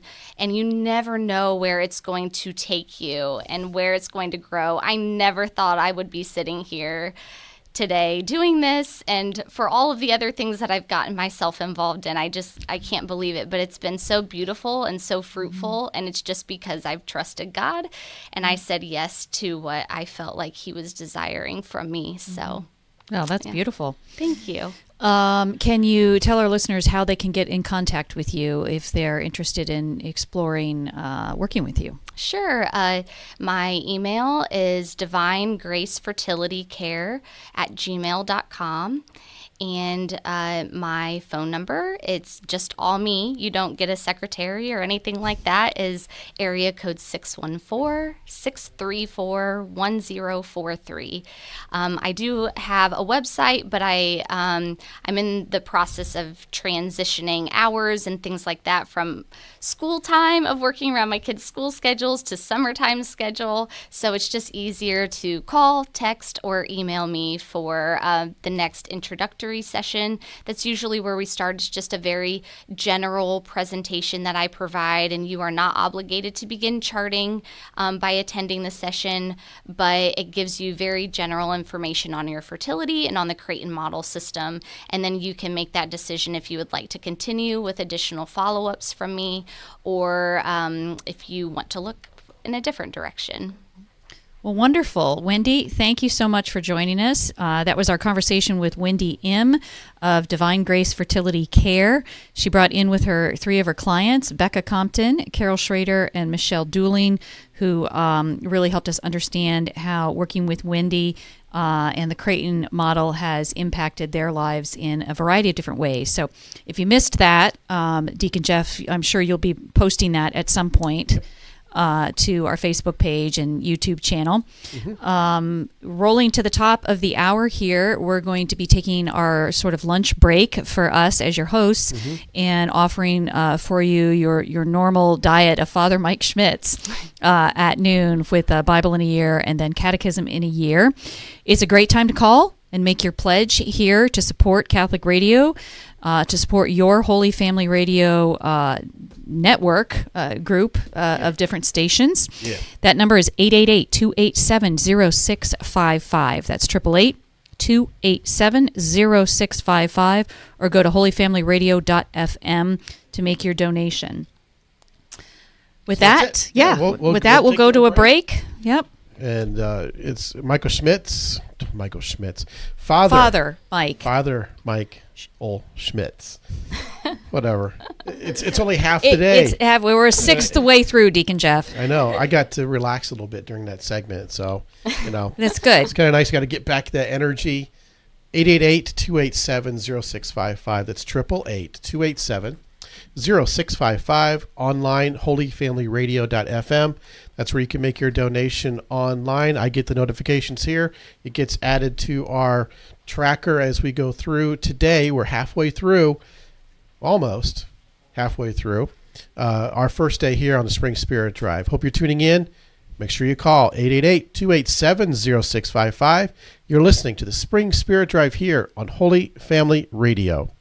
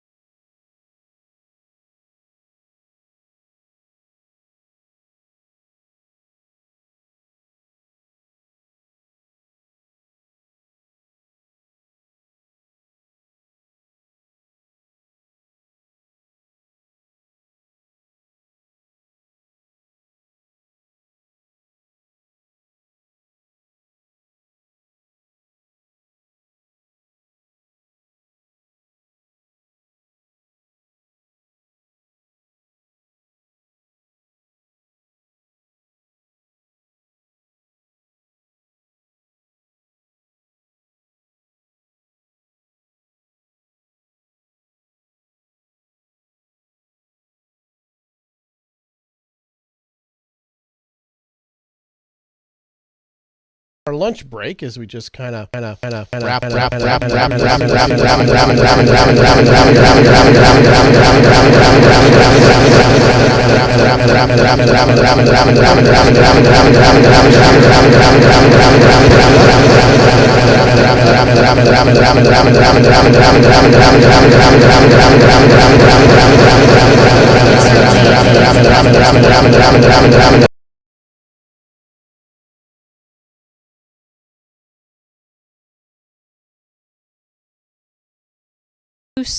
Or really put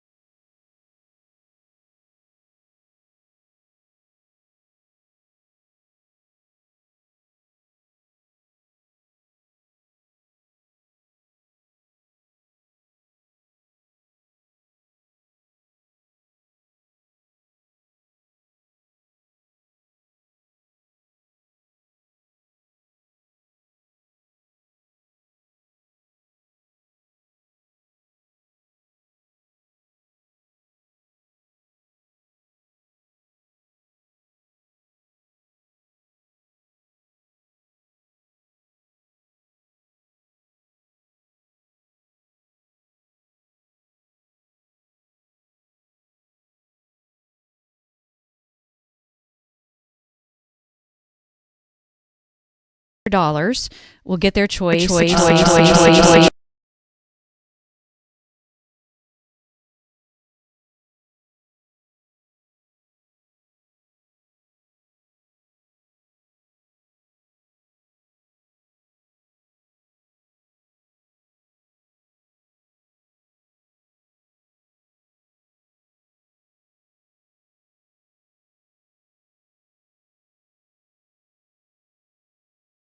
In being an apostle, we're always looking for apostles.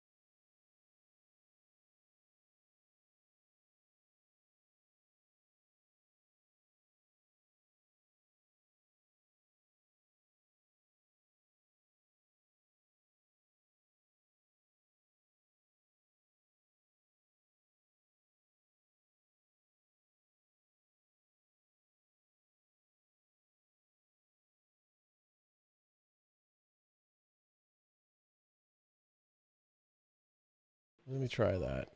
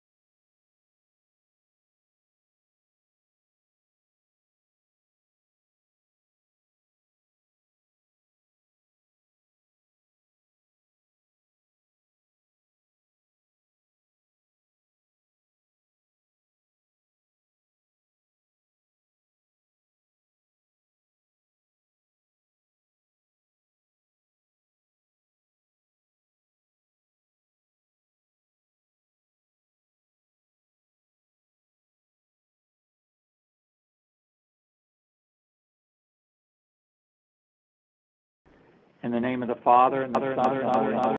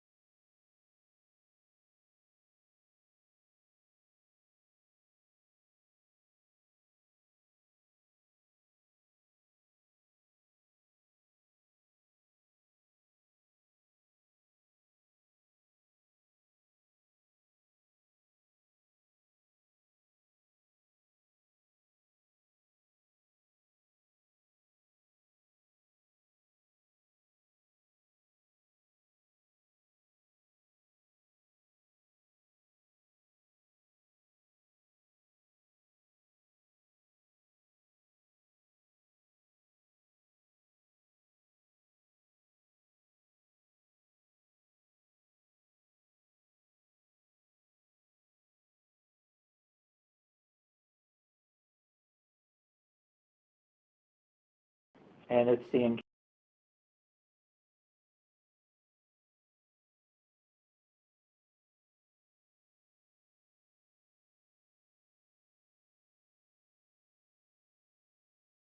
is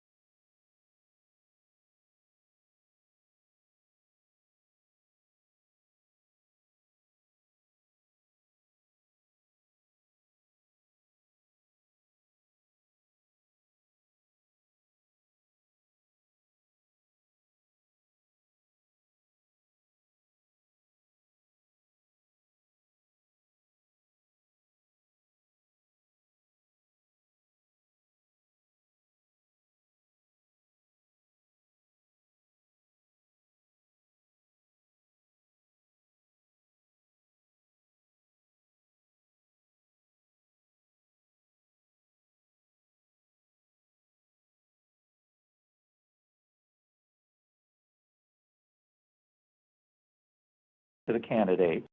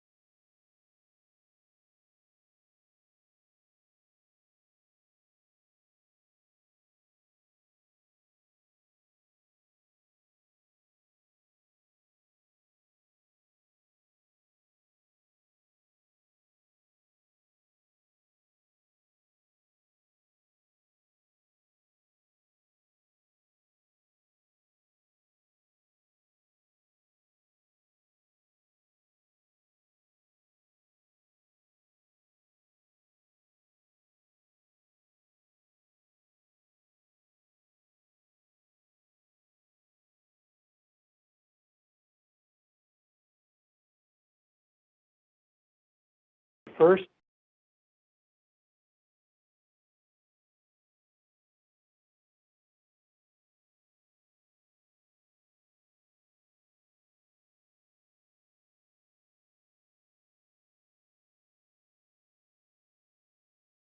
and support one another in prayer, the study of God, and their efforts to make the many small environments in which they live, like their neighborhood, parishes, work situations, etc., move Christ-centered. Additionally, in a spirit of love and charity, the members hold each other accountable for balanced spiritual growth. Okay, let me get back to my outline here. The next support that Cursillo offers, in other words, it's just not a 3-day weekend. There's a follow-up program, if you will. It is called Altrea. That's a Spanish word that means forward, onward. During Altreas, people pray together, share with one another, and witness how God is working in their lives. Again, in Altrea, we support and encourage one another. We gain insight and ideas that can enhance their Christian lives. Through Altreas, we recognize that each one of us is a part of the body of Christ, and through our individual and collective efforts, we help build God's kingdom on earth. Mm. And, you know, I'll conclude here very shortly. Just want to try to give you the whole nutshell here. Mm-hmm. Let me see here. Number 3. Okay. I tend to be better organized most of the time. I do want to say something. You do not have to make a Cursillo weekend to come to an Altrea or form a friendship group. However, it is an extremely good help.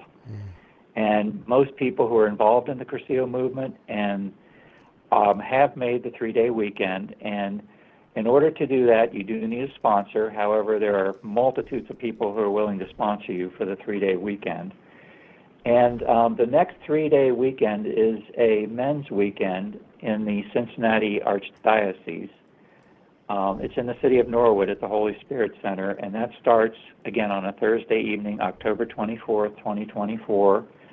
And I have the Toledo Cursillo website pulled up, and so I'm going to read to you, the next Men's Fall Cursillo weekend starts on September 12th at the St. Francis Spirituality Center.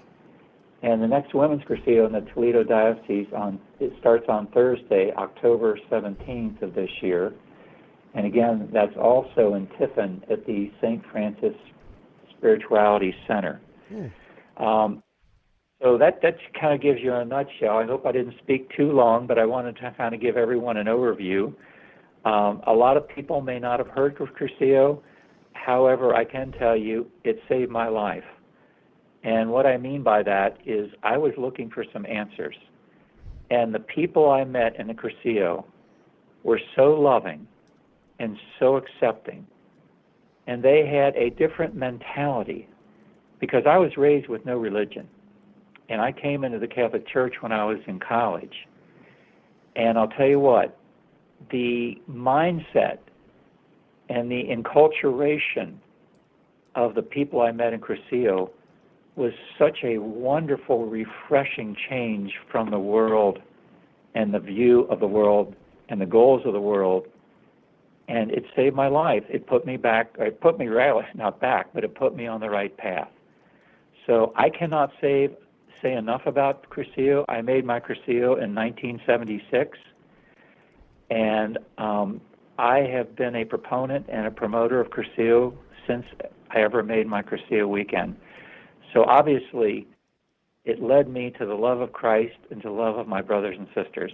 So obviously, that's why I was thrilled when Jim asked me to speak about Cursillo. Don't want to dominate the conversation, but I wanted to express my love and meaning, how much every Cursillista I've ever met has meant to me. That's a great story, Greg. I mean, it's a great testimony that that you share, because I think all of us, at some way, shape, or form, we hope to encounter, a group of people or an experience of some sort that really transforms us, transforms our lives, from the inside out, for the most part, and that's very, very powerful. And I know that there are people. I know, like my father-in-law, my in-laws, they've done Cursillo in the Diocese of Toledo.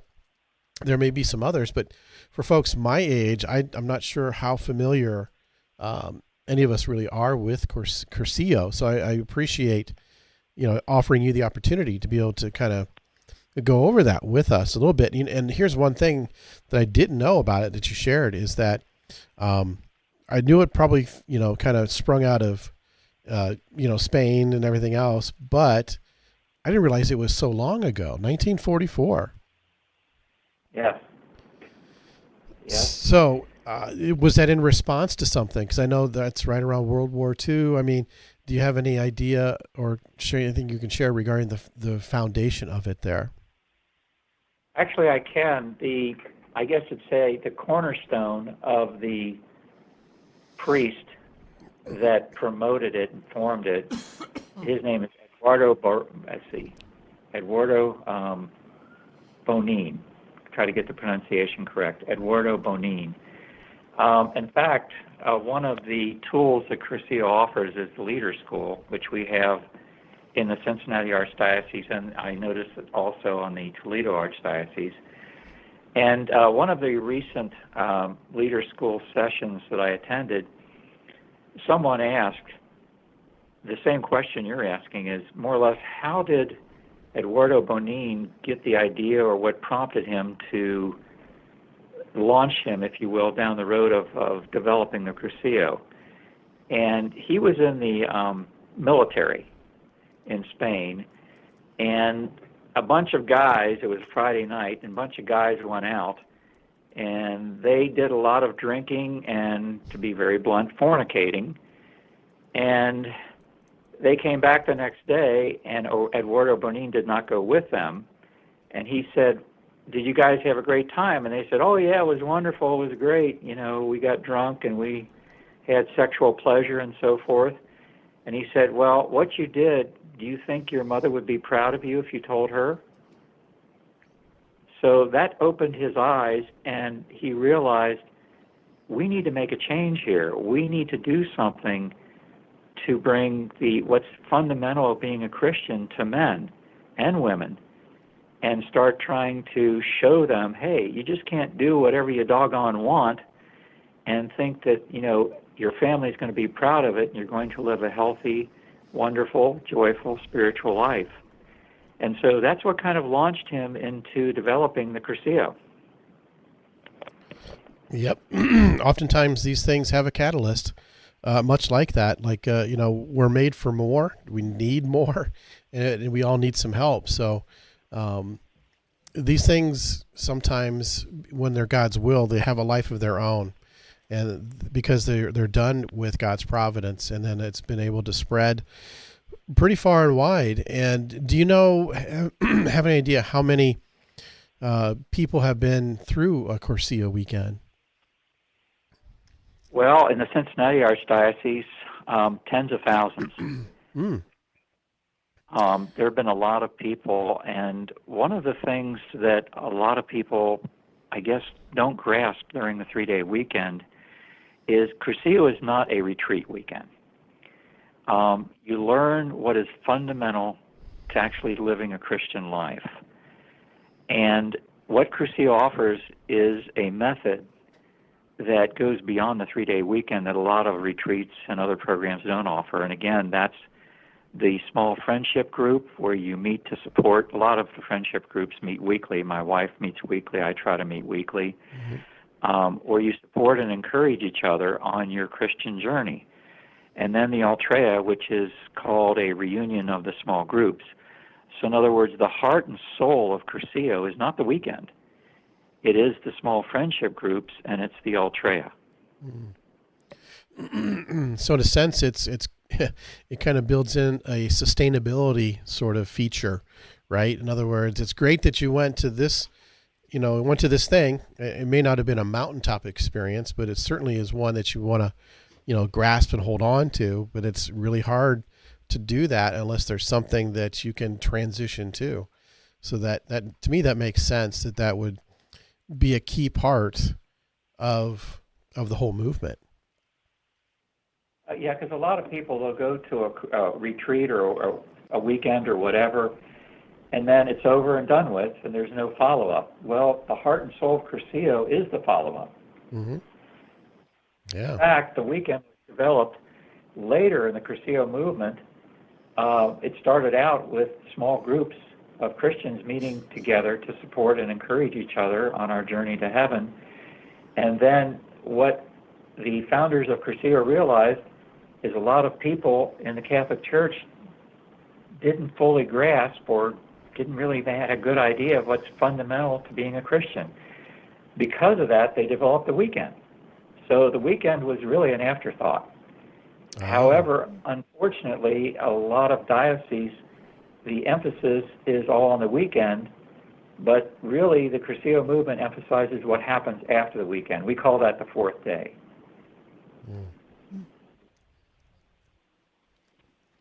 Indeed, that's very, very interesting. And so I'm sure that in the Cincinnati diocese there, that it's, Cursillo is very active.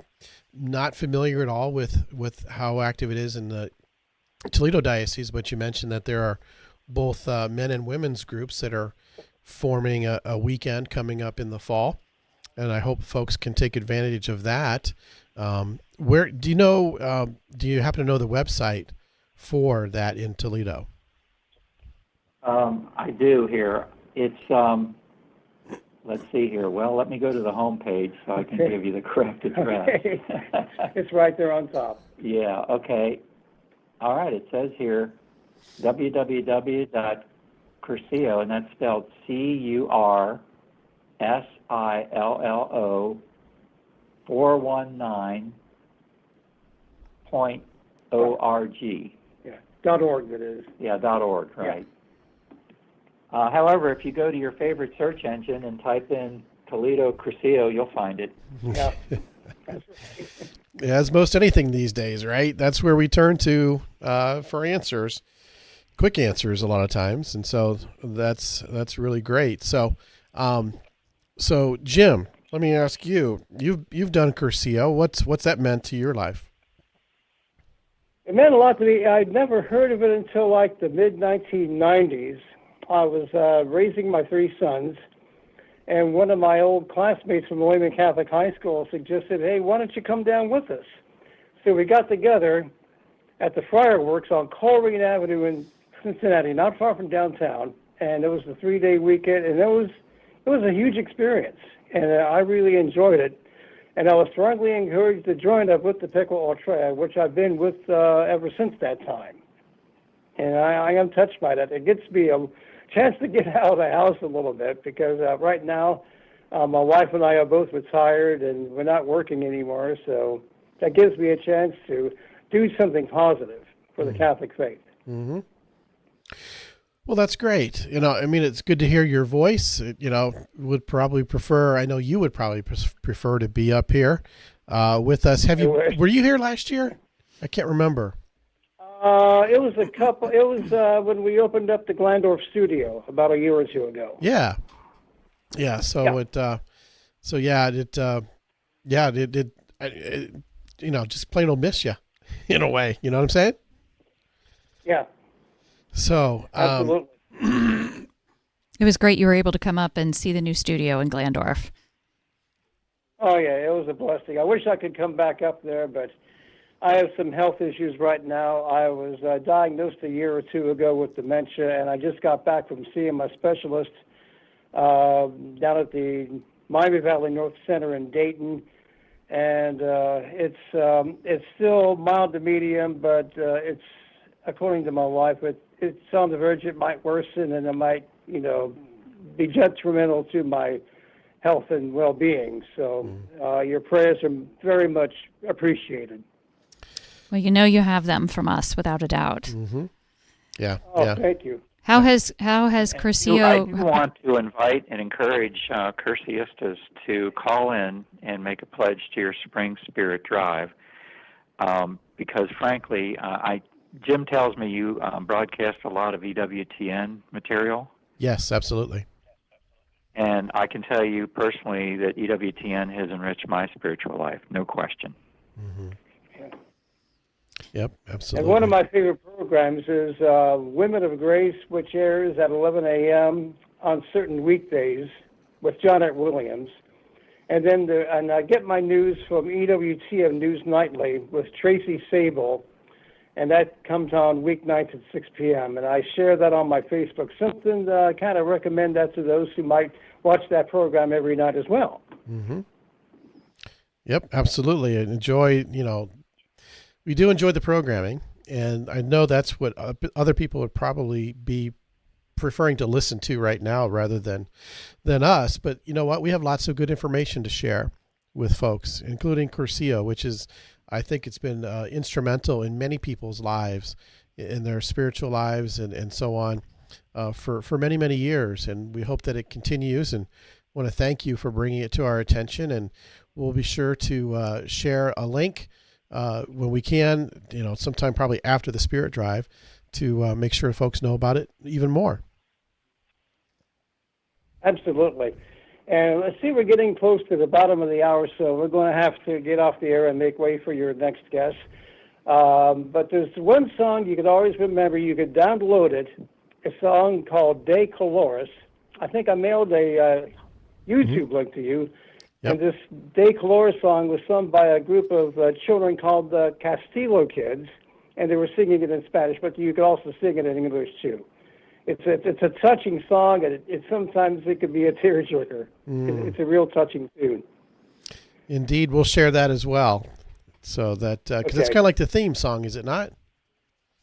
Yes, it is. Yes, it is. Absolutely. De Colores is Spanish for in colors. Mm-hmm.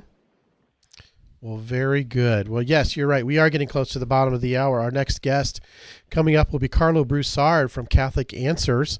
Looking forward to chatting with him here shortly, but I just want to say thank you again to Greg Johnson and Jim Linthicum for joining us today to talk about Cursillo. Thank you, gentlemen. Just one other comment, if you don't mind. Absolutely. Go ahead. Cursillo, like I said, I mentioned tripod. We emphasize and we review our piety, study, and action, and Cursillo strongly encourages everyone to select an apostolate. My wife and I were called to the pro-life movement, and I understand one of your guests is going to be from Ohio Right to Life. Mm-hmm. And I want to strongly encourage all your listeners to vote pro-life. Amen. Absolutely. Absolutely. Well, it's a great way to send us off here, gentlemen. I appreciate your time here today, and God bless you all. God bless you. Thank you. Thank you, Deacon Jeff. All right. You're welcome. Continue to call us. And the phone number to support us is 1-888-287-0655. That's right. 888-287-0655. All right. Thank you, gentlemen, and have a good day. Okay. All right. God bless. De Colores. De Colores, indeed. Well, thank you so much. That was interesting. Yeah, I'd never heard of it. Yeah, I'd heard the name, but I didn't really know a whole lot about it. But I knew it was a big influence and factor in many people that I know in their lives and their spiritual lives. So it's good to see that it is still going on and happening in the Diocese of Toledo. Yeah, and it's happening in other places. So with that, we'll take a quick break, and I'm going to get Carlo Broussard on the line. We'll talk to him about his new program that we're going to start airing here on Holy Family Radio. But right now is your opportunity to call us, 888-287-0655, 888-287-0655. The phones have been markedly silent here through the lunch hour and even including now. We really could use your support here to keep Holy Family Radio healthy, growing, being able to do the kind of work that we've been doing now for almost 14 years. It's really up to you. So would you please offer us your best gift, something that, it doesn't have to be a large amount. I mean, it can just be whatever is on your heart and in your mind, and just offer it up as a gift for us. I know times can be kind of difficult for a lot of people right now. We don't need to talk about, fiscal policy and inflation and economics and all that sort of stuff, but it's a reality, man. I can't go to Walmart without spending $100 on 6 things, it seems like. Yeah. I know it's difficult, but we're on the same boat. So if you can, please offer, if you can, please help support us here at Holy Family Radio. 888-287-0655. 888-287-0655. We're going to go to a quick break. We'll talk to Carlo Broussard when we come back. You're listening to the Spring Spirit Drive here on Holy Family Radio.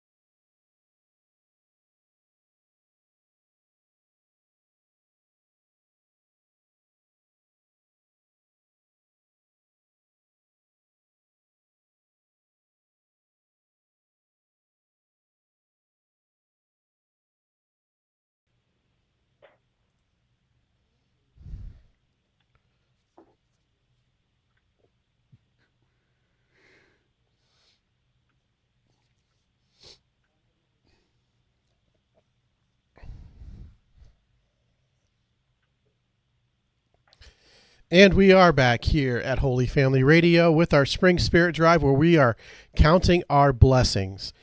This is our one time a year that we ask you to support us in this work that we call Catholic Radio, this evangelization and education catechesis sort of ministry that we have here.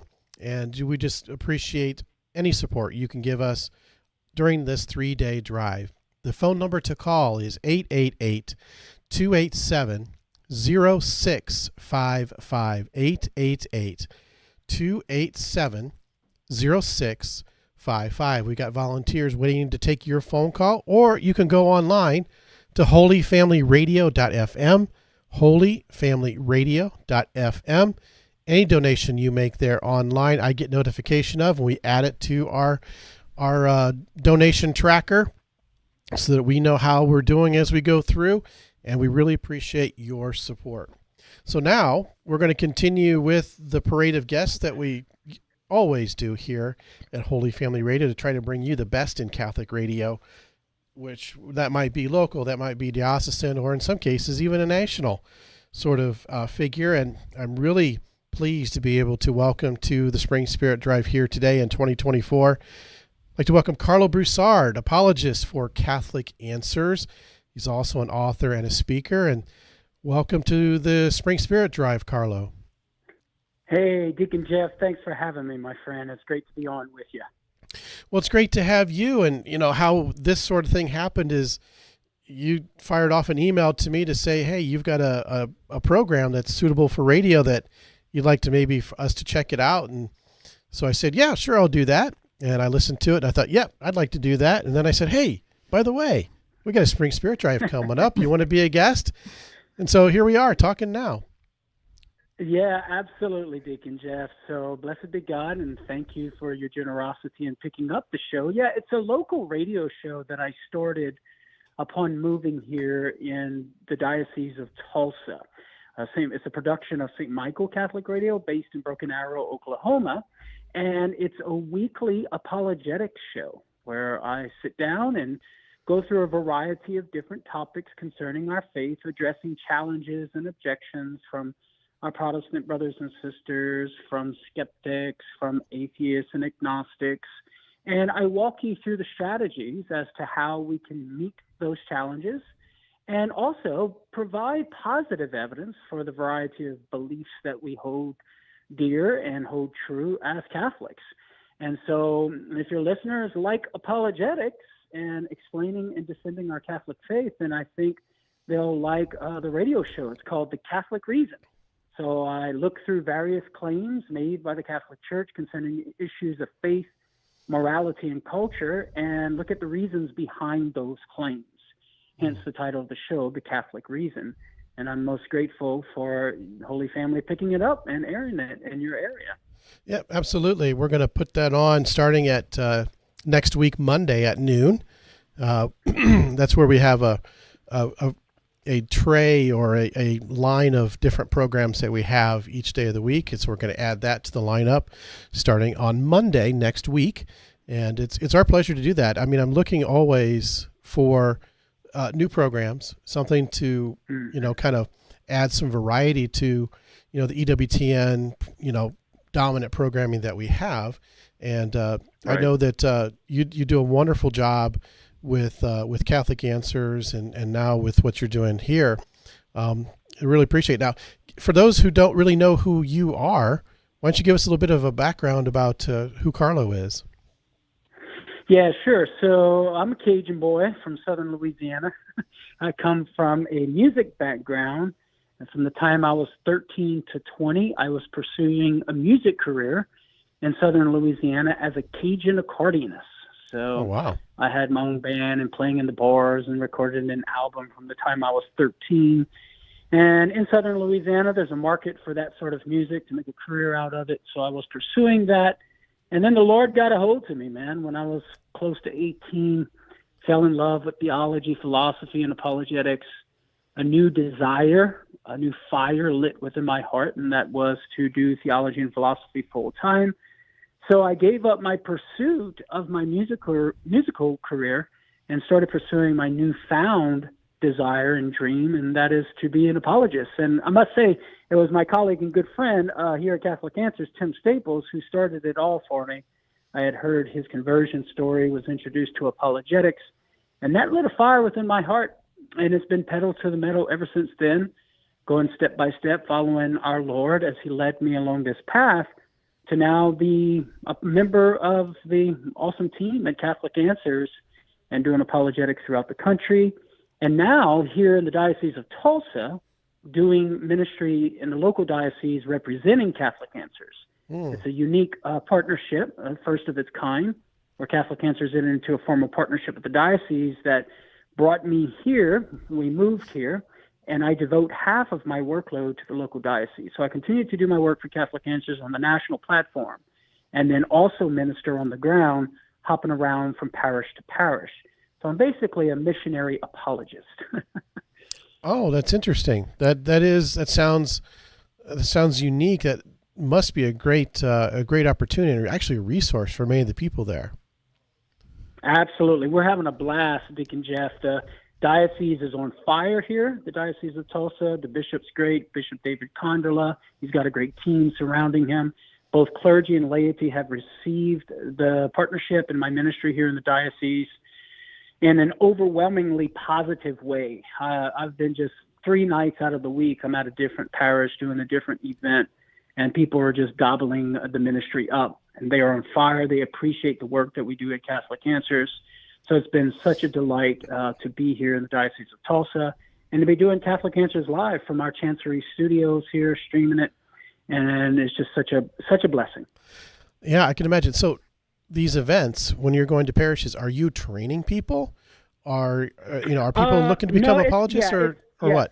It's presentations. Yeah, I'm going around giving apologetic presentations to different parishes on a variety of different topics. And sometimes it's not merely apologetics, just talks like Advent missions and basic catechesis, stuff like that. Haven't done any specific, well, actually I am doing some training. I'm actually teaching at our cathedral's Catholic Classical School and teaching the students apologetics in the school, and then working with teens and adults in group apologetic studies as well. My wife and I started a home ministry where we bring in anywhere from 45 to 60 teens once a month, and anywhere from 25 to 35 adults into our home, and we do group apologetic studies with food and fellowship, fun and faith. And so things are great. So we talk about apologetics and becoming an apologist. What does that entail? How does one get into that? Good question. Yes. So apologetics is just basically the science of explaining and defending a position of belief, like what one believes. It comes from the ancient Greek word apologia, which literally means an intellectual defense, reason, or answer for why you believe what you believe. And so you can do apologetics for basically anything. Anytime you offer some justification for your belief, you're engaging in an apology, a defense. So as a Catholic apologist, on a professional level, I am trained to write books, articles, give talks in explaining and defending our Catholic faith and giving intellectual, persuasive reasons for why we believe what we believe as Catholics. So that's our whole ministry at Catholic Answers, Catholic.com. And I've been with Catholic Answers now for 8 years, blessed be God, and being able to do the wonderful work of apologetics, which our flagship ministry is Catholic Answers Live. Yeah. And I'm sure you guys, give us a platform for our voice to be heard in your area, and we're super grateful. And that's why in this Spirit Drive, Deacon Jeff, it's so important for any of your listeners listening right now to support you guys, to keep you guys on the air, because the great work that we do at Catholic Answers, it brings about conversions. It really changes people's lives. But our voice would not be heard without you guys. And so that's why people need to support you guys, keep you on the air, so that the great work of Catholic Answers and all the other apostolates can continue to reach the hearts and minds of listeners and bring them into the fullness of faith in the Catholic Church. That's right. That's right. And the number to call to make your donation and support is 888-287-0655. That's 888-287-0655. 0655 or the website holyfamilyradio.fm. You can also, if you have our mobile app, we have a donate button on there. That'll take you to where you need to go to make your donation there safely and securely. Every little bit helps. Doesn't matter how much it is, $5, $10. It all adds up into one great big pile, hopefully, at the end of this fundraising drive. I'm curious, Carlo, if you would tell us the kinds of reactions that you get from the youth that you bring into your home when you do those group presentations. Yes, Kim, thank you for the question. The teens have been responding, at least in this diocese, tremendously. So like I said, once a month, we've been doing this since September of last year. We call it Teen Nachos, and Nachos stands for New Apologetics Catholic House of Studies. And we actually have nachos as the snack for the teens. But like I said, we've been ranging from 45 to right at 60 teens. We just had this past Sunday our teen nachos. We're on the lower end of numbers. We're right about 39 teens. But we've gotten up as much as 60 in the house and 55, and and what we do is 2 full hours of Q&A. Now, I've done some topical presentations at these nachos events, but the majority of them, Deacon Jeff and Kim, have been Q&A. So I just let them ask me questions for 2 straight hours, and we go at it, and we engage in apologetics. And some questions have to do with moral issues, lying, killing in war, killing in self-defense, and other questions have to do with conversations with Protestants. You know, how do I address my Protestant friend who says, I don't need to confess my sins to a priest, I can go straight to God? What about why do you pray to Mary? And all of those stock challenges and objections from our Protestant brothers and sisters. And the Protestant questions, at least here in the Diocese of Tulsa, or the Protestant objections and challenges are predominant because of the Protestant landscape here.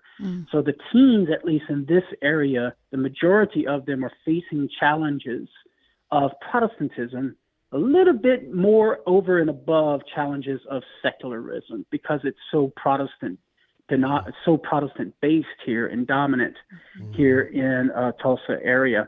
So it's quite, I've written 3 books on the Protestant Catholic dialogue. So it kind of works out, given my training to be able to meet the needs of these teens and adults, because the adults are facing the same challenges as well. Yeah, I was talking to, I got a chance to interview Deacon Garlick there at the Diocese of Tulsa. And we had a good conversation. He talked about how the Catholic population there is about 4% of the population there. So he goes, you have to go pretty far to find some fellow Catholics in that area. So just to give you a little bit of a contrast, here where we sit, in the county that we sit in, roughly 70% of the people identify as Catholic. So wow, we are one of the few enclaves you can find nationwide, probably, that is highly Catholic. It's German Catholic, and they're proud of it. And this radio station, I think, really serves as a source of pride for many people because of what we've been able to do. Yeah, absolutely. And I tell you, as a deacon, my wife was a youth minister for a number of years, and one of the more popular things that she did was ask Deacon Jeff. And the kids would write on little slips of paper, and they'd ask me questions, and he would ask me good questions. You get the little zingers here or there, but most of the time, the kids are curious, and if you let them ask you questions, it really gives insight into really what they want to know. Yeah, and the beautiful thing about our home ministry with the teens is that, we're not trying to be condescending towards them with regard to their level of intelligence and stuff. We're not trying to be all hip and cool and do all this other stuff. We're just saying, hey, you got questions, you got concerns, you've been challenged by Protestants and atheists and stuff. Come on over and ask those questions, and we'll do our best to help you out and think through it. And we think through it together, So I employ the Socratic method a little bit to try to get them to think through some of the issues and lead them to certain conclusions. And so I just respect them totally, because they have very sophisticated, deep, and intelligent questions that, unfortunately, for whatever reason, they just haven't received adequate answers for yet. And given my training as an apologist at Catholic Answers, for the most part, I'm able to address those needs that others aren't able to. And they're very appreciative of it, and they love it. Yeah, I can imagine. So next question I kind of have is dealing with some of the fruits of the work that you've done. Now, I'm sure it's fruitful for yourself to be able to answer questions for people and to give them some sort of ammunition, if you want to call it that, something that they can take from it.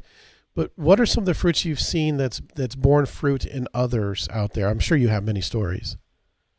Yeah, so one story that comes to mind, which is actually a fruit of our adult nachos night and home ministry, was we had a Baptist couple come last month to our session, and they were floored with what they heard.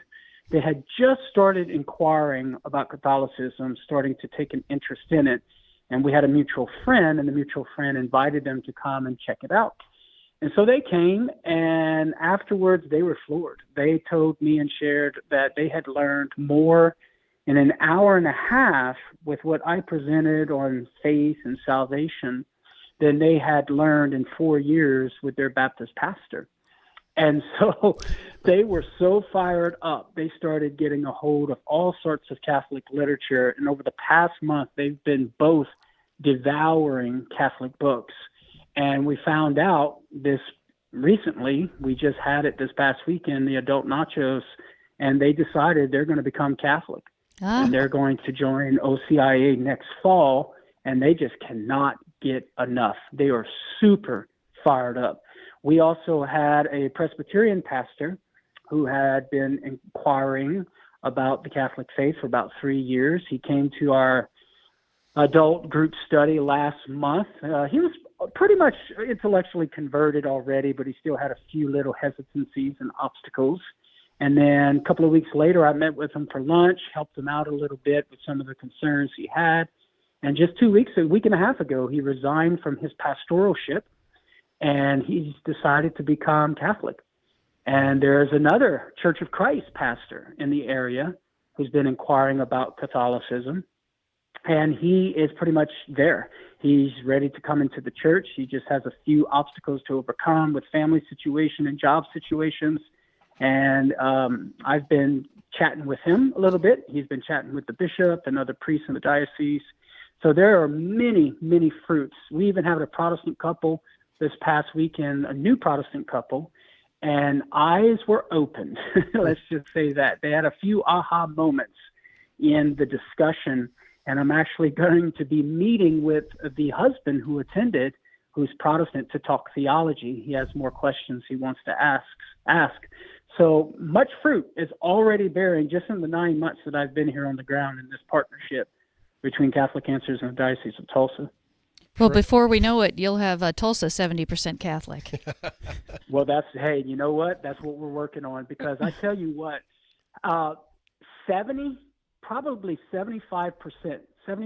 of the adults out of the 30 adults that attend my home ministry, they're all converts.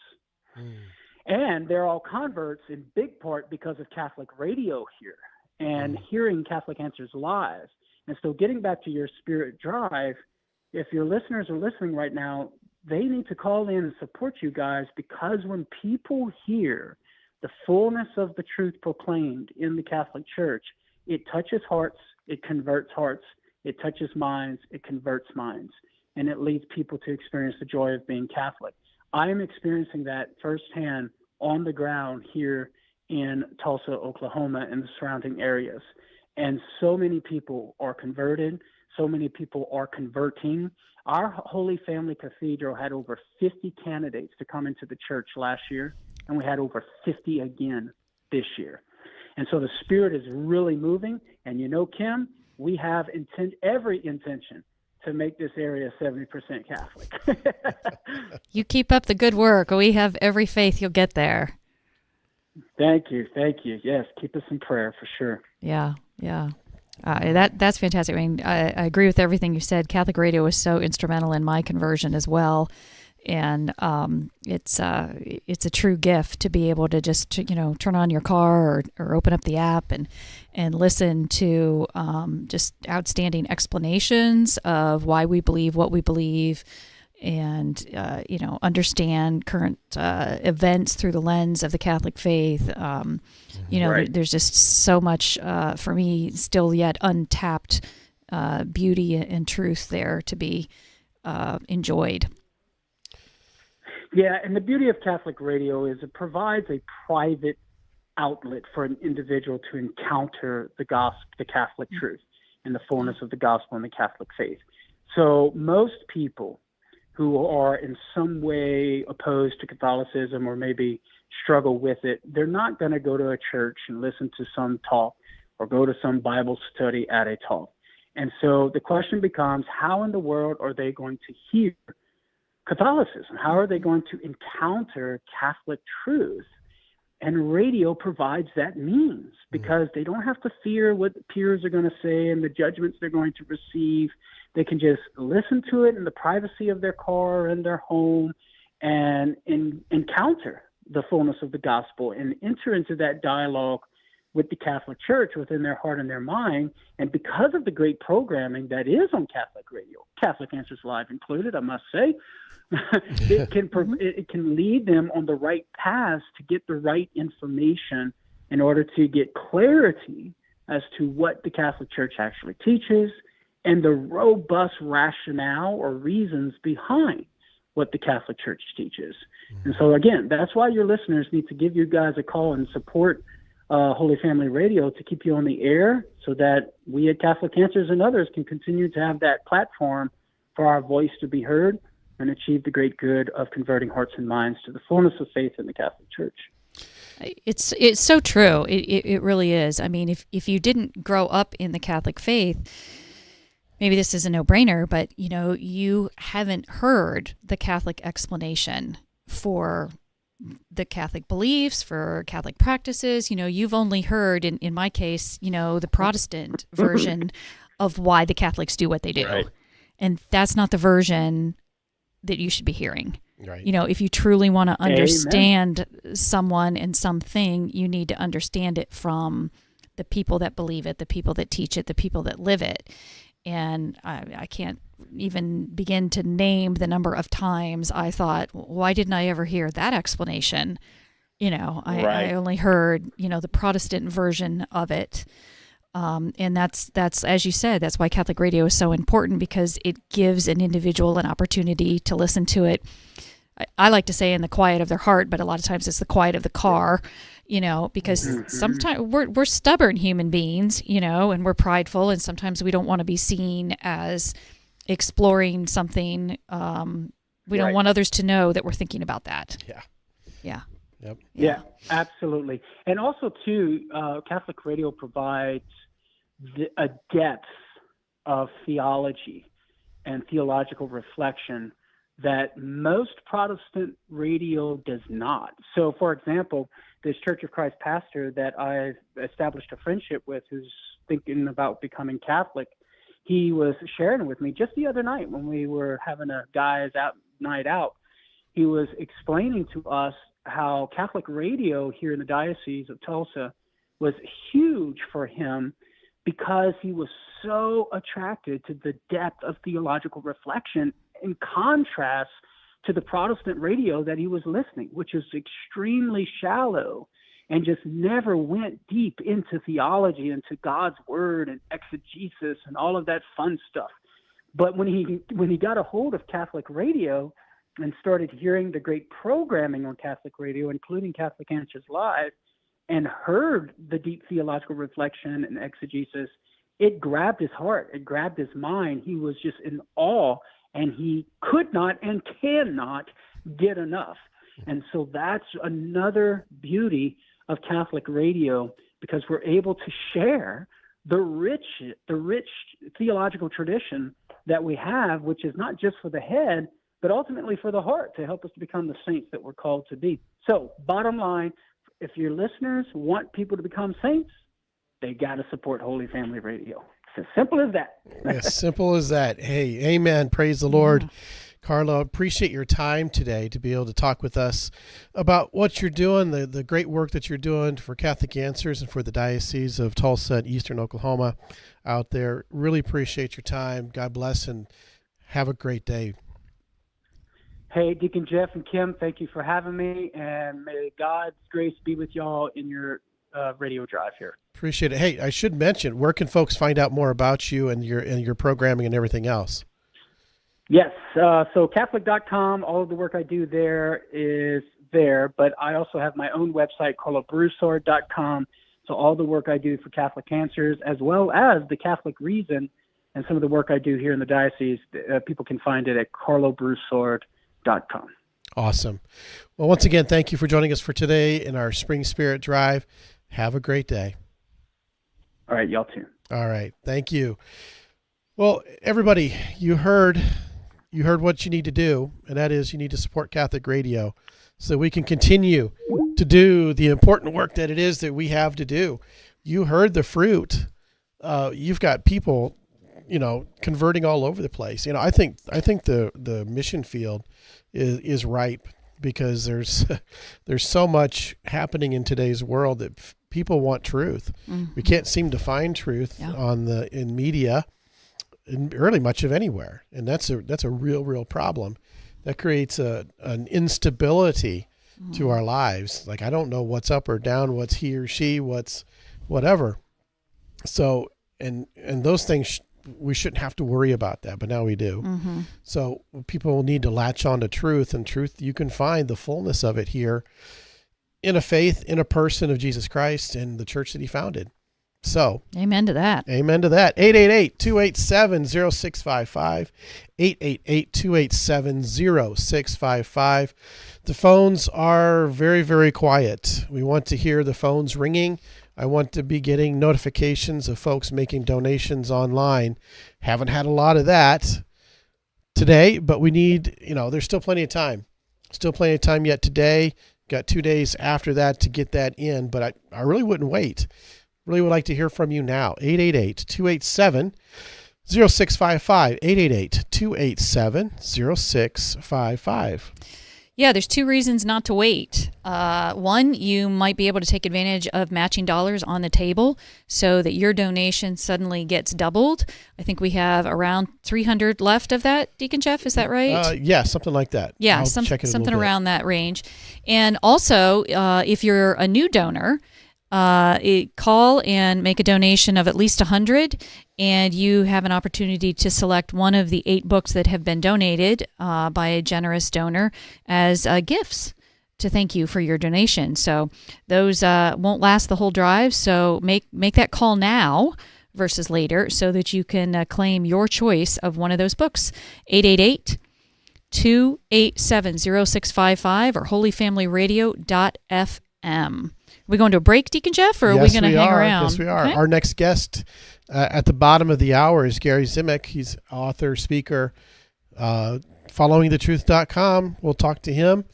After him in studio will be Peter Range, CEO of Ohio Right to Life. Excited to have him in studio, in our new studio for the first time, and talking to him then. But right now we need to go to a break. So 888-287-0655. This is the Spring Spirit Drive here on Holy Family Radio.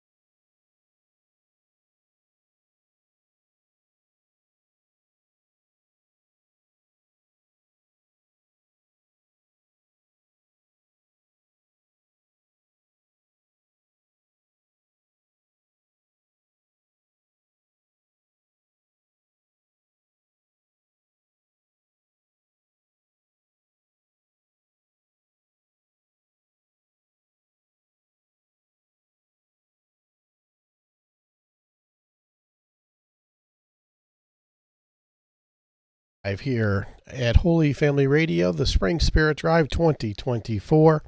Well, thank you so much for listening. Remember, this is your opportunity to call us and let us know what it is you love about Catholic radio, and to do that by voting with your dollars. 888-287-0655, 888-287-0655. We just heard some great testimony from Carlo Broussard of Catholic Answers and the work he's doing as a Catholic Answers missionary. It's a new concept, I think, that Catholic Answers is trying to be able to really drive down apologetics to let's say, the parish level there. So anyhow, I just want to let you know that now is your opportunity. We need those phones to ring. 888-287-0655, 888-287-0655 is the phone number to call to keep Holy Family Radio going and thriving. Now, at the bottom of the hour, we're going to be talking to Gary Zimek, as we mentioned before. But before we do that, I wanted to I did a little experiment. A lot of folks have heard about AI. A lot of folks know about ChatGPT and have done a lot of the things perhaps by testing ChatGPT on various things. And some of the things are quite interesting in terms of what it can do and some of the capabilities it has. So I decided to test it with Catholic radio. So I decided to ask the question, okay, write for me a short article on the benefits of Catholic radio. Okay, so I'm asking AI, ChatGPT specifically, what are the benefits of Catholic radio? So here's what it told me. It said, listening to Catholic radio can have many benefits for Catholics and, more importantly, others who are interested in learning about the Catholic faith.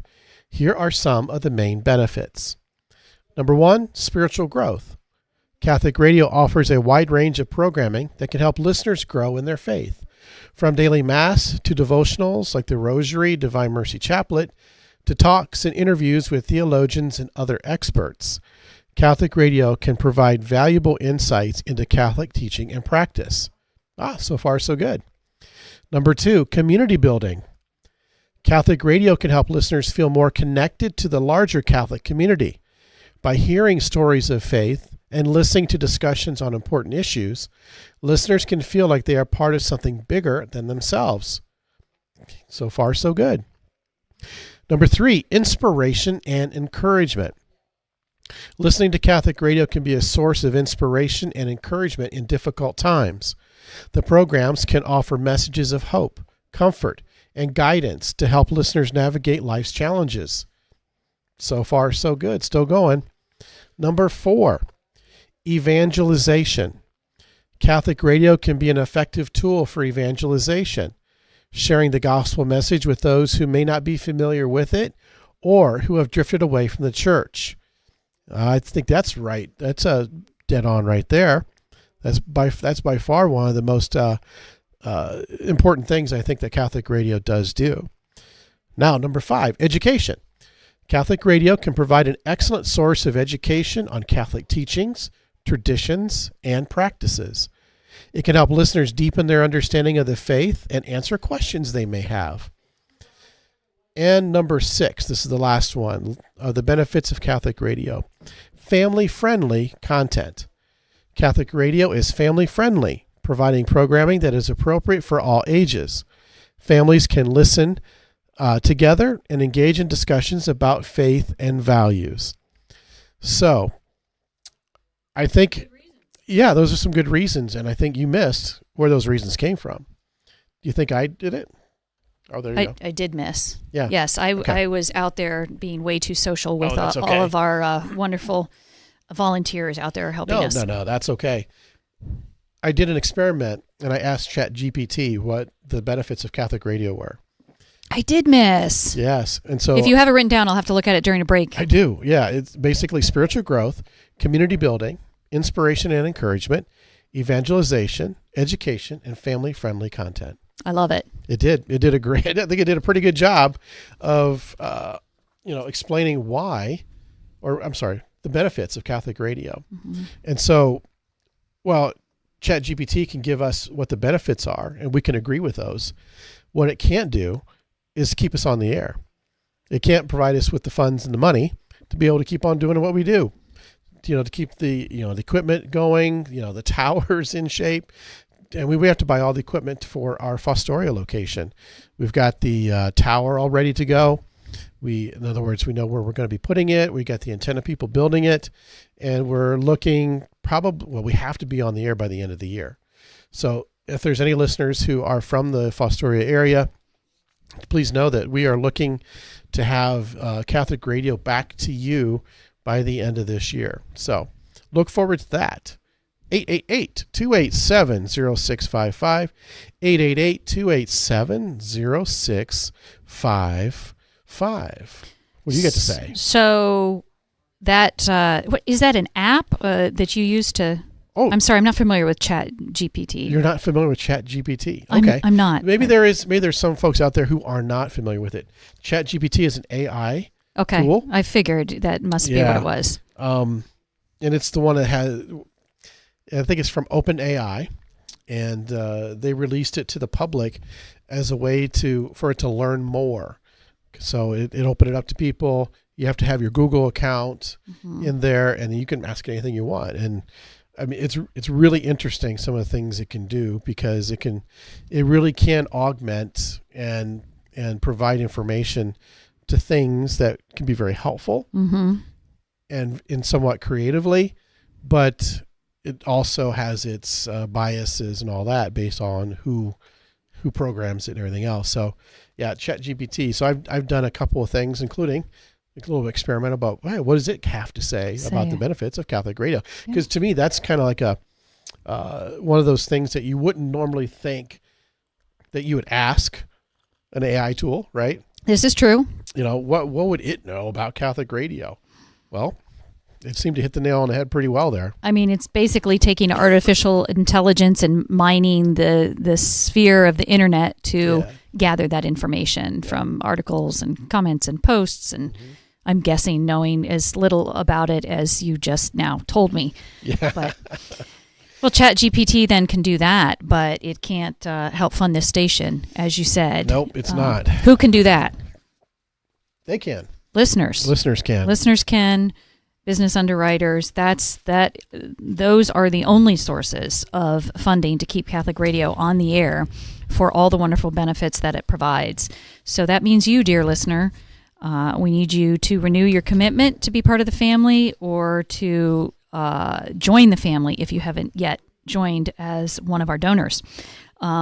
If you become a new donor, you get an opportunity to not only hear the bell rung that a new donor has called in. You should ring it, and we should ring it twice, because we had two. Yep, there you go. There's one. You'll wait till the other until you're done. And then because we had two new donors donate before the start of the Spirit Drive, because I open up the fund and start promoting that, a week or two beforehand, and so a couple of new donors took advantage of doing that. So thanks to you, kudos to you, thank you so much. Ring the bell. Awesome. Thank you.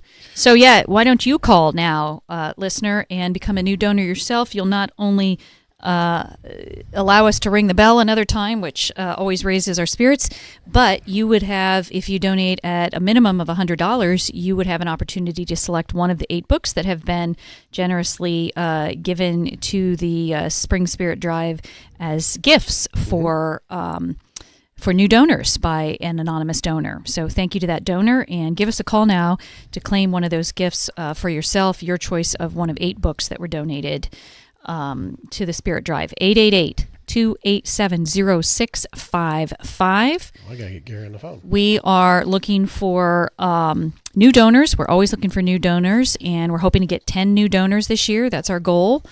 And we've got 2. We've got 2, so we're hoping to get 8 more. And that shouldn't be a big task, right? We have how many more hours? It's less Let's than not 1 hour. count them. Yeah. We don't want to count the hours at this exact moment, but not yet. Hey, if we've got 2 for the first day, let's keep that up. Maybe we can get 2 this afternoon, and then maybe 4 on Friday and 3 on Thursday. You know, that's a reasonable pace. Why don't you be one of those? We'd like to get 10 new donors and 20 new. I'm sorry, I'm flipping those numbers.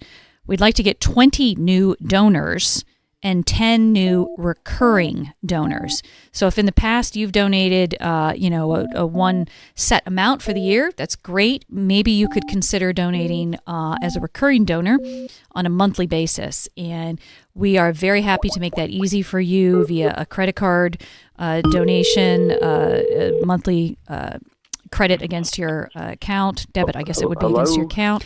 Or a debit card, ACH transaction, any of those. Gary. Yes. Hi, this is Deacon Jeff from Holy Family Radio. How are you? Hey, I'm doing good, Deacon Jeff. How are you? I'm doing great, thanks. I had to turn Kim off out of my ears so I could hear you. I thought, man, am I on? I didn't know what was going on. Right. Yeah. Sorry about that. Yeah. So, no problem. So we are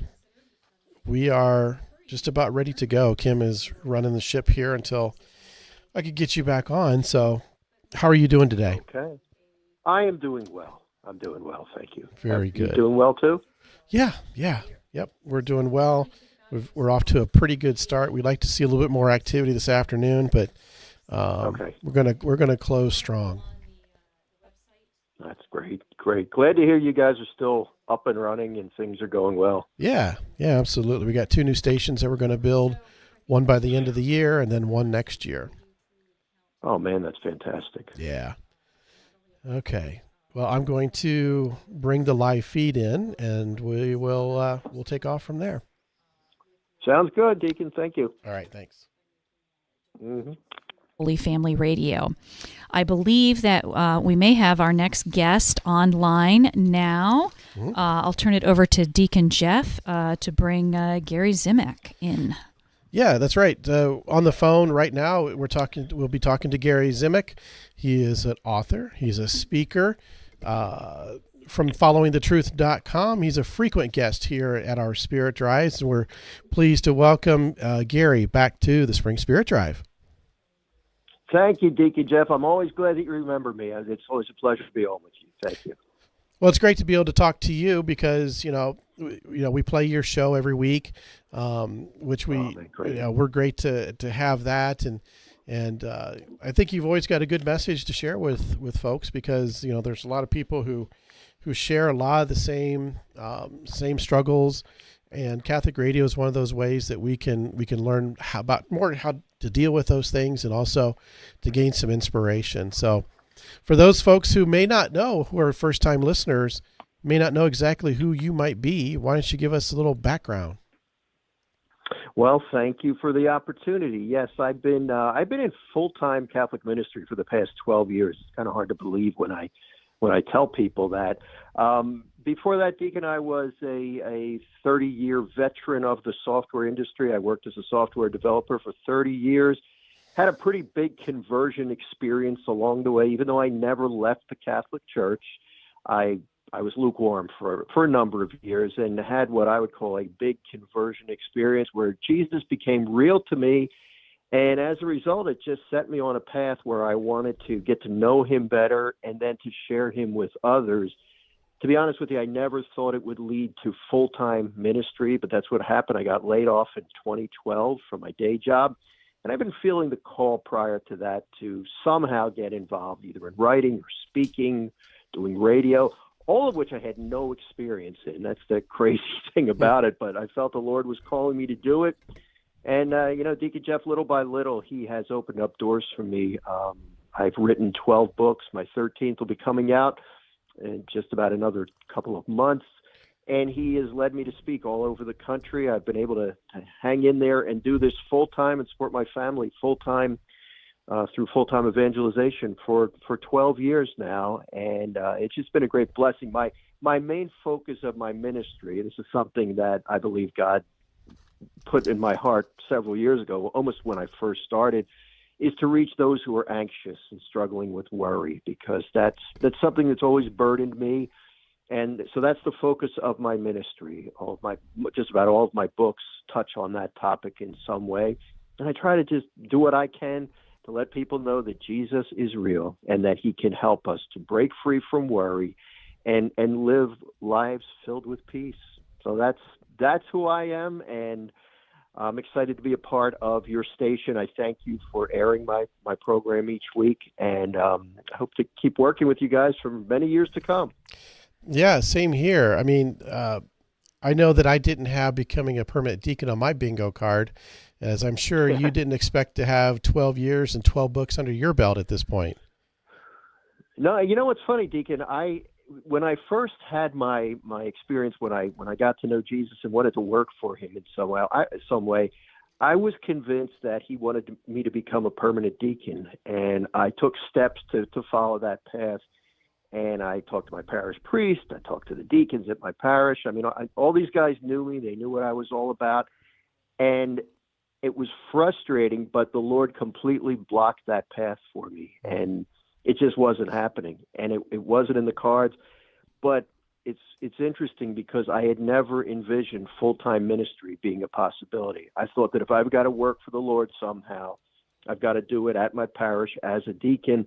And that's not the way it worked out. But the Lord had other plans for me, plans which I could have never envisioned for myself. So he's got he plants sometimes these ideas in our minds and in our hearts, and sometimes we run with them, but sometimes he's got additional paths for us to follow other than what we think is possible. And the Lord's plans are just about always bigger than ours, and he can open doors that we never thought it would be possible for us to open.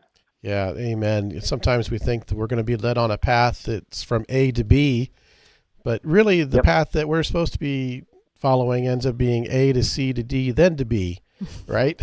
Yes, exactly. And when you look back, you see his wisdom and how it sounds silly to say that he knows what he's doing, but he absolutely knows what he's doing, more so than I do. And I'm just glad I'm glad that he put me on this path. And, one of my main goals in life is to, aside from my ministry and trying to reach people, I want to grow closer to the Lord myself and be more flexible and more willing to completely surrender my life to him.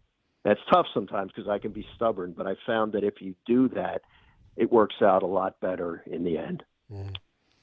Yeah, wasn't it someone that said the Lord always answers our prayers? Sometimes it's yes, sometimes it's no, and sometimes it's I've got something better in mind. Yes, that is so true. and that's what we forget that sometimes. And I think I've got something better in mind or not yet. I think they're the toughest answers. We can learn to deal with no. Obviously, we can deal with yes, but hang in there, Gary. I've got something better. I'm not going to tell you what it is yet. To me, that's the toughest answer. Mm-hmm. Yeah, you talk about anxiety, you talk about worry, but there's another, I think, somewhat related feeling that we have often, and I think it's kind of what it came to mind when you were talking about, you convince you need to be a deacon, and that path is blocked, and you can feel disappointment with that. How do you deal with that? Is it similar to how you deal with anxiety and worry? Like, I'm really disappointed, because people can really be crushed by that sometimes. And it was really hard for me. And it took me a while I think I did write about it in one of my books. I was crushed by it, and I couldn't understand it. Like, Lord, I'm trying to work for you. You got so many people ignoring you. Here I am trying to work in your church, and you don't want that. What the heck is up with that?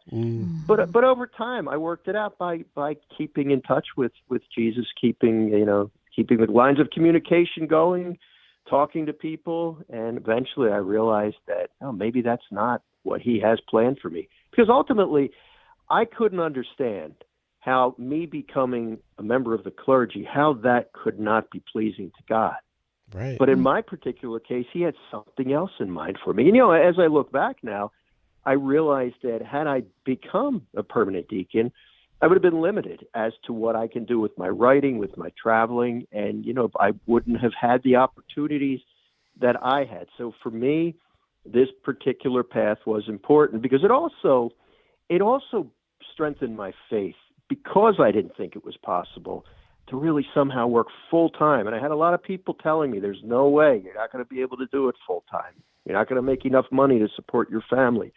Well, it did happen, and we managed to survive, and we're still surviving. So this whole process of going into full-time ministry has strengthened my faith, because I've learned to really understand how the Lord can provide. Mm-hmm. Yeah. So with you spending so much time reflecting on anxiety and worry, I'm curious, do you think that this is a more modern problem, or do you think that it's always existed and we don't necessarily appreciate the ways in which it existed for our forefathers? I think it always did exist. I mean, it's hard for me to speculate, because I've struggled with anxiety from the time I was a small child, so several decades ago. But I'll tell you, I believe that there are more opportunities for us to become anxious now, mainly because of the constant bombardment from the media and that constant stream of negative data that we can receive every day. Even weather has become scary, because there's all kinds of predictions for bad weather and for the bad things that can happen, and we have instant access to that. And I think there's more opportunities to become anxious. Yeah. I mean, we don't know what it was like to live, 5 million years ago, and what, right. What was that anxiety, at that point, was it that the saber-toothed tiger population is looking, bigger, or, my arrows aren't sharp enough, or, I don't mean to make fun of it, but, sometimes there's a temptation a little bit, I think, as a society, as a people, to think, we've got it really rough right now, or this is why. We know ways in which it's easier for us, but we're also very good at recognizing the ways in which it's harder for us. And so I'm often curious, do we just fail to recognize, some of the anxieties in this case that may have existed prior to us, and maybe gain some of the wisdom of learning how to cope with that. I don't know. I ask you because you've spent a lot more time reflecting on these topics than I have. Yeah, it's a great point. And obviously, if we look in the Bible, we're going to see countless instances where people were anxious. And, the Be Not Afraid message, some say it's contained 365 times in the Bible. I do know it's hundreds of times in the Bible where in the Old and New Testament we get from God himself that message, do not be afraid. So obviously people were afraid even then. So it always existed, but I do think it's really hard to escape from it, because one of the problems with our society today, and technology is great. I don't know where my ministry would be without the technology that I use, but if we're not anxious about something, all we need to do is go on our computer, turn on the TV, listen to the radio, and we're going to get a reason why we should be afraid, because there's so many reasons that the media is always telling us about, here's why you should be afraid, and this is bad. The problem with the mainstream media is they don't present the complete story, the complete truth. They tell us why we should be afraid, but unless and that's why Catholic radio is so important, because you are presenting the complete truth. They're telling us why we should be afraid. When we listen to Catholic radio, for instance, we don't hear a denial of what's going on in the world or the problems, but we also hear the truth that God is bigger than any of those problems. So what you're doing, which is so fantastic, is presenting the complete truth that we need to hear. Yep, I agree with that. Yeah. So in the work that you do you find, by speaking to these topics, do you find, I'm sure you find an element of people who respond just essentially to the comfort that you provide through the ministry that you have, but do you also see evangelization through it of people who, were previously maybe sort of lost in a space of anxiety and, really come to know and love the Lord through sort of, maybe I'll call it the theology of how to manage anxiety from a Christian standpoint? Absolutely, and I have to say that's one of the best questions I've been asked. That's a great insight there, but that's exactly it, and that's my point. I'm not just trying to help people stop worrying. I'm going out and teaching people about Jesus and trying to draw them into a closer relationship with Him, and that's one of the beautiful things. I give these. I've been leading these Give Up Worry for Lent parish missions since my book Give Up Worry for Lent came out in 2019. And when I go and I speak for a few minutes at each of the masses to lead people to the 3-day parish missions, I always talk about, come, give it a shot, see what you think. And I speak to people who are anxious, who are looking for relief. And I get a lot of people who normally don't go to parish events. They don't go to parish missions. And they've told me that. I don't normally do this, but I'm coming because you're offering a way to get free from worry, to break free from worry. And my goal is just not to help them to stop worrying. There's a lot of secular sources that can do that. My goal is to appeal to their need for comfort, that peace they're looking for in their life, and lead them to a relationship with Jesus. So absolutely, that's my goal. And what happens is when people come in contact with Jesus, when they start praying more, when they start reading Scripture, when they start receiving the sacraments, and get that closer union with the Lord, even if it's initially because they're trying to escape worry, as I was, He's going to draw you into a deeper relationship. And any time spent with Jesus, as we grow closer to Him, we're going to want to do more for Him. We're going to want to get closer to Him and then say to Him, and this just happens naturally, Lord, what can I do for you? I need to share you with others. Mm-hmm. So that's all part of the process. And because of the approach that I've taken, which is, it's funny, I never intended to really focus specifically on anxiety, but it's given me a real in with a lot of people who ordinarily wouldn't listen to what I have to say. So it's a specialized niche for me, but it's given me a chance to really reach thousands of people that maybe I wouldn't ordinarily have cared about a relationship with Jesus. Right. And when you talk about, these missions and these events that you do, you've done it for a long enough time that you might be able to see if there's a trend.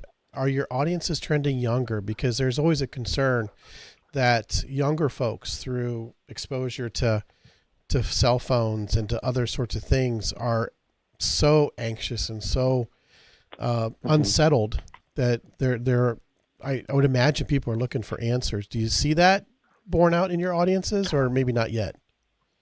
No, I do see that. And in fact, sometimes I'll have parents who will come to me and say, my children are so anxious. Do you think they'll be able to understand your books?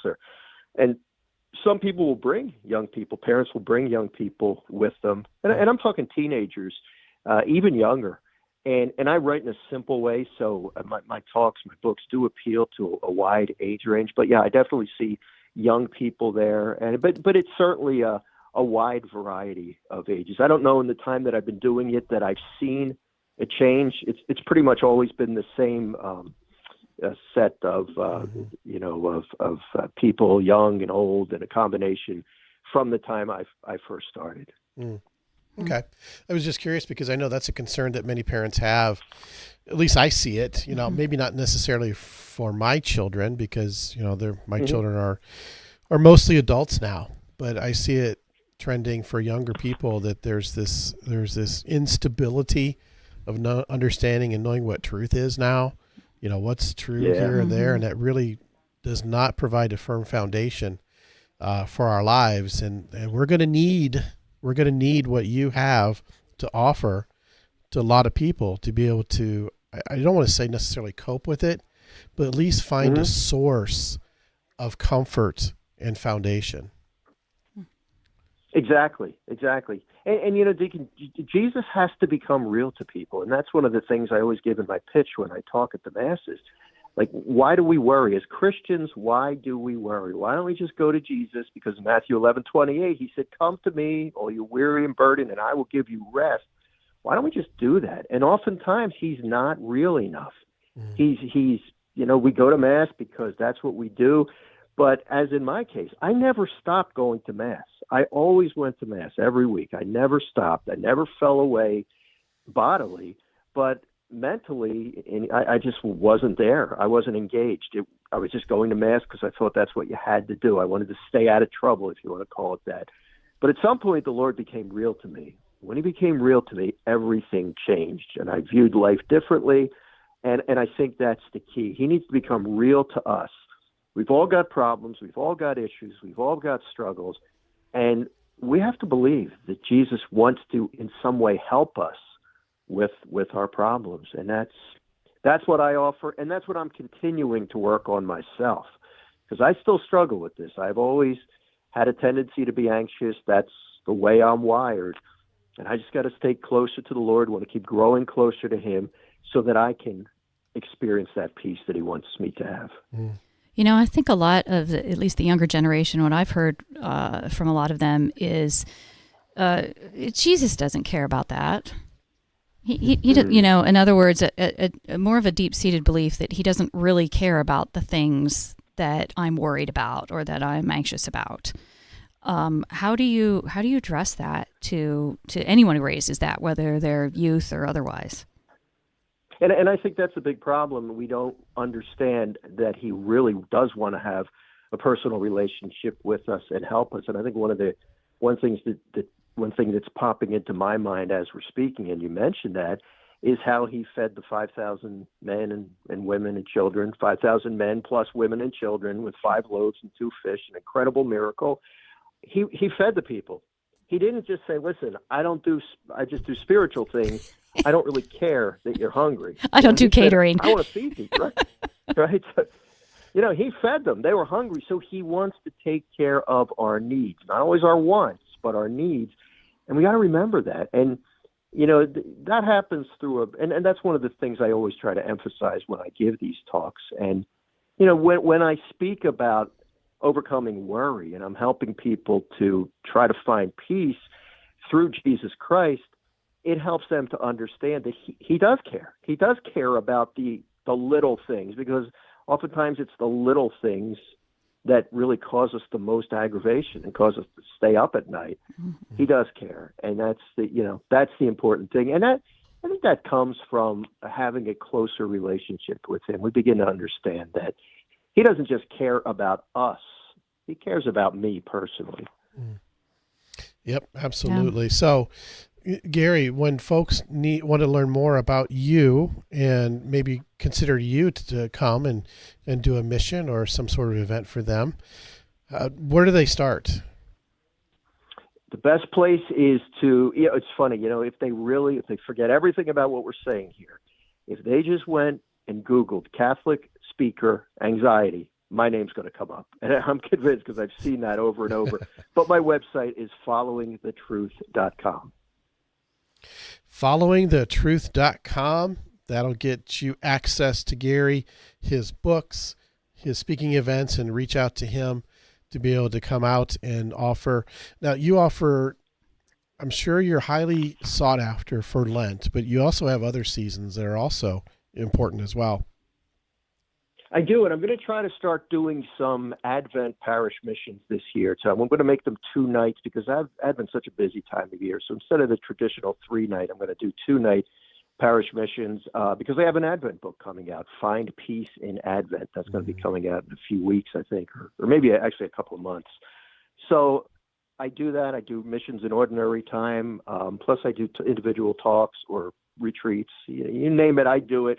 But Lent is my busy time. That's the craziest time of the year for me. But I'm more than willing to speak all year long, because, Deacon, as you know, anxiety it's a year-long thing, and the Lord wants to walk with us, not just during Lent, but throughout the entire year.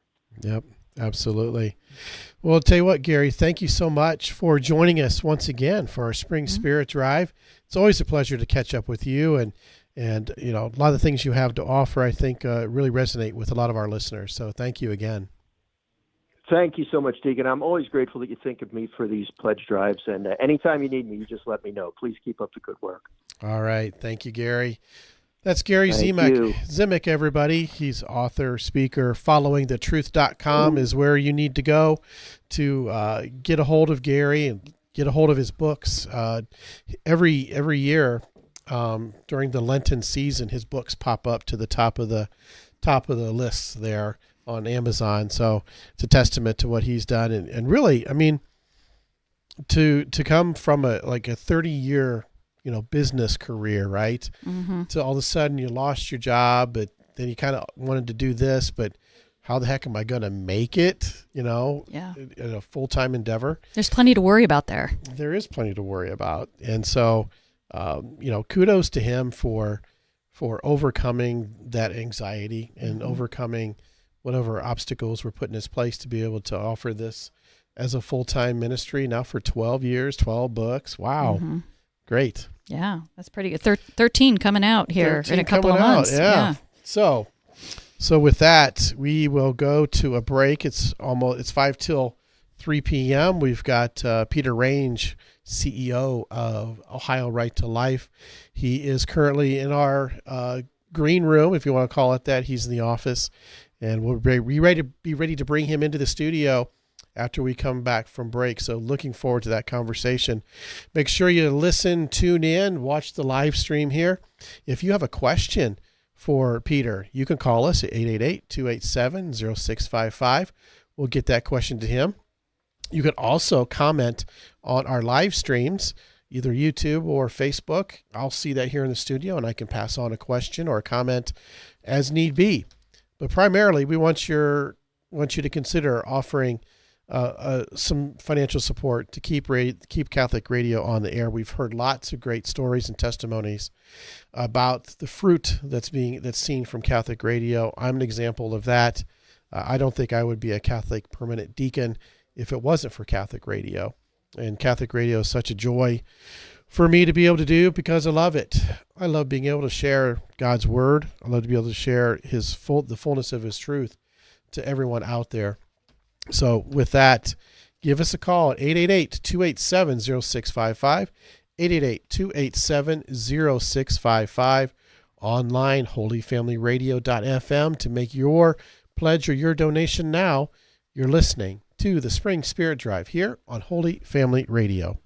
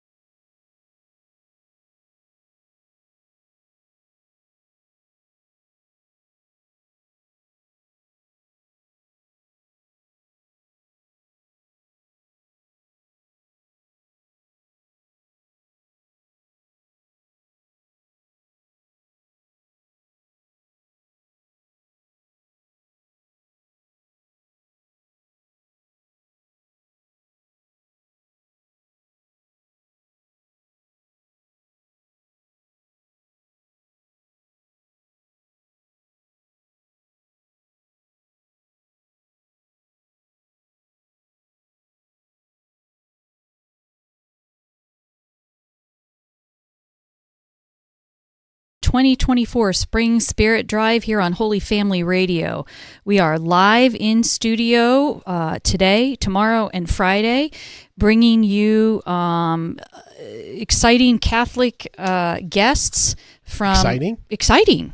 All right. I'm excited then. Well, they're all exciting. Yeah. Catholic guests that are in the local, regional, state, and even national space doing all kinds of fantastic things to help grow the faith and help evangelize as well as edify existing Catholics. So I'm just, after giving you the number, we're going to jump right into it. 888-287-0655. That's 888-287-0655. You can also go online to holyfamilyradio.fm and donate there, or also to the Holy Family Radio app. We know a lot of you use those sources, and we appreciate it. You can make a recurring donation or a one-time donation, credit card, debit card, ACH transaction, cash in a bucket dropped off to the studio here. You name it. It all works. We're happy to work with you. We just appreciate you participating with us in this ministry. So, speaking of being live and in studio, we have live and in studio with us today Peter Range, CEO of Ohio Right to Life. Peter, welcome. It's so good to be here, and I am blown away with the beauty of your guys' new studio. I want to come down more often, so please invite me back. This is amazing. We will take you up on that, and then we just want to give a great shout-out to our listeners, because without the listener support, we would not be in this studio space.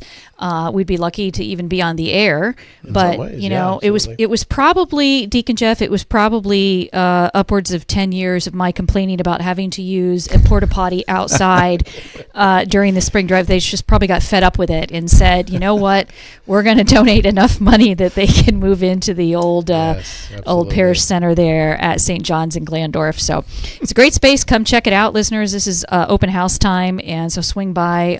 We are in the old parish center, old school portion there at St. John's in Glandorf, just to the south of the gym. So come check us out. But less about that and more about Right to Life and Peter Range. So tell us, what are you up to these days, Peter? Well, first and foremost, let me just begin with my family, because this is what I think Catholic radio is all about, is spreading the faith, spreading the gospel of Jesus Christ. My daughter, Gianna, who's 7, she's going to be receiving her first communion this year. So today she had the first ever experience of the sacrament of reconciliation. Oh, and beautiful. The joy as a father to have my children experience the sacraments and the gift that is just, it's a tremendous, tremendous gift. And so I'm swelling with pride and joy right now. Of course, I went to the sacrament first to kind of, get the big sins out of the way, so then I could clear the way for my daughter. So, but with that being said, again, I think it points to just the joy of our Catholic faith, and Catholic radio is a medium by which then we get to share our Catholic faith. So that's why it's so important that if you're listening right now, to donate to this cause, because this cause helps us share the most important thing in the entire universe, and that is the saving knowledge of Jesus Christ, who is our Lord and Savior, and who wants to be our friend, who wants a relationship with us. And in the pro-life movement, why we're in a place where we're at today, for me anyway, it's because we've abandoned God. We've pushed God to the horizons, so we question even the meaning and purpose of our own lives, of the dignity of the human person. So if we want to restore a culture of life, it begins with restoring a culture of faith and a deep, abiding relationship with Jesus. So please donate today to help us do that. That's beautiful. So I wanted to get into this, but it was such a great sort of segue that I'm going to jump right to this question to you. How do you, when people say to you, you're trying to, in the right to life space, and especially on the abortion issue, you're trying to impose your faith on me? Yeah. What kind of answer do you give to that? How do you answer that? Yeah, whether it's the abortion issue, whether it's prayer in public schools, whether it's LGBTQIA issues, whatever the issue might be, if someone says you're attempting to impose your beliefs on me, I tell them, yes, you are absolutely correct. just as you are trying to impose your beliefs on me as well. That is what public discourse is all about. We have fundamental beliefs and values, and we want to see them lived out in the public square. And if we just say, well, I don't want to impose any of my beliefs or values on you, and so I'm just going to back out, well, someone's beliefs and values that are going to be imposed on others in the public square. We have different countries around the world that have different kind of beliefs or foundations for their laws. And so we have to make a decision. What is going to be the foundations of our laws? And so if we say, well, we don't want to bring God to the public square, well, then we're saying that the founders of our very country in the Declaration of Independence were wrong in what they wrote, because they said that every single one of our rights, including foundationally the right to life, liberty, and the pursuit of happiness, doesn't come from the government. It doesn't come from people coming together and just deciding, yeah, we think these things are important. No, these things come foundationally from God himself. So we are called as Catholics, I think, to be concretely engage in the public square to impose our beliefs, because we believe our beliefs are of the highest value. And those beliefs include the freedom of religion. So I'm not going to force you to become Catholic, but I'm going to enable there to be a free space by which we can dialogue and have these discussions on what is the best way to bring human happiness and human flourishing to the country and to the world, including in the government sphere. So when someone says that to me and they say, you're just trying to impose your beliefs, I say, you're absolutely right, just as you're trying to impose your beliefs. Let's talk about which beliefs we should uphold and we should have as the foundation of our rights. One of the things I sometimes say to people is when they use the word religion rather than beliefs is, no, I'm not trying to impose my religion. If I were trying to impose my religion, I would be trying to impose laws that say every person has to be Catholic, every person has to participate in the Catholic sacraments, et cetera, et cetera. But am I trying to impose a morality that I think is the correct morality and the right morality for all of humankind? Of course I am, just as you are in the beliefs that you think are right and just. That's right. Yeah, absolutely. And I believe in freedom, and I think that's one of the at the heart of even our faith is that we are free to choose the good. And at the end of the day, we see these ideologies kind of competing in our public square today that wants to take away people's freedom. They want to take away their conscience ability to say, you know what? No, I want to work in this hospital, but I don't want to participate in any abortions. I want to work in this hospital, but I don't want to participate in passing out contraception to people, whatever it might be. And we have one side of the political spectrum today, which is trying to impose their beliefs in the context of saying, no, you must participate in things that violate your own conscience. And that is simply not right. We are the people, we are individuals and a church that believes that there is freedom and that people should be able to live out their faith in the public square today. Mm-hmm. It's not something that one should have to hide. That's right. Yeah, absolutely. So tell us some of the things so you are CEO of Ohio Right to Life, so that's statewide. Yeah. So tell us some of the things that Ohio Right to Life is, engaged in, sort of some of the top 3 things maybe that the organization's working on right now. Yeah, thanks so much. And if I could, going back, if I could just back us up a little bit, because we just came through this period of the passing of Issue 1, which is incredibly unfortunate. We had a majority of Catholics vote for Issue 1 in this state. We had a near majority of evangelicals who also voted for this. 1 out of 3 Christians who are attending church on a weekly basis still voted for this amendment. We had individuals who believe that life begins at conception still voting for this amendment. So we have a large issue to deal with as a church. Again, comes back to the importance of all the different mediums we can use to kind of spread the pro-life message, including Catholic Radio, and why donations are so important to this. But the reality is we're facing a very well-oiled political machine when it comes to the abortion lobby. And you notice their commercials that they used here in the state, they talk about faith, family, and freedom. So they used our kind of conservative language to fight for abortion. They're doing the same thing in other states around right now as well. The second challenge we have as a pro-life movement is I think we're facing the cultural relative Christian, that we don't have enough committed Christians. We have a lot of Christians that, maybe they've had some experience with church, but if anything rubs up against their beliefs or against what is the popular ideology of the day, they kind of shrink from the challenge of accepting whatever crosses or whatever suffering might come with that. I think it was Peter Kreeft said, splinters fall from the cross of Christ. If you're not getting any, you're not very close to him. Mm-hmm. So we have to be willing as Christians to accept suffering in the public square. The last thing is, too, we're facing a media that makes it incredibly hard to get kind of the pro-life message out there. And we had the media from the very beginning that labeled the campaign we had to defeat this amendment as a dark money organization.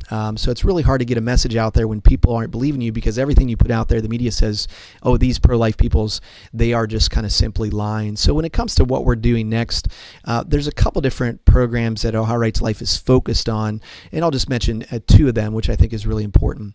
One is from a legislative perspective.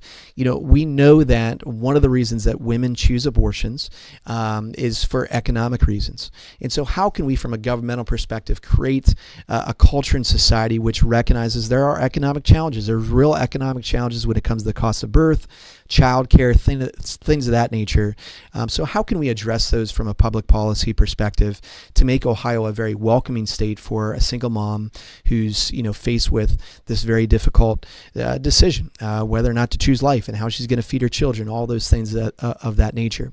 So we can address that. We can also look at, from a public policy perspective, how do we encourage the reality that fathers should be engaged from the moment of conception? So the law is a teacher. So right now, for example, in the state of Ohio, if you father a child, you're required to pay child support, but that child support doesn't begin until that child is born.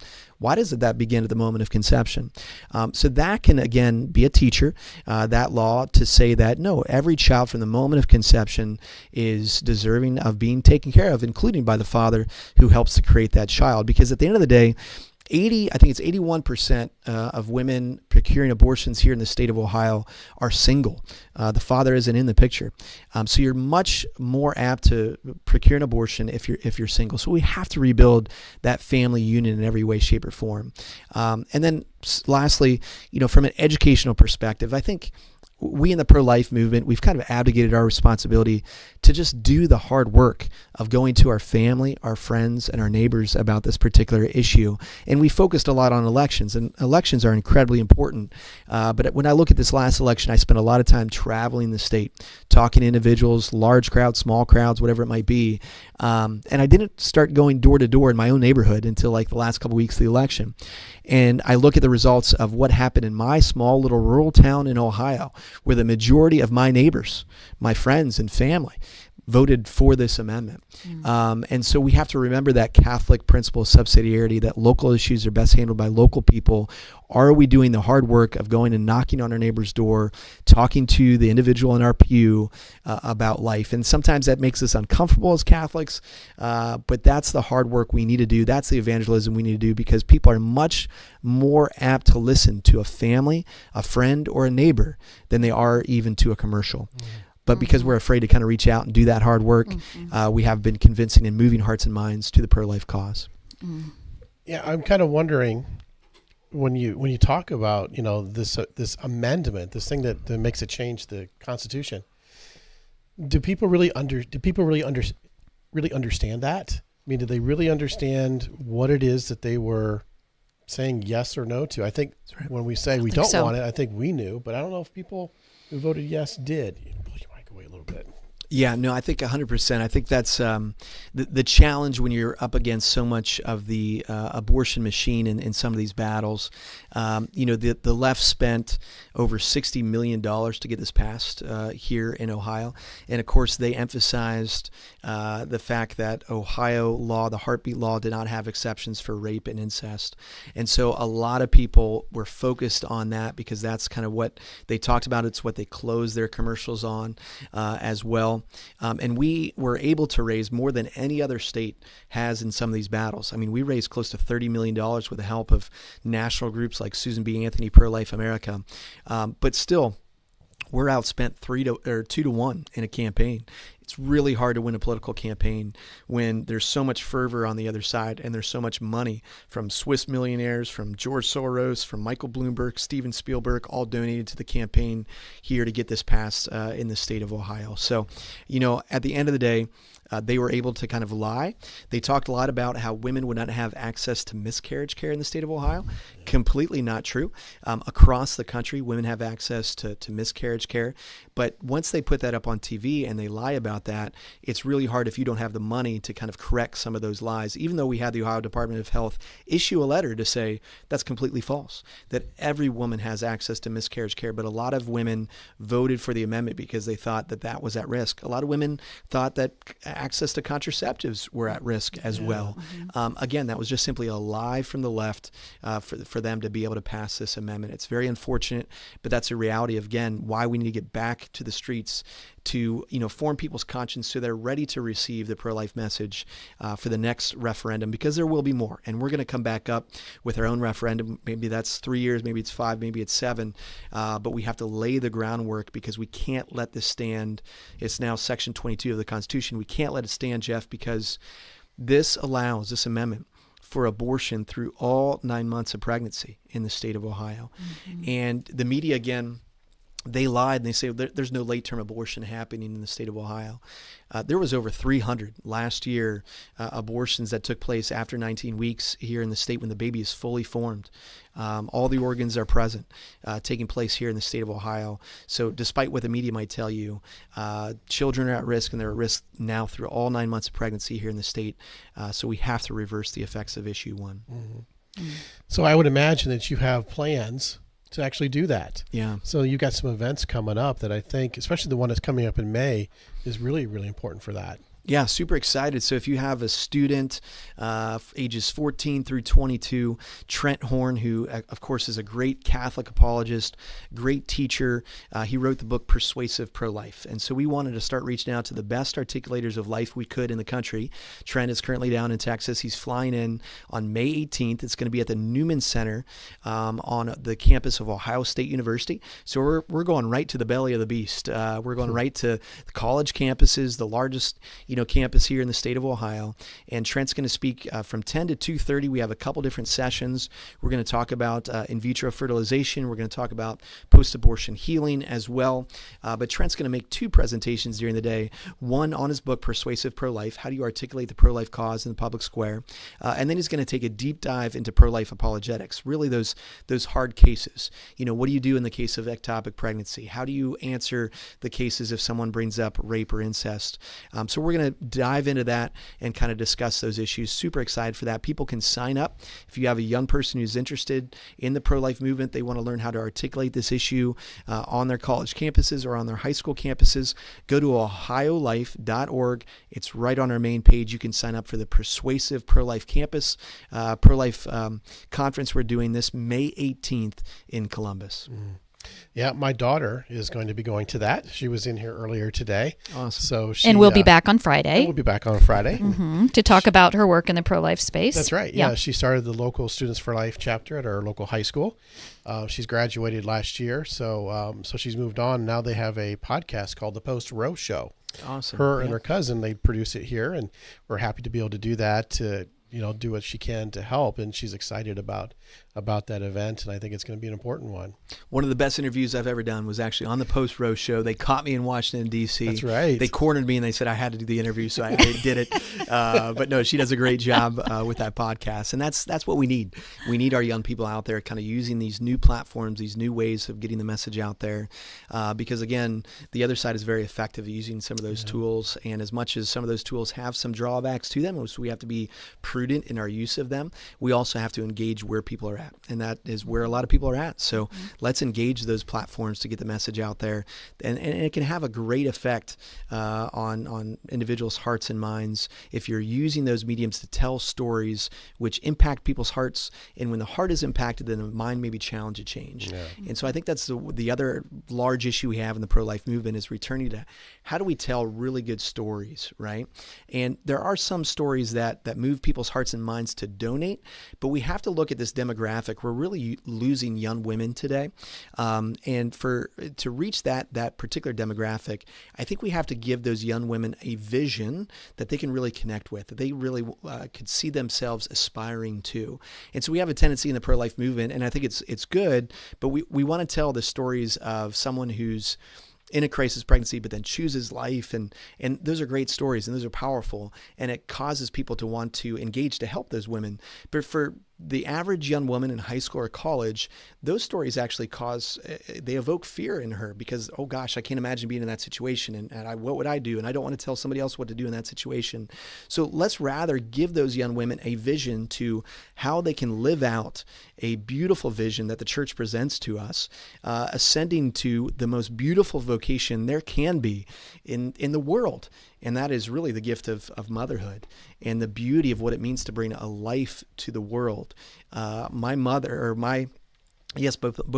and both my wife both radiate with a joy from being mothers themselves because they've carried life in their womb. And it's amazing to see my wife transform just this beautiful human being. Not that she wasn't already incredibly beautiful. If she's listening, honey, you've always been beautiful. But after having our 4 kids now, for both of us, it's been a paradigm shift about what we care about, what we worry about, and how we live our lives in pursuit of sanctity, in pursuit of Christ, because we recognize our greatest job right now is to get these 4 little souls to heaven. And so I think motherhood, fatherhood transform the culture. And again, one of the reasons we're facing this challenge right now as our culture is because we have so many individuals who are still single, and they're single into their 30s, and they're single into their 40s. And so that's a different way of kind of looking at the world versus when you start to have children, because you start thinking differently about all these different issues. And you see the voting patterns that people also change when they're married versus when they're divorced versus when they're single. So the majority of married people voted against issue 1. The majority of divorced people voted for issue 1. Mm-hmm. The majority of people who are single voted for issue 1. So the way that we live our personal lives really impacts then the way that we have a relationship with popular culture and the way that we vote, the way that we live our lives. Mm. Yeah. Mm-hmm. Yeah. You mentioned about, the changes in patterns or voting patterns and all that, in terms of how you view an issue changes, right? And I've seen a little bit more now in some of the media that I've seen where they're encouraging people to have more kids, or at least have kids earlier. Yeah. Don't put it off, because we know and statistics show that it does something to you mature wise. It forces you to be mature, mm-hmm. to live for someone else. Right. And give you a purpose in life. And if you hold that off, boy, it's really hard to understand, how impactful that is and how much you've lost potentially by holding it off. Yeah, well, 2 points to that. From a practical perspective, right now we're facing a societal sickness. We're literally not having enough kids to replace ourselves. Mm-hmm. So, 100 years ago, people were having 8 to 10 kids. Now we're having less than 2. And so I think, having kids also makes you less selfish because, again, you're focused on the other. But Jonathan Last wrote a book called What to Expect When No One is Expecting that, we used to have a society that linked sex, marriage, and baby making together. But with the proliferation of contraception, the breakdown of the iron triangle, linking those things, we now have a culture which abdicates its duty and responsibility to raise children. So when you devalue sex, you devalue the role of marriage, the role of parenthood, and then ultimately children, where children somehow become a commodity. I'll have some if I want some, maybe I won't have some. I'll freeze some, in the vitro fertilization process, and maybe I'll have them later. And then if I don't want those babies, I'll donate them to science, or I'll just have them completely discarded, right? So we are just, we live in this throwaway culture, unfortunately, today of human life, because we don't value the role of sex, marriage, and baby making. The second thing that parenthood really helps us in, though, is not just that practical perspective of growing up and, maybe looking at taxes differently, or, what we care about and worry about, but from a spiritual perspective, it teaches us so much about the love of the Father.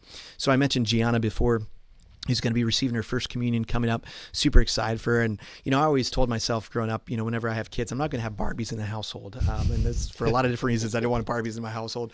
But now I have a girl and I've got Barbies in the household. But with that being said, when Gianna stops her frantic play just for a moment, and she just stops and she looks up at me, it melts my world.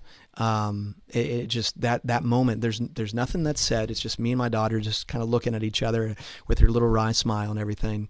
And so how much more and as I was reflecting on that, when I go to the Blessed Sacrament in the Adoration Chapel, when I just stop my frantic thinking about all the different things that I'm doing in the pro-life movement and stuff, and I just pause and I look up at the Father, how much more must that melt his heart, you know? So I've learned so much about the Father's love by being a father myself, understanding and appreciating, all I really want is just to be with my children. And I want the best for my children. If they mess up, it doesn't lessen my love for them. In fact, it makes me love them all the more because I want to see them flourish. I want to see them grow.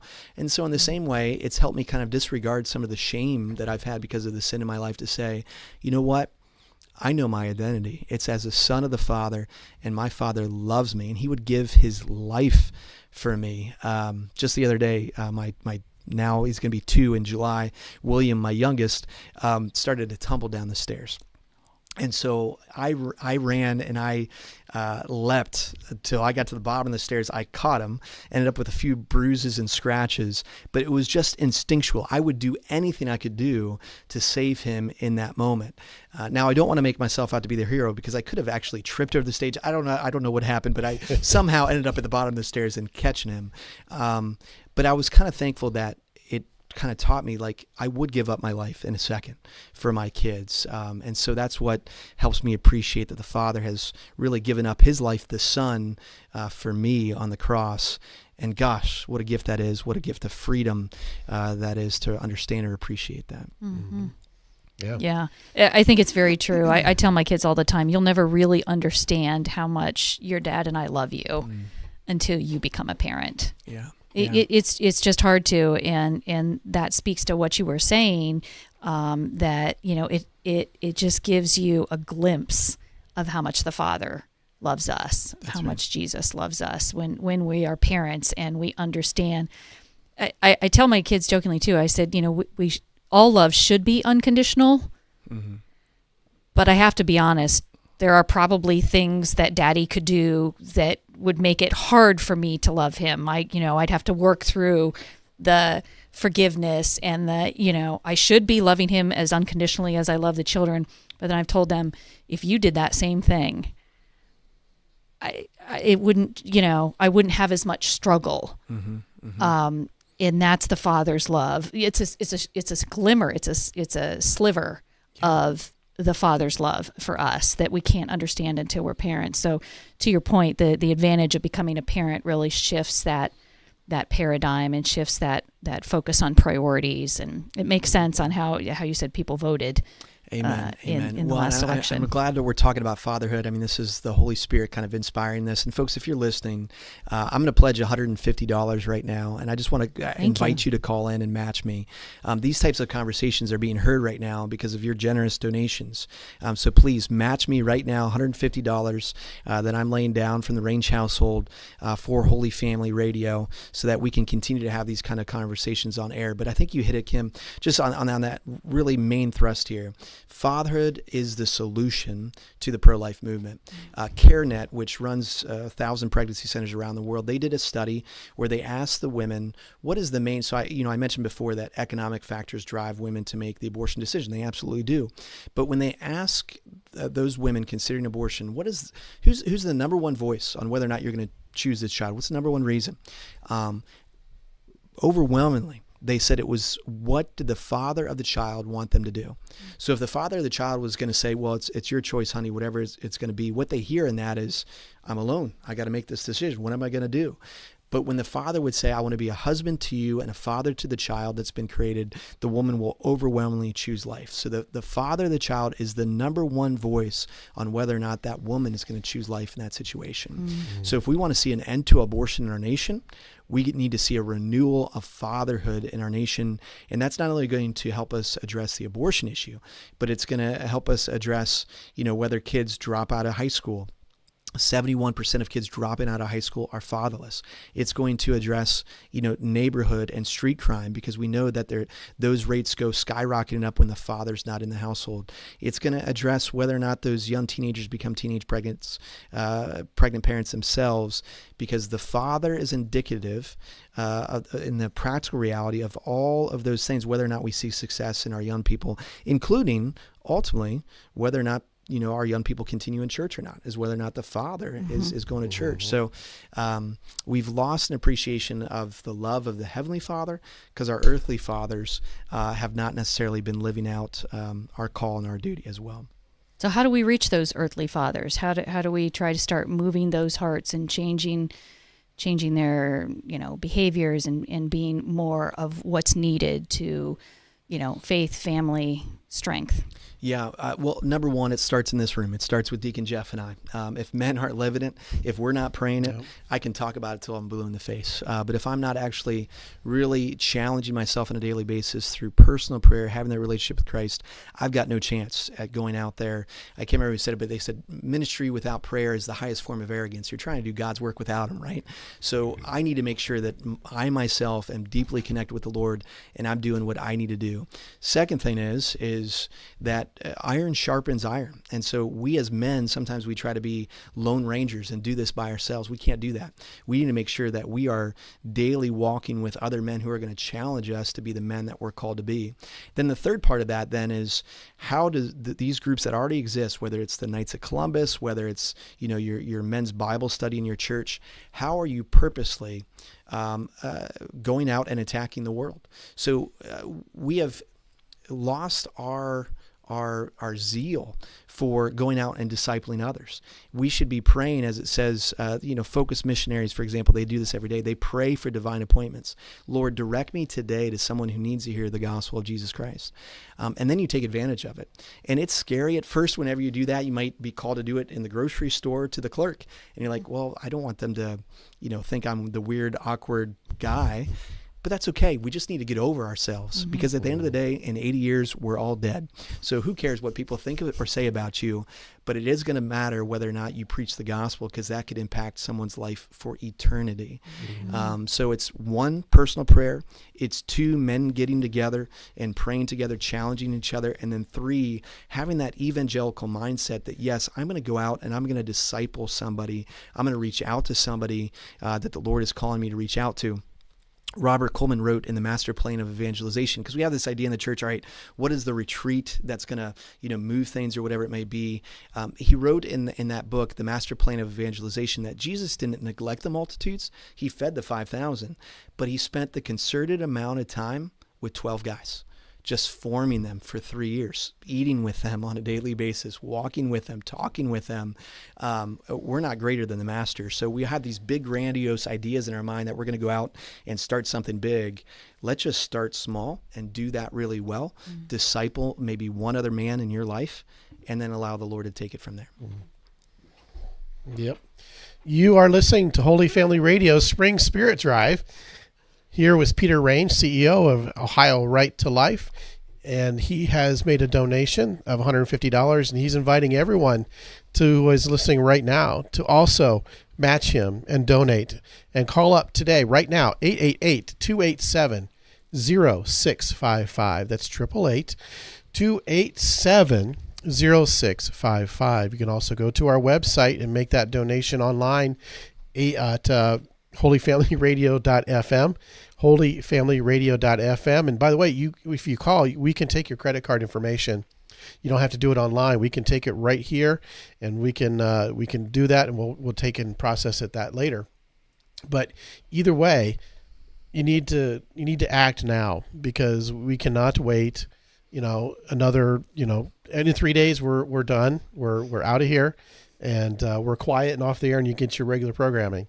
But right now is the time that we ask you to help partner with us in this mission at Holy Family Radio, 888-287-0655. So, Peter, I just saw an announcement, I think, yesterday that what you guys are doing. Why don't you talk about that announcement that you just offered? Yeah, well, thank you so much. I was super excited. I mean, I was praying after the defeat of Issue 1 and just recognizing that this state, this country needs Jesus now more than ever. And so when I was thinking about our fall fundraiser, we've had some tremendous speakers come in, Alveda King, David B. Wright, pro-life warriors and champions. But I was like, Lord, I need you. I need you to come and be a part of our banquet. Now, unfortunately, the Lord's busy with a few other things October 3rd. So I reached out out to Jim Caviezel, who played Jesus in The Passion of the Christ, thinking, well, maybe I can get someone who's been an actor.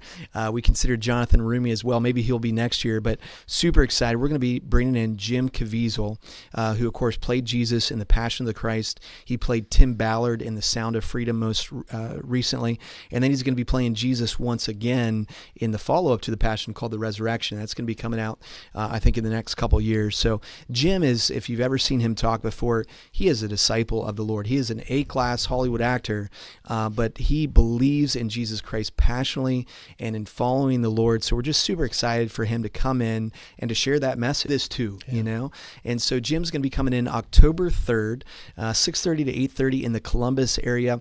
We haven't opened up registrations quite yet, but that's going to open up in May. Again, you'll be able to find the ticket at ohiolife.org.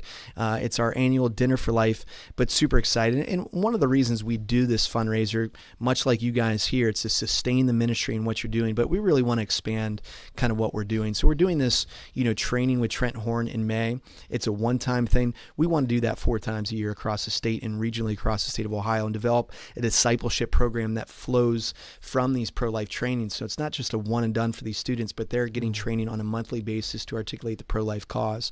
We want to hire more staff, a grassroots director to kind of be engaged in the public square. And then we want to look from a marketing perspective, put up hundreds, maybe 200 billboards across the state of Ohio with a pro-life message, and couple that with some TV commercials, with some social media commercials as well that emphasize the importance of fatherhood, for example, or emphasize the dignity of the unborn child. All of that, it costs money. So you have to raise the funds to do that. And so we're super excited for Jim to come in. Speaking with some other groups around the country that have had Jim in, he creates a ton amount of excitement, and I've already seen that with the announcement of having Jim Caviezel come in on October 3rd. So I'm just really excited for that event. Encourage your listeners to go to ohiolife.org. We'll open up the sale of tickets in May, but just save that date and come down and hear a tremendous disciple of Jesus Christ. We'll give a very powerful message a month before the election as well here in the state of Ohio, and we can't take anything for granted here in our state, given the reality of who knows what could happen. I mean, already this election cycle for the president, for the Senate has been unorthodox, to say the least. It's been crazy. And so we're going to expect, I think, unfortunately, crazy things to come in this election cycle, as we see every 4 years. So we have to get our people who are in the pews to appreciate that we as a Catholic people have a hierarchy of issues which we focus on when it comes to the election. And so we want to advocate, for example, for the right for individuals to get access to health care, the access to immigrate, the access to good education. But we can't advocate for any of those things if the human person doesn't have, first and foremost, the right to live. And so we believe in the hierarchy of issues that the first foundational right that we should be looking at when we're kind of looking at these candidates and looking at these political parties that we're voting for is, where do they stand on the issue of life? Where do they stand on the issue of marriage, which we were talking about, which is so important to building a pro-life culture? Where do they stand on the issue of religious freedom, where Catholics are able to live their faith in the public square and, yes, impose beliefs to say that we believe everybody has a right to bring their beliefs to the public square, and we can debate which are the best ways to live in our culture and society today. And I think in many ways, we're going to have some very clear choices in those regards, but Catholics have to properly form their conscience so that they can understand and appreciate, I'm not voting for someone's personality in this upcoming election. I'm voting on the platform upon which they stand. And I think Jim's going to help us kind of look at that and look at the culture and society and correctly diagnose that if we want to see these things turn around, it's going to go beyond this election. It's going to go back to each and every one of us becoming the saints that we've been called to be. Well said, Peter. Well said. I mean, it's great to have you here. We're coming up to the end of this hour. It flies by when we're talking with you. It does, yeah. It's great to be able to understand these issues and to also understand it's a spiritual issue. You know, the idea that we have to fight against the powers and principalities who want to continue to offer sacrifice, you know, in many sense to be able to let that continue. And so we want to fight against that and know that it's going to take a political resolution, perhaps, but more importantly, it's a change of heart and minds that really is going to ultimately win the day. That's right. Yeah, I think revival in this nation is going to come from a political figure. Revival in our nation is going to come from the pulpit. When our pastors, our priests, our deacons, individuals who have access to their platforms to kind of preach the truth in love with fire, that's what's going to transform this nation. And so I want to invite, if you're an individual who has a platform, to use that for the gospel of our Lord and Savior Jesus Christ. And look, Ohio Right to Life, we're a non-sectarian organization. We don't have a religious foundation, if you will, when it comes to what we believe or what we teach. Our mission statement says that we have God-given rights, like it says in the Declaration of Independence. But I use the platform I have to preach the truth of the gospel. And I warned the people who hired me. I said, look, I'm gonna preach the gospel no matter where I'm at. And they were okay with that. So I haven't been fired yet. But with that being said, wherever we're at, if you own a business, and maybe you don't have religious foundations for your business, but whatever you are doing, you are called to bring glory to God.